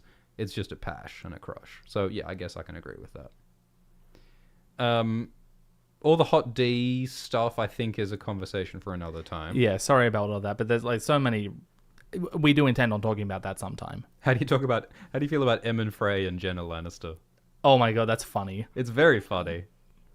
Thank you for asking. It's not healthy. Yeah, no. It seems stable. Yeah, they don't seem to But it's not. They don't like each other. They don't like each other or respect each other. Jenna definitely doesn't respect Emmon. I don't think Emmond's really getting what he wants out of the situation. I don't think Jen is entirely happy with the situation, but it is funny. I put in funny tier. Funny, lol. It's probably like a C or a D. Meme. Like a Your C or a relationship D. is a meme. How do you feel about that? Oh gosh, Euron x Daenerys. Moving on. Is there something lower than F? The worst part is that Dany might be into it when she's in her like fire and blood vibe. Absolutely. I think Euron x Dany is something that's going to happen to some extent, but which she's got to reject for sure. When the squid x dragon. All right. When the squid X the dragon, let the whole world beware. The whole world beware. Olenna, Tyrell, and Luthor. We don't know anything about Luthor. But the way she talks about him, though. George R. R. Martin x Wildcards. S. Yeah, I think we're officially. How about George and HBO? George and HBO. Well, it used to be a bit higher up. Now it's the relationships on the rocks, I would say. Yeah. I think it's toxic. Yeah, unfortunately. I think it may be. It's definitely at high points, but it's also had low points. The dads are feuding, but they're staying together for the kids. Look, if Ryan Condal and George Martin break up, I'm gonna have to see a therapist. Hey, 2 Christmases. 2 Christmases? Yeah. What does that mean? Well, when your parents divorce, you get 2 Christmases. Oh, true. We'll get twice as many spin-offs. Yeah. Oh, maybe not. All right. Let's power through some super chats, shall we? Let's do that. Thank you all so very much for watching and for contributing in the live chat. Yeah, really grateful. And if you would like a very exciting art print of our drawings from the Pictionary live streams, you can get art prints in the live chat right now. The link also at the top of the video description. You can get t-shirts with our exclusive masterpieces if you're interested. Do you want to show them on screen? Do you want to show the nice people? They'll have to click the links to see okay. the exciting t-shirts. There's some really exciting stuff if you click that link. There are some very exciting t-shirts. We really do need to put the Cersei Targaryen design on things. Yeah, we've got 3 of the drawings up on merch currently, but there was that Cersei masterpiece that we also need to put up. Let us know if you want any of the others on there from our latest Pictionary stream. Yes. Which was a month ago. Saint Naive in the live chat says, I bought an Omni Welder shirt and it's so comfy and soft. Excellent. That's great to hear. Excellent endorsement. I hear they're quite large also. Like Yeah. they're long shirts. They go all the way down. Yeah. All right. So, thank you for the donation from Peter Decker Ultra, who says, ranking ship names stream when? Do you mean, if you mean actual ships, we should do that. We should have been doing that the whole time. Yeah. Obalaria? No, I mean like sailing, like marine vessels. Oh, I wasn't talking about marine vessels. Oh, I was okay. talking about like Ned and Catelyn or like Obaria, Natlin, Ygritte, Jatin. Renly and Loras are Rorus. That's not good. Brienne and Jaime are Bramey. That's a real one, I think. I think people actually use that. Asher and Carl are Kasha. No one cares. No one does that. Our next donation is from Cosmos, who says, hello, Prestoff Jacobs and Green Solo Review. Hey. I'm here to poison your brain. Oh. Daenerys is actually Rhaella and Rhaegar's daughter. Fits 3 heads of the dragon. Oh my god. But Jon is still Rhaegar's son, and is Azor Ahai more incest equals good. Well, I hate that. Thank you. Thank you very much. Yeah, I think probably not. Probably not. Thank you, Jack Delanot, who says, rank the Andrew, Rhaena, Alyssa ordeal. Yeah, so that's the thing in Fire and Blood, is that Rhaena Targaryen was in love with Alyssa Farman, but Rhaena was married to Andrew Farman. Yeah. And it was messy and ended in Andrew's death, and Alyssa sailed to the other side of the world, so Rhaena kind of got the short end of the stick on that one. Oh, well. But Alyssa sailed to a Shae, so that's pretty cool. That's pretty neat. That is pretty neat. So we did get that. I think the same thing happened to Magellan. I think that's what inspired Magellan. Oh, I see. His thruple fell apart. What else do you do when your thruple falls apart? You buy a boat and you go to the other side of the world. Road trip. Thank you, Anonymous. Irina's life was so fun. I mean, not for her, but I mean, like, to read about. Like, her life's so interesting. For sure. Anonymous says, I know who you are, Father. There is no hiding it from me. You may have pulled the wool over Glimblob's eyes. What are you... But not mine. Soon I will reveal the truth of your identity to the world. Oh my god. Not again. Oh, I hate it when that happens. Thank you, Bug, who says thank you for the content. Oh, and a little Valentine's heart. That's cute. And Jillian says, Ari bears Valentine's gift. Thank you. I'll give him a big sloppy kiss when I when I can. Thank you, Jacob, who says Kat is insecure about her hair because Jon looks like Ned. She wants her children to look like him and resents Jon for looking like Ned. She's jealous of Lya. How does that work with Arya looking like Lyanna? Yeah, I mean, I think there's many layers to Catelyn's insecurities about Jon Snow, and I think one of them is that most of her kids have red tully hair instead of Stark hair. Thank you, Patrick. Good job. Vinicius Guthiel says, hell yeah, Gorbis and Switch are doing a new live. We sure are.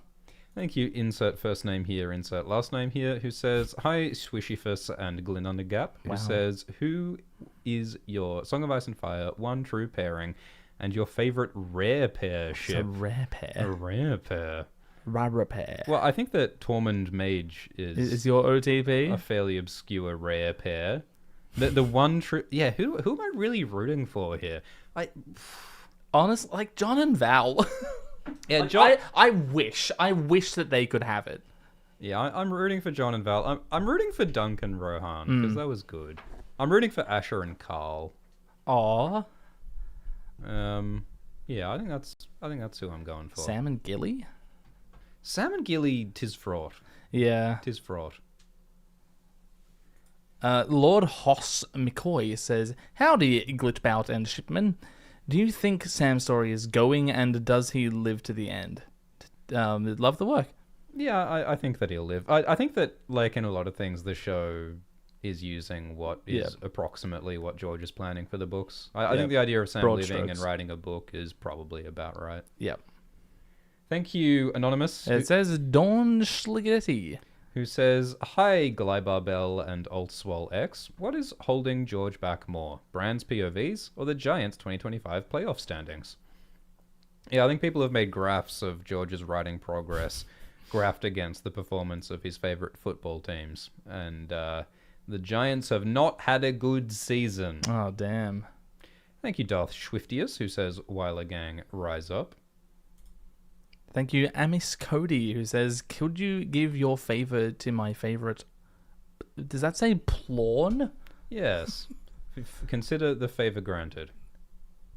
Of course. Where is George X Winds of Winter? I think George in the Winds of Winter is a stormy and fraught and complicated relationship. But passionate, fire. It's like Jaime and Cersei. George's relationship with the Winds of Winter has lasted longer than some of my actual marriages. So it's a tricky one, to be sure.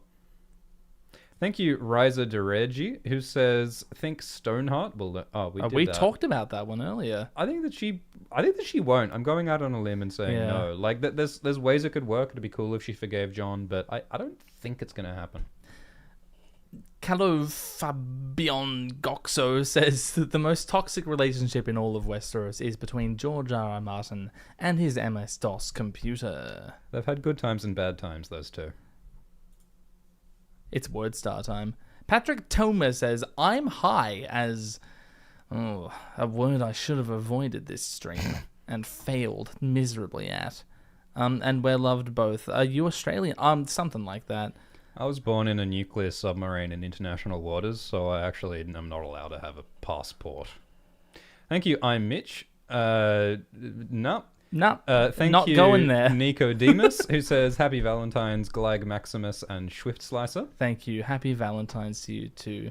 The chocolates are on their way. Ginger brings up that Varamir Sixskins had sex with a wolf. True. Thanks for that. Really glad to be reminded of that chapter. Happy Valentine's.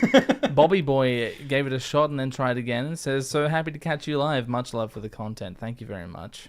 Thank you, Lolotov, who says Marwyn was maester at Starfall, Ooh. left to investigate. Ooh, You're okay. speaking my Cooking, language, Lolotov. yeah.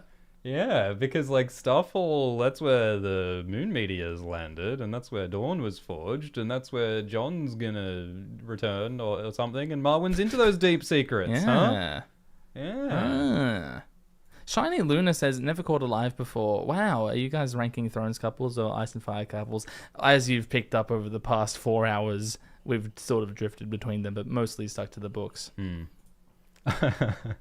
Gizka Poison says, Happy Valentine's. Song of Ice and Fire characters ranked along the Kinsey scale when? That sounds like a really fun and objectionable stream. Yeah, it really does. It's sort of a thing of like diagnosing fictional characters or like it's like it feels a little invasive. I don't know, like putting, even though they're fictional characters. I mean, you could do it. You could have a red hot go. Thank you, Strawberry Queen, who said, sorry for giving Susan some of your money. It's Neil these days. Thank you, John, who says, hello, gentlemen. Hope you're well. The streams on Nebula and both channels are keeping me sane. Thank you.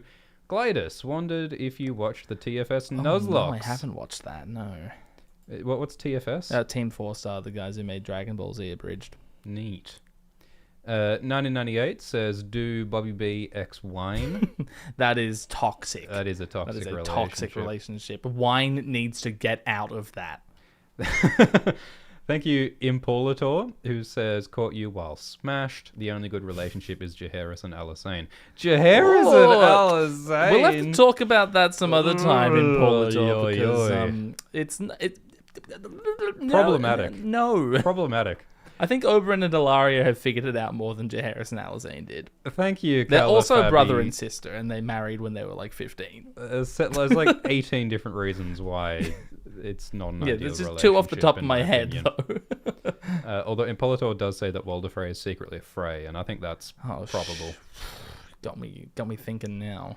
Thank you, Caleb Fabi Gong Golong Gogokso. It's a fun one, isn't it? He says, I'm going to pay $5 more to change my answer. The most toxic relationship is the Hound and those chickens. Well, one party does end up dead, so... Thank you, Armitage, who says, everyone talks about cave sex and boat sex, but what about dragon sex? It says sax. I'm not saying dragon on dragon, but 2 people going at it while flying on dragons. I'm imagining something similar to Arthur Dent and Fenchurch going at it on a plane wing. Deep cut Hitchhiker's Guide to the Galaxy reference. Okay. I love it. 2 people on the same dragon, or do you like have to figure it out? Well, okay. Like you stay on yours. So 2 people on 2 separate dragons on like dragon. Well, maybe okay. So one person's being held by their dragon's claws and is being lowered onto. This doesn't sound sexy anymore. The other person who is on their dragon's back, because otherwise, if they're both on the dragon's back, one person's gonna have to fly upside down. Yeah, that's what I'm thinking. Well, can dragons... We saw someone in House of the Dragon like do a barrel roll on a dragon. I think if a dragon can like consistently fly upside down, I think it could work, especially if you're like latched in with Rhaenys' harness. But like the rhythm of the dragon up and I think down it only motion, works if the dragons are also having sex. Yeah, I think so. Which would enhance like the psychic connection. To like triple the... There'd be a lot... That sounds great. It would be an intent... Look, George has definitely thought about this.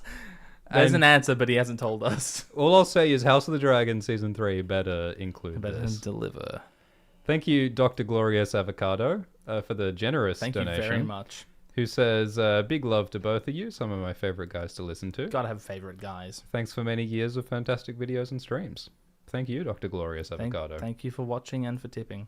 Thank you, Path Deshpande, who says, Reddit user Yezen IRL's split timeline, : At first, the White Walkers will win. As Bran lays dying, he has a dream of spring. Another timeline. What do you think? Sending love.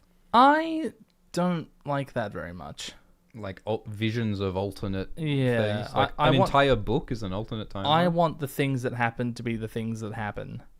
Yeah, I'm not. That's how I want to experience this story. I think it would feel like a weird cop out, like a comic book, like alternate reality thing going on, and I don't think we've got time for a whole alternate reality in the ostensible 2 books that George has to finish the series. So it's tricky. It also doesn't really jive with me that, they, like, humanity loses, and then, like, we get to see what would have happened if they'd won. No, I don't think that's how George works. I haven't read that particular Reddit post, though, so I don't know. I don't really know that one either. Disco Grass says, that's a great name. The favorite toxic couple is Glytis and Schwift's Far Eastern Essos lore, whispering sweet nothings about the Empire of the Dawn and Bloodstone Emperor. Listen. We both love and hate the Bloodstone Emperor in equal parts. In different character, though, I think. We have similar intensity in different colors. I enjoy inflicting the Great Empire of the Dawn on you. I've noticed. Yes. Sam Day says, when does the Glytis... Let's move on. Dr. Megabytes tips, thank you. Risa De Rage says, top couple Aerys I and Princess Ariana Targaryen. Yeah, pretty obscure ship there. Yeah, but if you know your stuff... If you're on an archive of our own, you'll see the good stuff there. Thank you, Hexy, who says, don't forget to rank the best couple, Glytis and Alt Swift X, please and thank you. I think we make a good team. I think it's in the right next to Daario and his ex. You are a selfish lover, though. Yeah, famously. That's what my previous one... All right. Decrypted says, the more chaotically compelling, the better. Armitage says, hey, Glytis, I do apologize for potentially... I should read this before reading it out loud. Potentially... Oh, no, don't worry about that. You can't access it anymore. Thank you, Cave, who says, give us the damn fake Tyrion before I piss myself. We're not doing that for a long time. Yeah, it'd be fun to make more videos like the fake Jon Snow, but it does take years off our lives. I mean, we can be a bit more specific. The fake Jon Snow took us about... I mean, to record, it took us about a week. And then there was the preparation for that, which took a few days on itself. And then editing it took... I don't even want to think about how long. And then, like, just the emotional... The psychic damage... we're still recovering from. If we do another one, it won't be a main character like Tyrion. It won't be an 8-season main character. I'm not against doing it for a main character, but like doing the prep to get there. Like the next one we do won't be that, I think. Yeah. No, I do like the idea of doing a smaller one for the next one. Thank you, Laughy He, who says, don't forget the Bear and the Maiden Fair. We did. Thank you, Ultrift Sand, who says, Father, servants save you in Glebatron. The Vulture King slipped in a wet spot of grease, and I was saved from captivity. I've been chosen as the new Vulture King due to me having the largest jowls, sending you a roast vulture as a token of my reign. That's a very logical system for choosing the new Vulture King. So, congratulations, Ultrift Sand.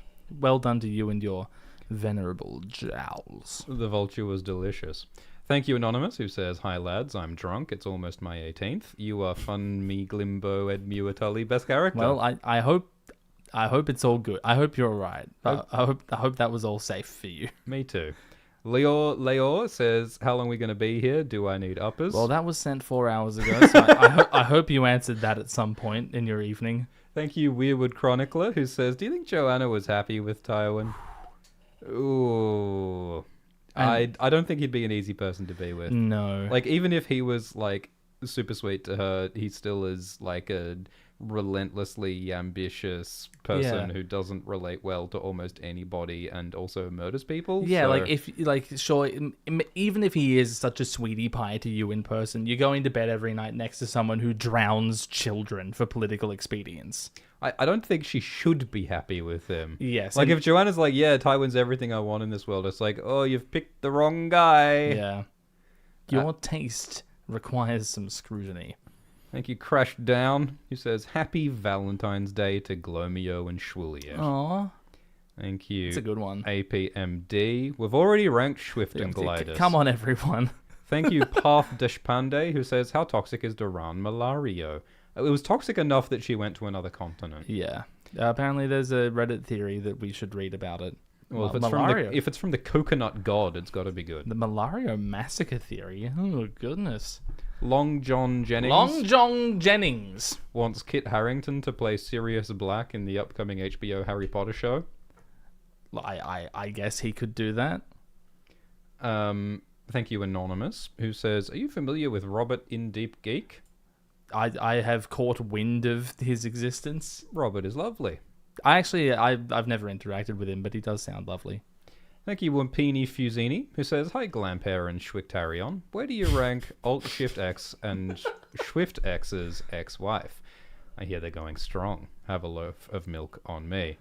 We're going to have an entirely separate stream to rank Alt-Shift-X and Alt-Swift-X's various X's. If that stream does better than this one, I'm going to be furious. Well, there's a lot of drama and lore to get through, so maybe like an iceberg chart.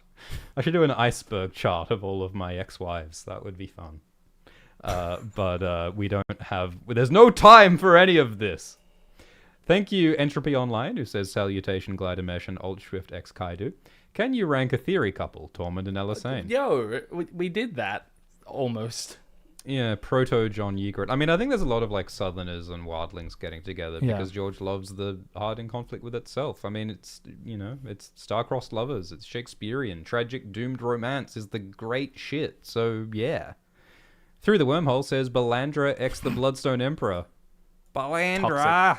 Toxic. Tiny Circle Committee says, Schwaddle and Gobble, you two seem like you would be so much fun to play D&D with. I am fun to play D&D with. You're right. Also, when are we getting a fashion description tier list? There's a lot less than food descriptions. That's true. Gladys, why don't we just start playing D&D and make $1 million a month on Patreon like Critical Role? Huh? But because we're why don't we do that? Because we're not as good at doing that as they are. Yeah, but it looks really easy because they just it must be easy because they're just talking. It must be easy. I could do it. I just choose not to. Good. I would do it if I had the talent, knowledge, relevant experience, and skills. I just choose not to. Aidan Evans says, here's a cursed one, Aegon III and Gaiman Palehair. No thanks. Well, give him a couple decades and, No thanks. No, not interested? Okay. Millie Alcock's Nose says, I've noticed many references to the mighty boosh sprinkled throughout your co-oeuvre. Co-oeuvre? What a wonderful word. Co-oeuvre. Our couvre. Our mutual co-oeuvre, our mutual oeuvre. And you was wondering if we've seen Garth Marenghi's Dark Place. Of course. Shockingly underappreciated.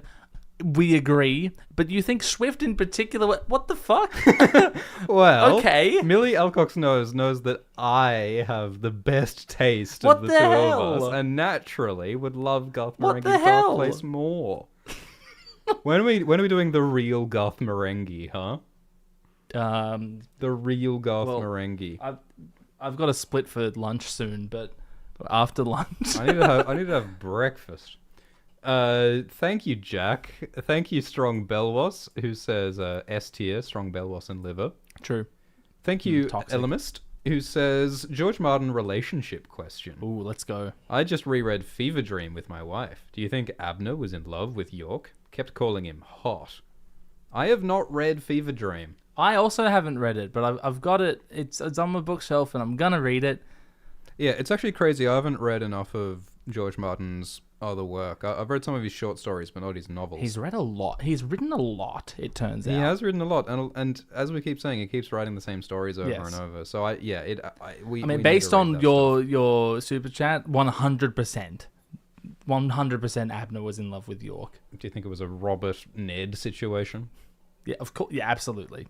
Thank you, Jake, who says, Hi there, Phil Swift and Glenber. If you could go on a date with anyone in the world of Ice and Fire, who would it be? Val? I was going to say Val. Ariane? She's smoking hot. Yeah, probably one of those two. I mean, who is like hot but also like Satin. Emotionally balanced and like Ilaria, a decent person? Yeah, Ilaria. Yeah, maybe Ilaria. Ned? Well, Ned's got some issues. He's got baggage, that's for sure. He's got some baggage. But I like him. Thank you, Scarlett McCain. When are you going to write fanfic of these ships? A follow-up stream of us writing fanfic. I don't think we'll ever do that. It turns out. Maybe Martin Cordial will. Ooh, who's that? James Ryan says, do you think the structure of feudalism will change by the end of the series? I think it'll be lightly reformed. I mean, that's what Jon is doing right now. Like, Jon is like, I mean, it's the Night's Watch, well, so the Night's Watch isn't separate. a feudalistic, yeah, it's kind of separate. But Jon is like trying to reform the social order, and by trying to include wildlings, including Satin, including bastards, like Jon's trying to change things. And if Jon does become a king of some kind, and I think he will at some point, he might be able to institute some reforms. And I mean, George talks about how Aegon V Egg tried to make reforms to protect the peasants and to change the feudal order, and that contributed to his downfall. But that is a desire, that is a theme of this series, is trying to make actual reform to the feudal system. So probably. George is also preoccupied with, like, his rant about Aragorn and what made him a good king, and how Tolkien never actually specifies the policies that made him beloved. Yeah, George Martin made the mistake of, like, publicly criticizing Tolkien, saying, well, why didn't you explain tax policy in detail, and idiot? Now George is, like, sweating for the last 10 years, going like, shit, how do I reform the economics of Westeros? Oh, no, I should not have said that publicly. I think that's part of what's going on. Thank you, Armitage, who says, here's some reasons to do the fake Tywin. It's Charles Dance. I think fake Tywin would be fun. Although, man, I think that's in our future. Tywin makes me so angry. We'd just be yelling at Tywin the whole time. It would be fun, though. Elamist says, are you scholarly trained like a professor or PhD candidate? That's so funny. You're the only person I've ever heard say the word historiography who wasn't an actual historian. Oh, man, you've got a lot to learn about YouTubers. When I was little, someone dropped a thesaurus on my head, so I can say big words without necessarily knowing what they mean. Thanks, though. Yeah, thank you. Armitage continues says that Tywin dies halfway through the show, but D&D don't botch his ending. They botched things associated with his ending. Yeah, they botched everything around his ending, but you're right, they didn't botch his ending itself. Vermithor X Silverwing ranking. I think we should talk about dragon couples when we do House of the Dragon. I think it's an A. Yeah, A, not S? No, because the Tumbleton was bad. Oh, yeah, true. Thank you. Spoilers. Lawson, who says Wun and Drogon. I don't see why not. Unrankable. Don't see why not. Tyrion is Tywin writ small, which means Tywin is Tyrion writ large, and what better way to one-up that bastard Alt-Shift X than to do a video on a character that's literally Tyrion but big. God. It's thing big, thing small in GOT. That is flawless logic. I cannot argue with that, It's also Armitage. a deep cut to an Alt-Swift X video. Yeah, look, I mean, every day I wake up and ask myself, how can I ruin Alt-Shift X's day? Is thing big or thing small today? Yeah, so, no, I love that idea. Pie Guy says, George writes much better relationships with food. Some of the food descriptions are sort of toxic relationships. George X Greasy Chins, S tier. Shiny Luna once more says, Bronn pimping his wife to Tyrion is kind of messed up. And yeah, I agree. Yep. Yeah, he shouldn't have done that. Peter and Lysa, we did talk about that. Sufyan Abuhamad, sorry. JS says, Penny equals Nissa confirmed. I don't see that. I mean, look, sacrifice comes up a lot in this story, and it will continue to come up. And men killing women. I mean, men killing men and men killing women comes up a lot. Occasionally, women killing men or women. Just people killing people. There's a lot of that. Folks killing folks. And so I think Nissa is, is vaguely symbolically associated with that idea. Thank you, Wealth Wolf, who says Golicus and Swift, my favorite toxic platonic couple. Thank you, Virgo Virtuoso. But why? We actually could have ranked all these relationships on like a multi-axis ranking. My old theory, Cartesian plane ranking. Yeah, so we could rank them on toxicity to healthiness and on platonicness to romance. Oh, okay. Because every relationship is on a spectrum on those axes. Toxicity and also platonic versus romantic. Are romance and platonic relationships diametrically opposed? I think you can have romance and toxicity. Platonicness. You can be. I think you can have a romantic relationship that is still platonic as well. A platonic romantic relationship? Actually, or is it definitionally not the case? I mean, platonic, I guess, could mean not sex, or platonic could mean not romantic. I guess those are two different potential definitions. I thought platonic just meant of Plato.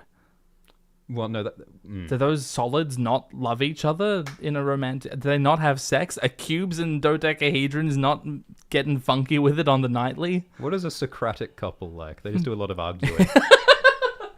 What's an Aristotelian couple like? I want to see the Socratic solids. This is getting a bit abstract for me.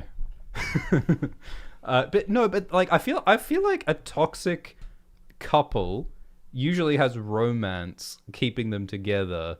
Like a platonic toxic couple is less likely than a romantic toxic couple. I don't know about that. Because if you're toxic and you're not romantically involved, it's like, well, why are you involved? Like, there are many reasons to be involved. Yeah. Of which romance is one of many. But I'm just saying that, like, I feel like there's a tendency for toxic relationships to not endure unless romance is there keeping them together. Right. So, like, you can see a trend, but I don't think it's exclusive. Yeah, it's not an absolute rule. That's just a hypothesis I'm throwing out there. Interesting. All right. Discuss. But why? He says, hi, Glaraxes and Schwermithor. Happy to catch a stream. Other than the main series and Hot Thing, what era of Ice and Fire would you choose to make into a show? Aegon the Unworthy. Rhaenyra's lifetime. Aegon the Unworthy, season 1, moving into Daemon Blackfire and Bloodraven and Bittersteel in season 2.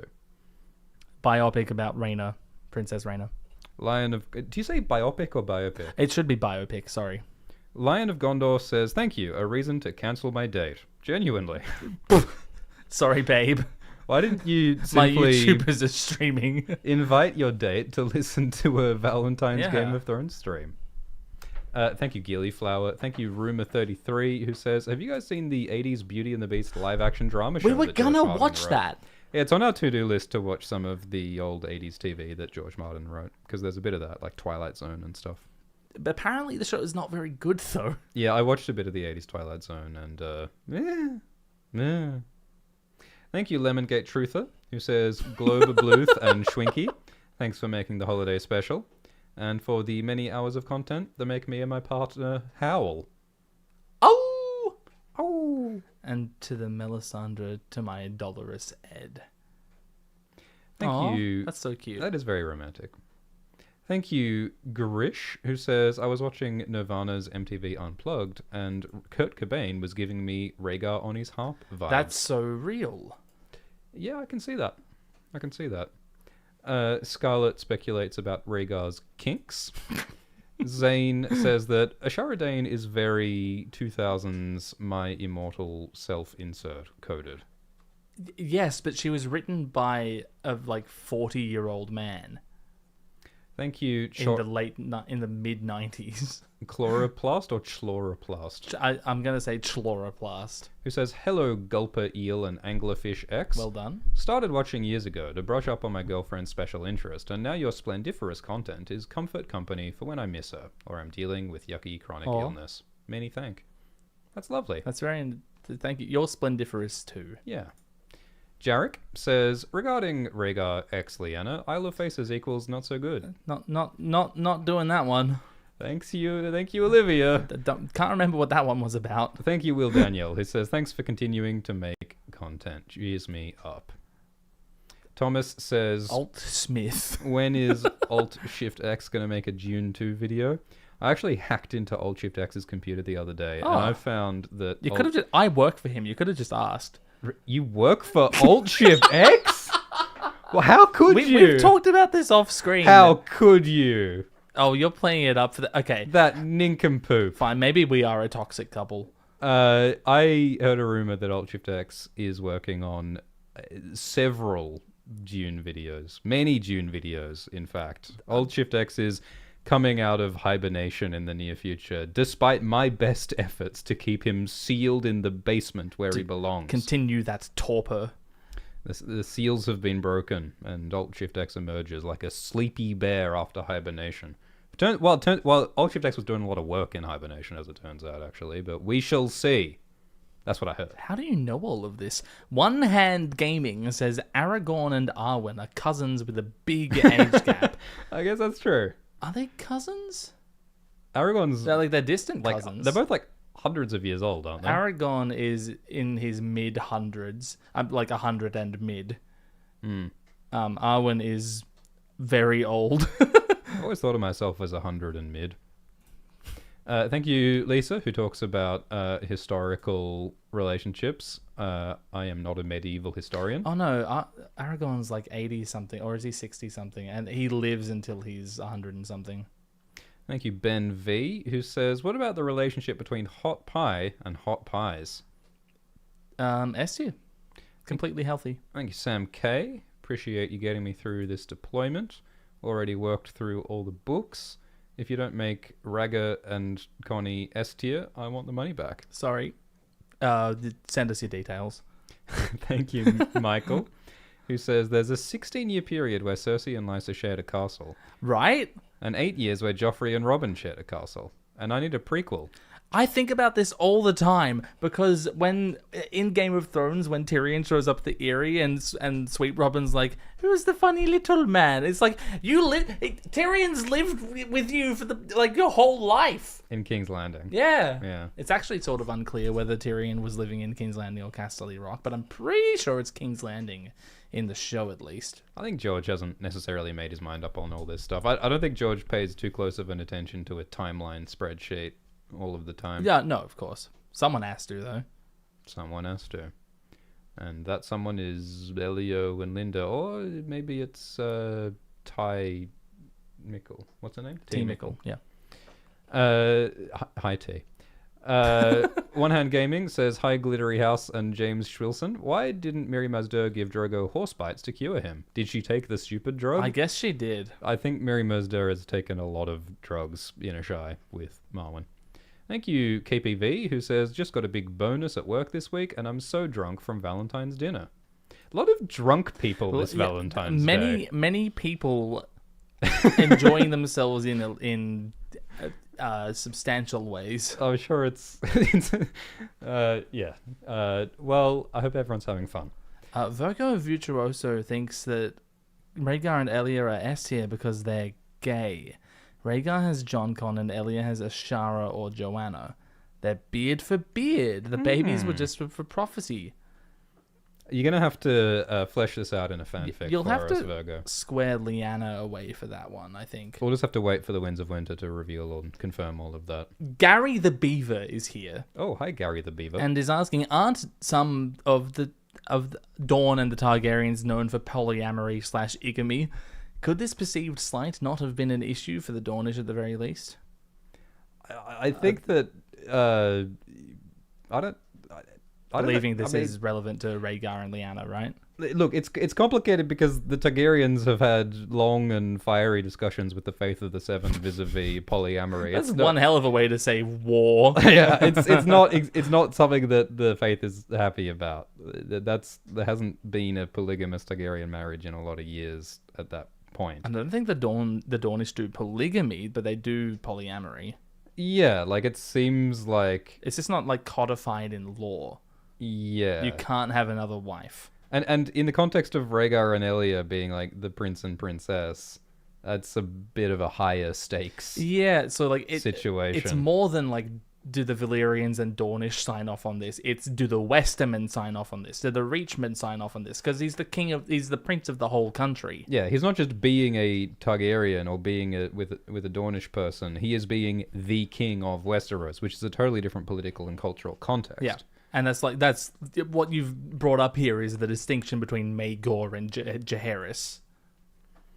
Thank you, Ezekiel Snow, who says, home after a long day for a live with Gimbal and Schwinnemer. Thanks for getting me into Ice and Fire. Here's some loon and tunes from a half Canuck, half Aussie. Thank you for the loons and tunes. Thank you, Hexy, who says, everyone died because of Rhaegar's actions.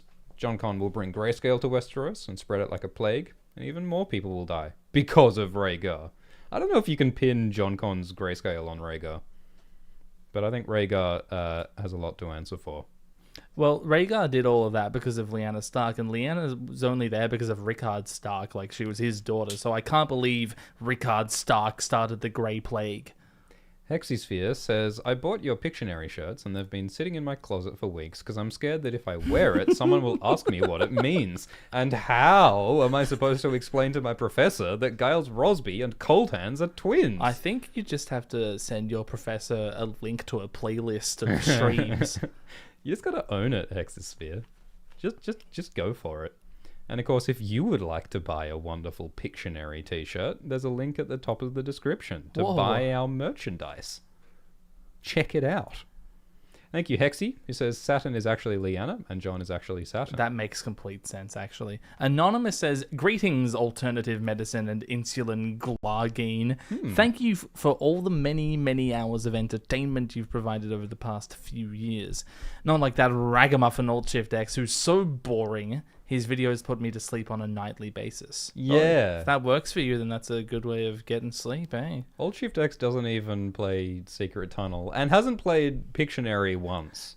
So you tell me who's the better YouTuber. Alt-Shift X doesn't randomly scream 4 hours into his streams to wake everyone up. That's right. That's because Alt-Shift X doesn't understand quality content. Doesn't get what YouTube's all about. Ezekiel says, I've always liked the idea that Jon Snow looks like younger Rhaegar, just with the colouring of Lyanna. Well, I mean, everyone says Rhaegar was super handsome and hot, and no one says Jon is handsome and hot. So I don't think they have the same face. But maybe they have some similarities. Pokemaniac Lancel says, hello, Shiftry and Gligar. What's your guys' favourite Pokemon gen? Pokemaniac Lancel. For me, Generation 3. 3. Yeah, I think the first one I played was like Fire Red. Yeah, like for me, Gen 3 includes Kanto because of Fire Red. Yeah. So Hoenn and Kanto, they're both great. As soon as they made the graphics 3D, I'm like, it's not as charming. I honestly agree with you. I think the graphics of Pokemon has sort of peaked in Gen 4. Gen 5 looked great as well. And then like the 3D era, it just doesn't appeal to me very much. Yeah, same. Justice says, few coppers to my favorite ship, Alt-Shift X to Alt-Swift X. Enemies to lovers. Golitis can watch. I'm not interested in watching that. I think that's not likely to happen. Maybe I could seduce Alt-Shift X just to cruelly break Alt-Shift X's heart. Maybe I should do that. Candy Warhol says, hello, Glandalf the Glay and Schwarman the Schwite. So happy to catch my first live stream. This moment is mastodonic. Mastodonic. Thank you. Hi, Schwani and Glide, says Jackson. Much love from the States. Gladys, what's your favorite Tentacruel door/composition software review? What do you use for your own music? Man, no one else cares about this. I think his Sibelius video is one of the best videos on YouTube. It's so good. Wait, so you're not just asking Gladys what's your favorite door music software. You're asking what is your favorite review of a door by a specific YouTuber. Yes. That's correct. Who happens to be named after a Pokemon. Yeah, that's a niche question, Jackson. I'm really sad that I missed out on that seminar Tentacle was giving while I was in San Francisco. Oh, that would have been cool to catch. Thank you, Ryan Rivers. I record in Adobe Audition, and when I make like electronic music, I record off my keyboard in Adobe Audition just because it's with the Adobe suite. You record in Audition? Yeah. It's a pretty capable door. You know what I say. Hold the door. Oh, nice. Good one. See what I did? Yeah, it's like in Game of Thrones. Yeah, it's that dragon show. Dude, it's 4.5 hours in. We gotta move. Ryan Rivers says, I hope you guys are having a nice Valentine's Day. Have you seen Michael talk about stuffs as wife theories about the others? They're quite compelling. I've been intending to watch Michael talks about stuff for a while, but I've never gotten around to it. There's so much S-Wife content these days. It's great, but I can't keep up with it. We need to do this as a stream. We need to sit down and we need to watch Ice and Fire theory videos. Because there's lots of stuff I want to catch up on. I would definitely want to make sure with the people that we're watching that they're okay with that. And also, I'm trepidatious because what if I don't like the stuff that whoever we're watching is saying, and I'm yeah, you're actually completely right. Yeah, I don't actually want to do that. Yeah, no, I think you're right. I think I would be hypercritical because this is what we do. Yeah, And yeah, I wouldn't want to say critical things about other people making cool stuff. I do want to watch those videos, though, and I should make the time. We should watch them and not tell anybody. Yeah, I won't tell you when I do it. Or we'll just pick the ones that we like and talk about the ones that we like. Darth Swiftiest says, please do a ranking of all the secret tunnels in Ice and Fire. There's quite a few. Are there? No. There's the one under the wall at the Night Fort, does that count as a secret tunnel? Yeah, I guess. There you go. There's a second secret Leng. tunnel. There's some tunnels in Leng. Yeah. That's about it. Uh-huh. Thank you, Olivia Williams, who says Sansa and Tyrion. We did touch on that, and Sansa's just still in F tier. Hexy says we have nothing in S tier, and basically all major couples are in F tier. Correct. Yeah. George likes writing complicated romances. Isopropyl says, love you guys. I love you too, Isopropyl. Jordan says, Ariane and Aerys turned out great for all parties involved. It's true. Thank you, Power Ben. Who just keeps donating and says poop. Thank you. Thank you, Eduardo. Says, I need to leave my truth. I think the toxic relationship is between Cersei and whoever. you know what like the real take is the most toxic relationship in this series is Cersei x Cersei. Yeah. If Cersei could love herself, then maybe she could love others. I don't put much stock in it. I don't think it's going to happen. Thank you, Mark the Nerd, who says, hi, Glums and Shitto. I love your videos. Me and my dad love watching your videos together, and they've entertained me for a very long time while I've been sick with my chronic illnesses. Thank you so much. That's very wholesome. I love hearing that. Thanks, Mark. Thank you, Nyansu. And thank you, Dunk D. Lunk, who says, hi, Glibula City and Swifty. Love your work. Seen every stream. Even watched the whole fake Jon Snow video multiple times. It's got all our posters. Why no Illyrio X mushrooms drowning in butter? It speaks for itself, that's why. And if you want to watch the fake Jon Snow, our 22-hour-long masterpiece... Wow, you're really with the spruiking today. You can see it on Nebula or on either Patreons. Thank you, Dunk D. Lunk, who says Cersei X Lancel, F. Pia X Peck, A. Ryman Frey X Queen of Whores, S. Hey, do you S agree with or those? like meme corner. Yeah. JH says, Glidus, hear you in Stardew Valley. I guess you're right. Thank you, Hexy, who says Renly is actually Craster and Loras is actually Ned. Thank you, JH. I don't know what else going on say. here, yeah. Dunk says, no one in Westeros outwardly says that gay people are bad because they're homosexual. It's probably because of the Faith of the Seven doesn't list homosexuality as a sin, unlike Christianity. Yeah. Yeah, I'm trying to remember, but yeah, there definitely isn't a heap about homosexuality in Westeros. Yeah, it appears that society doesn't embrace homosexuality or like other LGBT issues. But it also doesn't seem like it's anywhere near as prejudiced as the medieval times in our world was. Yeah. Which is interesting. It's an interesting thing we've noticed here. I guess homophobia was just not a theme that George was super interested in exploring. Well, he was interested in exploring misogyny. Yeah. Like, there are all these other horrible prejudices that he's written about. It's just interesting that homophobia isn't really around. Well, Westeros. you can't write your book about everything. Like, his story has such an enormous scope. I mean, it's like he said, like he put too many kingdoms in this thing. If he put even more themes in it, it'd be impossible to handle everything. JS says fake John x fake Tormund, the ship that was promised. Kit Harington and Tormund Man. That is his name. Virgo says all my homies hate homophobia. Ryan says, which one of you was Mark? Oh, that's a good one. That's a deep cut. Thank you, Andre, who says best relationship was D&D and the fan base during season 8. They loved each other. That was a rocky one. Thank you, Stannis McNuff, who said my tired eyes don't see Maud X Beans. That's an S+ relationship. Altshift Pike says, what do you think the Song of Earth and Water mean in House Read Words? That's a great question. Well, they're in the swamp. They like earth and water. They've had a lot of time to think about it. Yeah, but do you think there's any like thematic or allegorical, metaphorical meaning to all those things they say? They swear it by bronze and iron, I think. No themes, only lore. Because you see, the children of the forest did the hammers of the waters to create the marshy neck. I see. So it's all about magic. Ah. No meaning, though. No meaning. Just no magic. Meaning.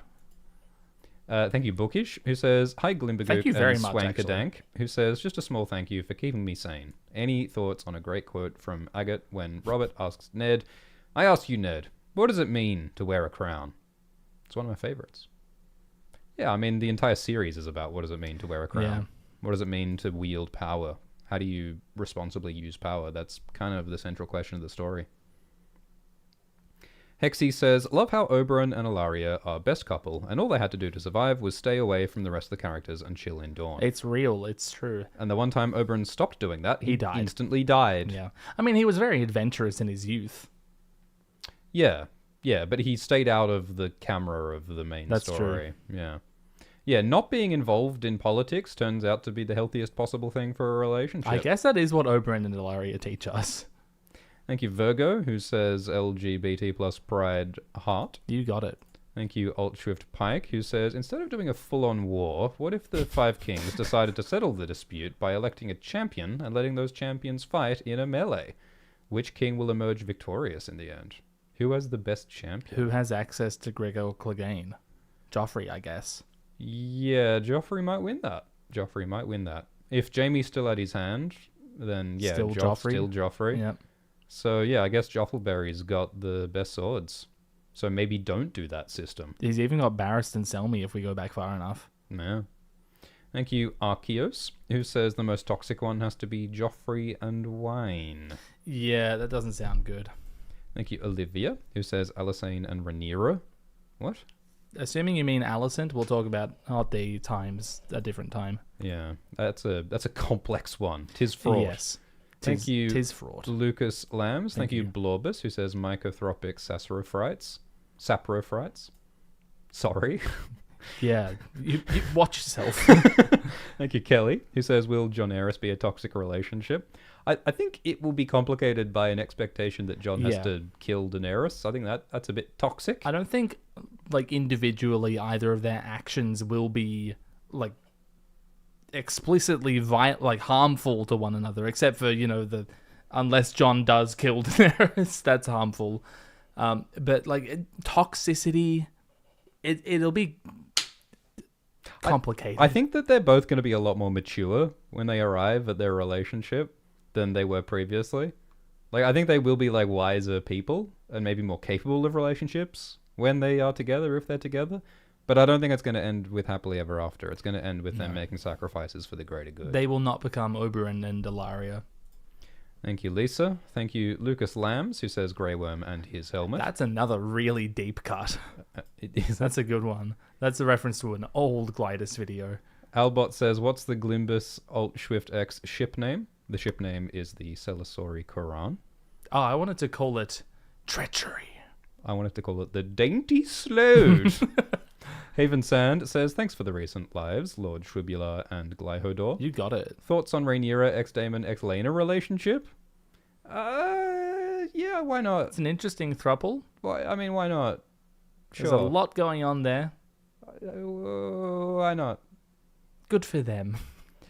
And what if D&D changed the ending because they hated it/George? Wow. I mean, I think D&D had trouble with George's plans and adapting them, and I think that George has trouble with George's plans and writing them. So I think there's difficulties all around. Yeah, I would not be surprised at all if there was contempt on either side of that.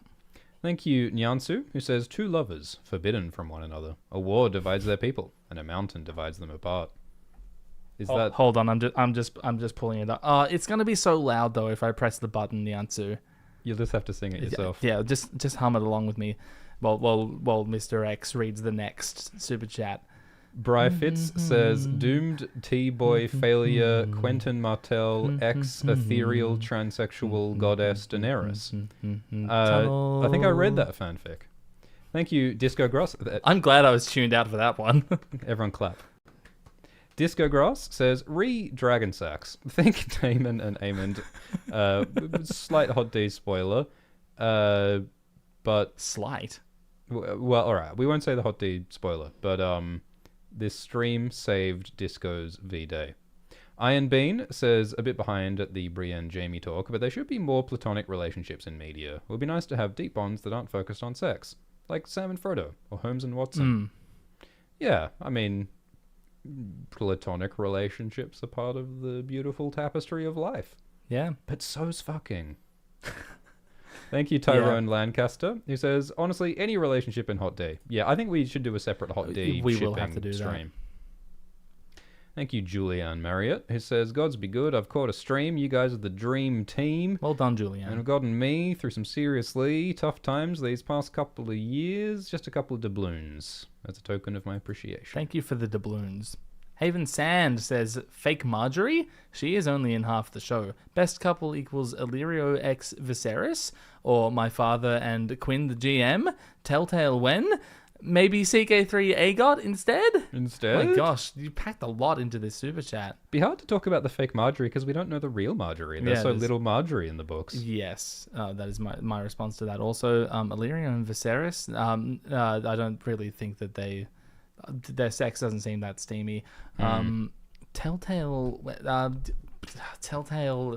they keep asking us about Telltale. It's on the list of videos to do. Add it to the It's a big list. It's not on my list. Thank you, Scarlett, who says QPRs and split attraction theory. Don't know what that is. Look into that later, I guess. Thank you, Simcoe. Happy V-Day. Thank you, Ultrift Pike, who says, before Abraham I am versus I am become death, the destroyer of worlds. Which line is cooler? I don't know what before Abraham I am is, but destroyer of worlds is a good one. It's a pretty good line. Thank you, Unseamed Path, who says, could we get a tier list of who the Despicable Me minions would follow in Game of Thrones? There's literally Kevan. Do they have different names? The minions. You know nothing of minion lore. You'll have to update me. I mean, I also know very little. But one of them is called Kevan, so Kevan Lannister. Which Teletubbies would have supported Renly Baratheon? Well, Tinky Winky is canonically gay. Really? No. But, I mean...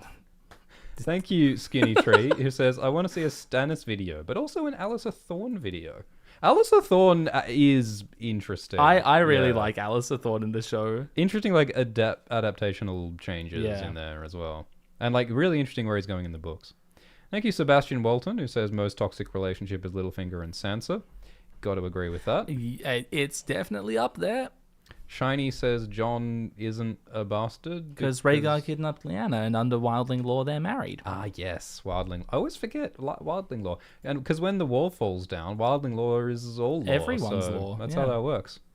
Atomaris Tibia says, hi, Glittimer and Shiftitis. Finally caught stream. You sure did. Thank you, Vitavino, who says, tier list of casting Throne v Song Renly F, by the way. So we have, like, talking about the casting of each character. Who is the best cast character? Who is the worst cast character? Well, the worst cast is Renly. And the best? Who is the best cast? That's a good question. What is going on with this? Maybe Mark Addy as Robert Baratheon. I mean, he's great. He is great, but there's so many great... Like Peter Vaughan as Aemon Targaryen. Yeah, that's pretty perfect. I just wish they had the purple eyes. Yeah. Thank you, Sir Strong. Michelle Fairley. They're also good, but they did age up the Stark parents. Yeah, Michelle Fairley's older than Catelyn. Well, Sean Bean's much older than Ned. Sir Strong the Gormless, R'hllor X the Seven. I don't know if they get on. They're all faces of the same god. Thank you, Morakea, who says, hi, Schwesto Glide. If you could save any doomed Ice and Fire pairing, who would it be and how? Ooh. I mean, saving Jon and Ygritte would be pretty beautiful. That would be good. They do deserve to be saved. I mean, it'd be nice to save Robb and Jeyne. Do you think Ygritte walked into Satin? Maybe that's how you save them. Okay. Yeah, all right. I'll sign that petition. Yeah, all right, done. Thank you, Andre, who says George should write more about worms in Valyria. That's what we told him over the burrito. We're like, George, we need more worm action. Not enough night crawlers in this Ice and Fire. We need night crawlers. We need wriggling. Give me some wriggling worms. And then he stopped replying to our texts. So I don't know what's going on there. Thank you, Scarlett, who says it's Ace and Arrow spec terms, queer platonic relationships. Oh, QPR. I see now what that means. All right. Yeah, well, is that exactly what I was talking about? I wasn't saying that platonic and asexual relationships are the same thing, if that's what people were thinking. Thank you, Ultrift Pike, who says in Arya 3, when Illyrio said, if one hand can die, why not the other? He isn't referring to Jon Arryn, but rather Jon Con. So him and Varys wanted to fake Ned's death and recruit Jon Con. I disagree with that assessment of that passage, but thank you for your contribution. Thank you so much for all of the super chats and donations. I think we need to wrap up this stream. Yes. Thank you so much for participating. This was very ridiculous and fun. As always. It was a yeehaw good time. Glidus, thank you. Thank you. Look at this tier list that we've done. Look at what we did today. Look at what we've accomplished. This indisputable objective tier list that no one could possibly disagree with because it's not at all subjective and entirely objective. You can watch like 80 hours of exclusive additional Swift Gliders content on Nebula. You can purchase 80 hours of our shirts on Crowdmade. You can do those things. And the prints on Nebula, of course. Please press like. Please press subscribe to Glidus and to AltSwiftX. You haven't pressed the like button? Quick! We better hurry. It's before the stream ends. You can also listen to these live streams as audio, as podcasts. I always forget that I'm on a podcast. You're a podcaster. Well, if you ask George R.R. Martin, that's what I am. I hope you like podcasts, because you're in one. And yeah, so like Spotify or any podcast app, you can listen there if you'd like. You can. It's true. You don't have to, but you can. If you want to be notified of streams, your best hope is to join the Swift Discord and the Glidus Discord. Yeah. You can also follow us on Blue Sky. And, don't forget to brush your teeth. Is there anything else we need to say? I was about to reveal the secret to a happy life. Oh, right. But we're out of time. Well, yeah, we haven't got time for that on our schedule. So. Bugger. Yeah, it's a shame. But, maybe on the next stream. If you remember. Don't forget. I will, though. That's the problem. Don't forget the secret to a happy life. It'd be terrible to forget that. So, yeah. Have a grouse time. And see you next time. Oh, it's keeping track of your macros. That's it. You're a lot better at that than me. Oh. Bye. Bye. We're leaving now. Bye. Thanks, Lisa and Casey and Haven. Bye. Bye. We're leaving. Bye.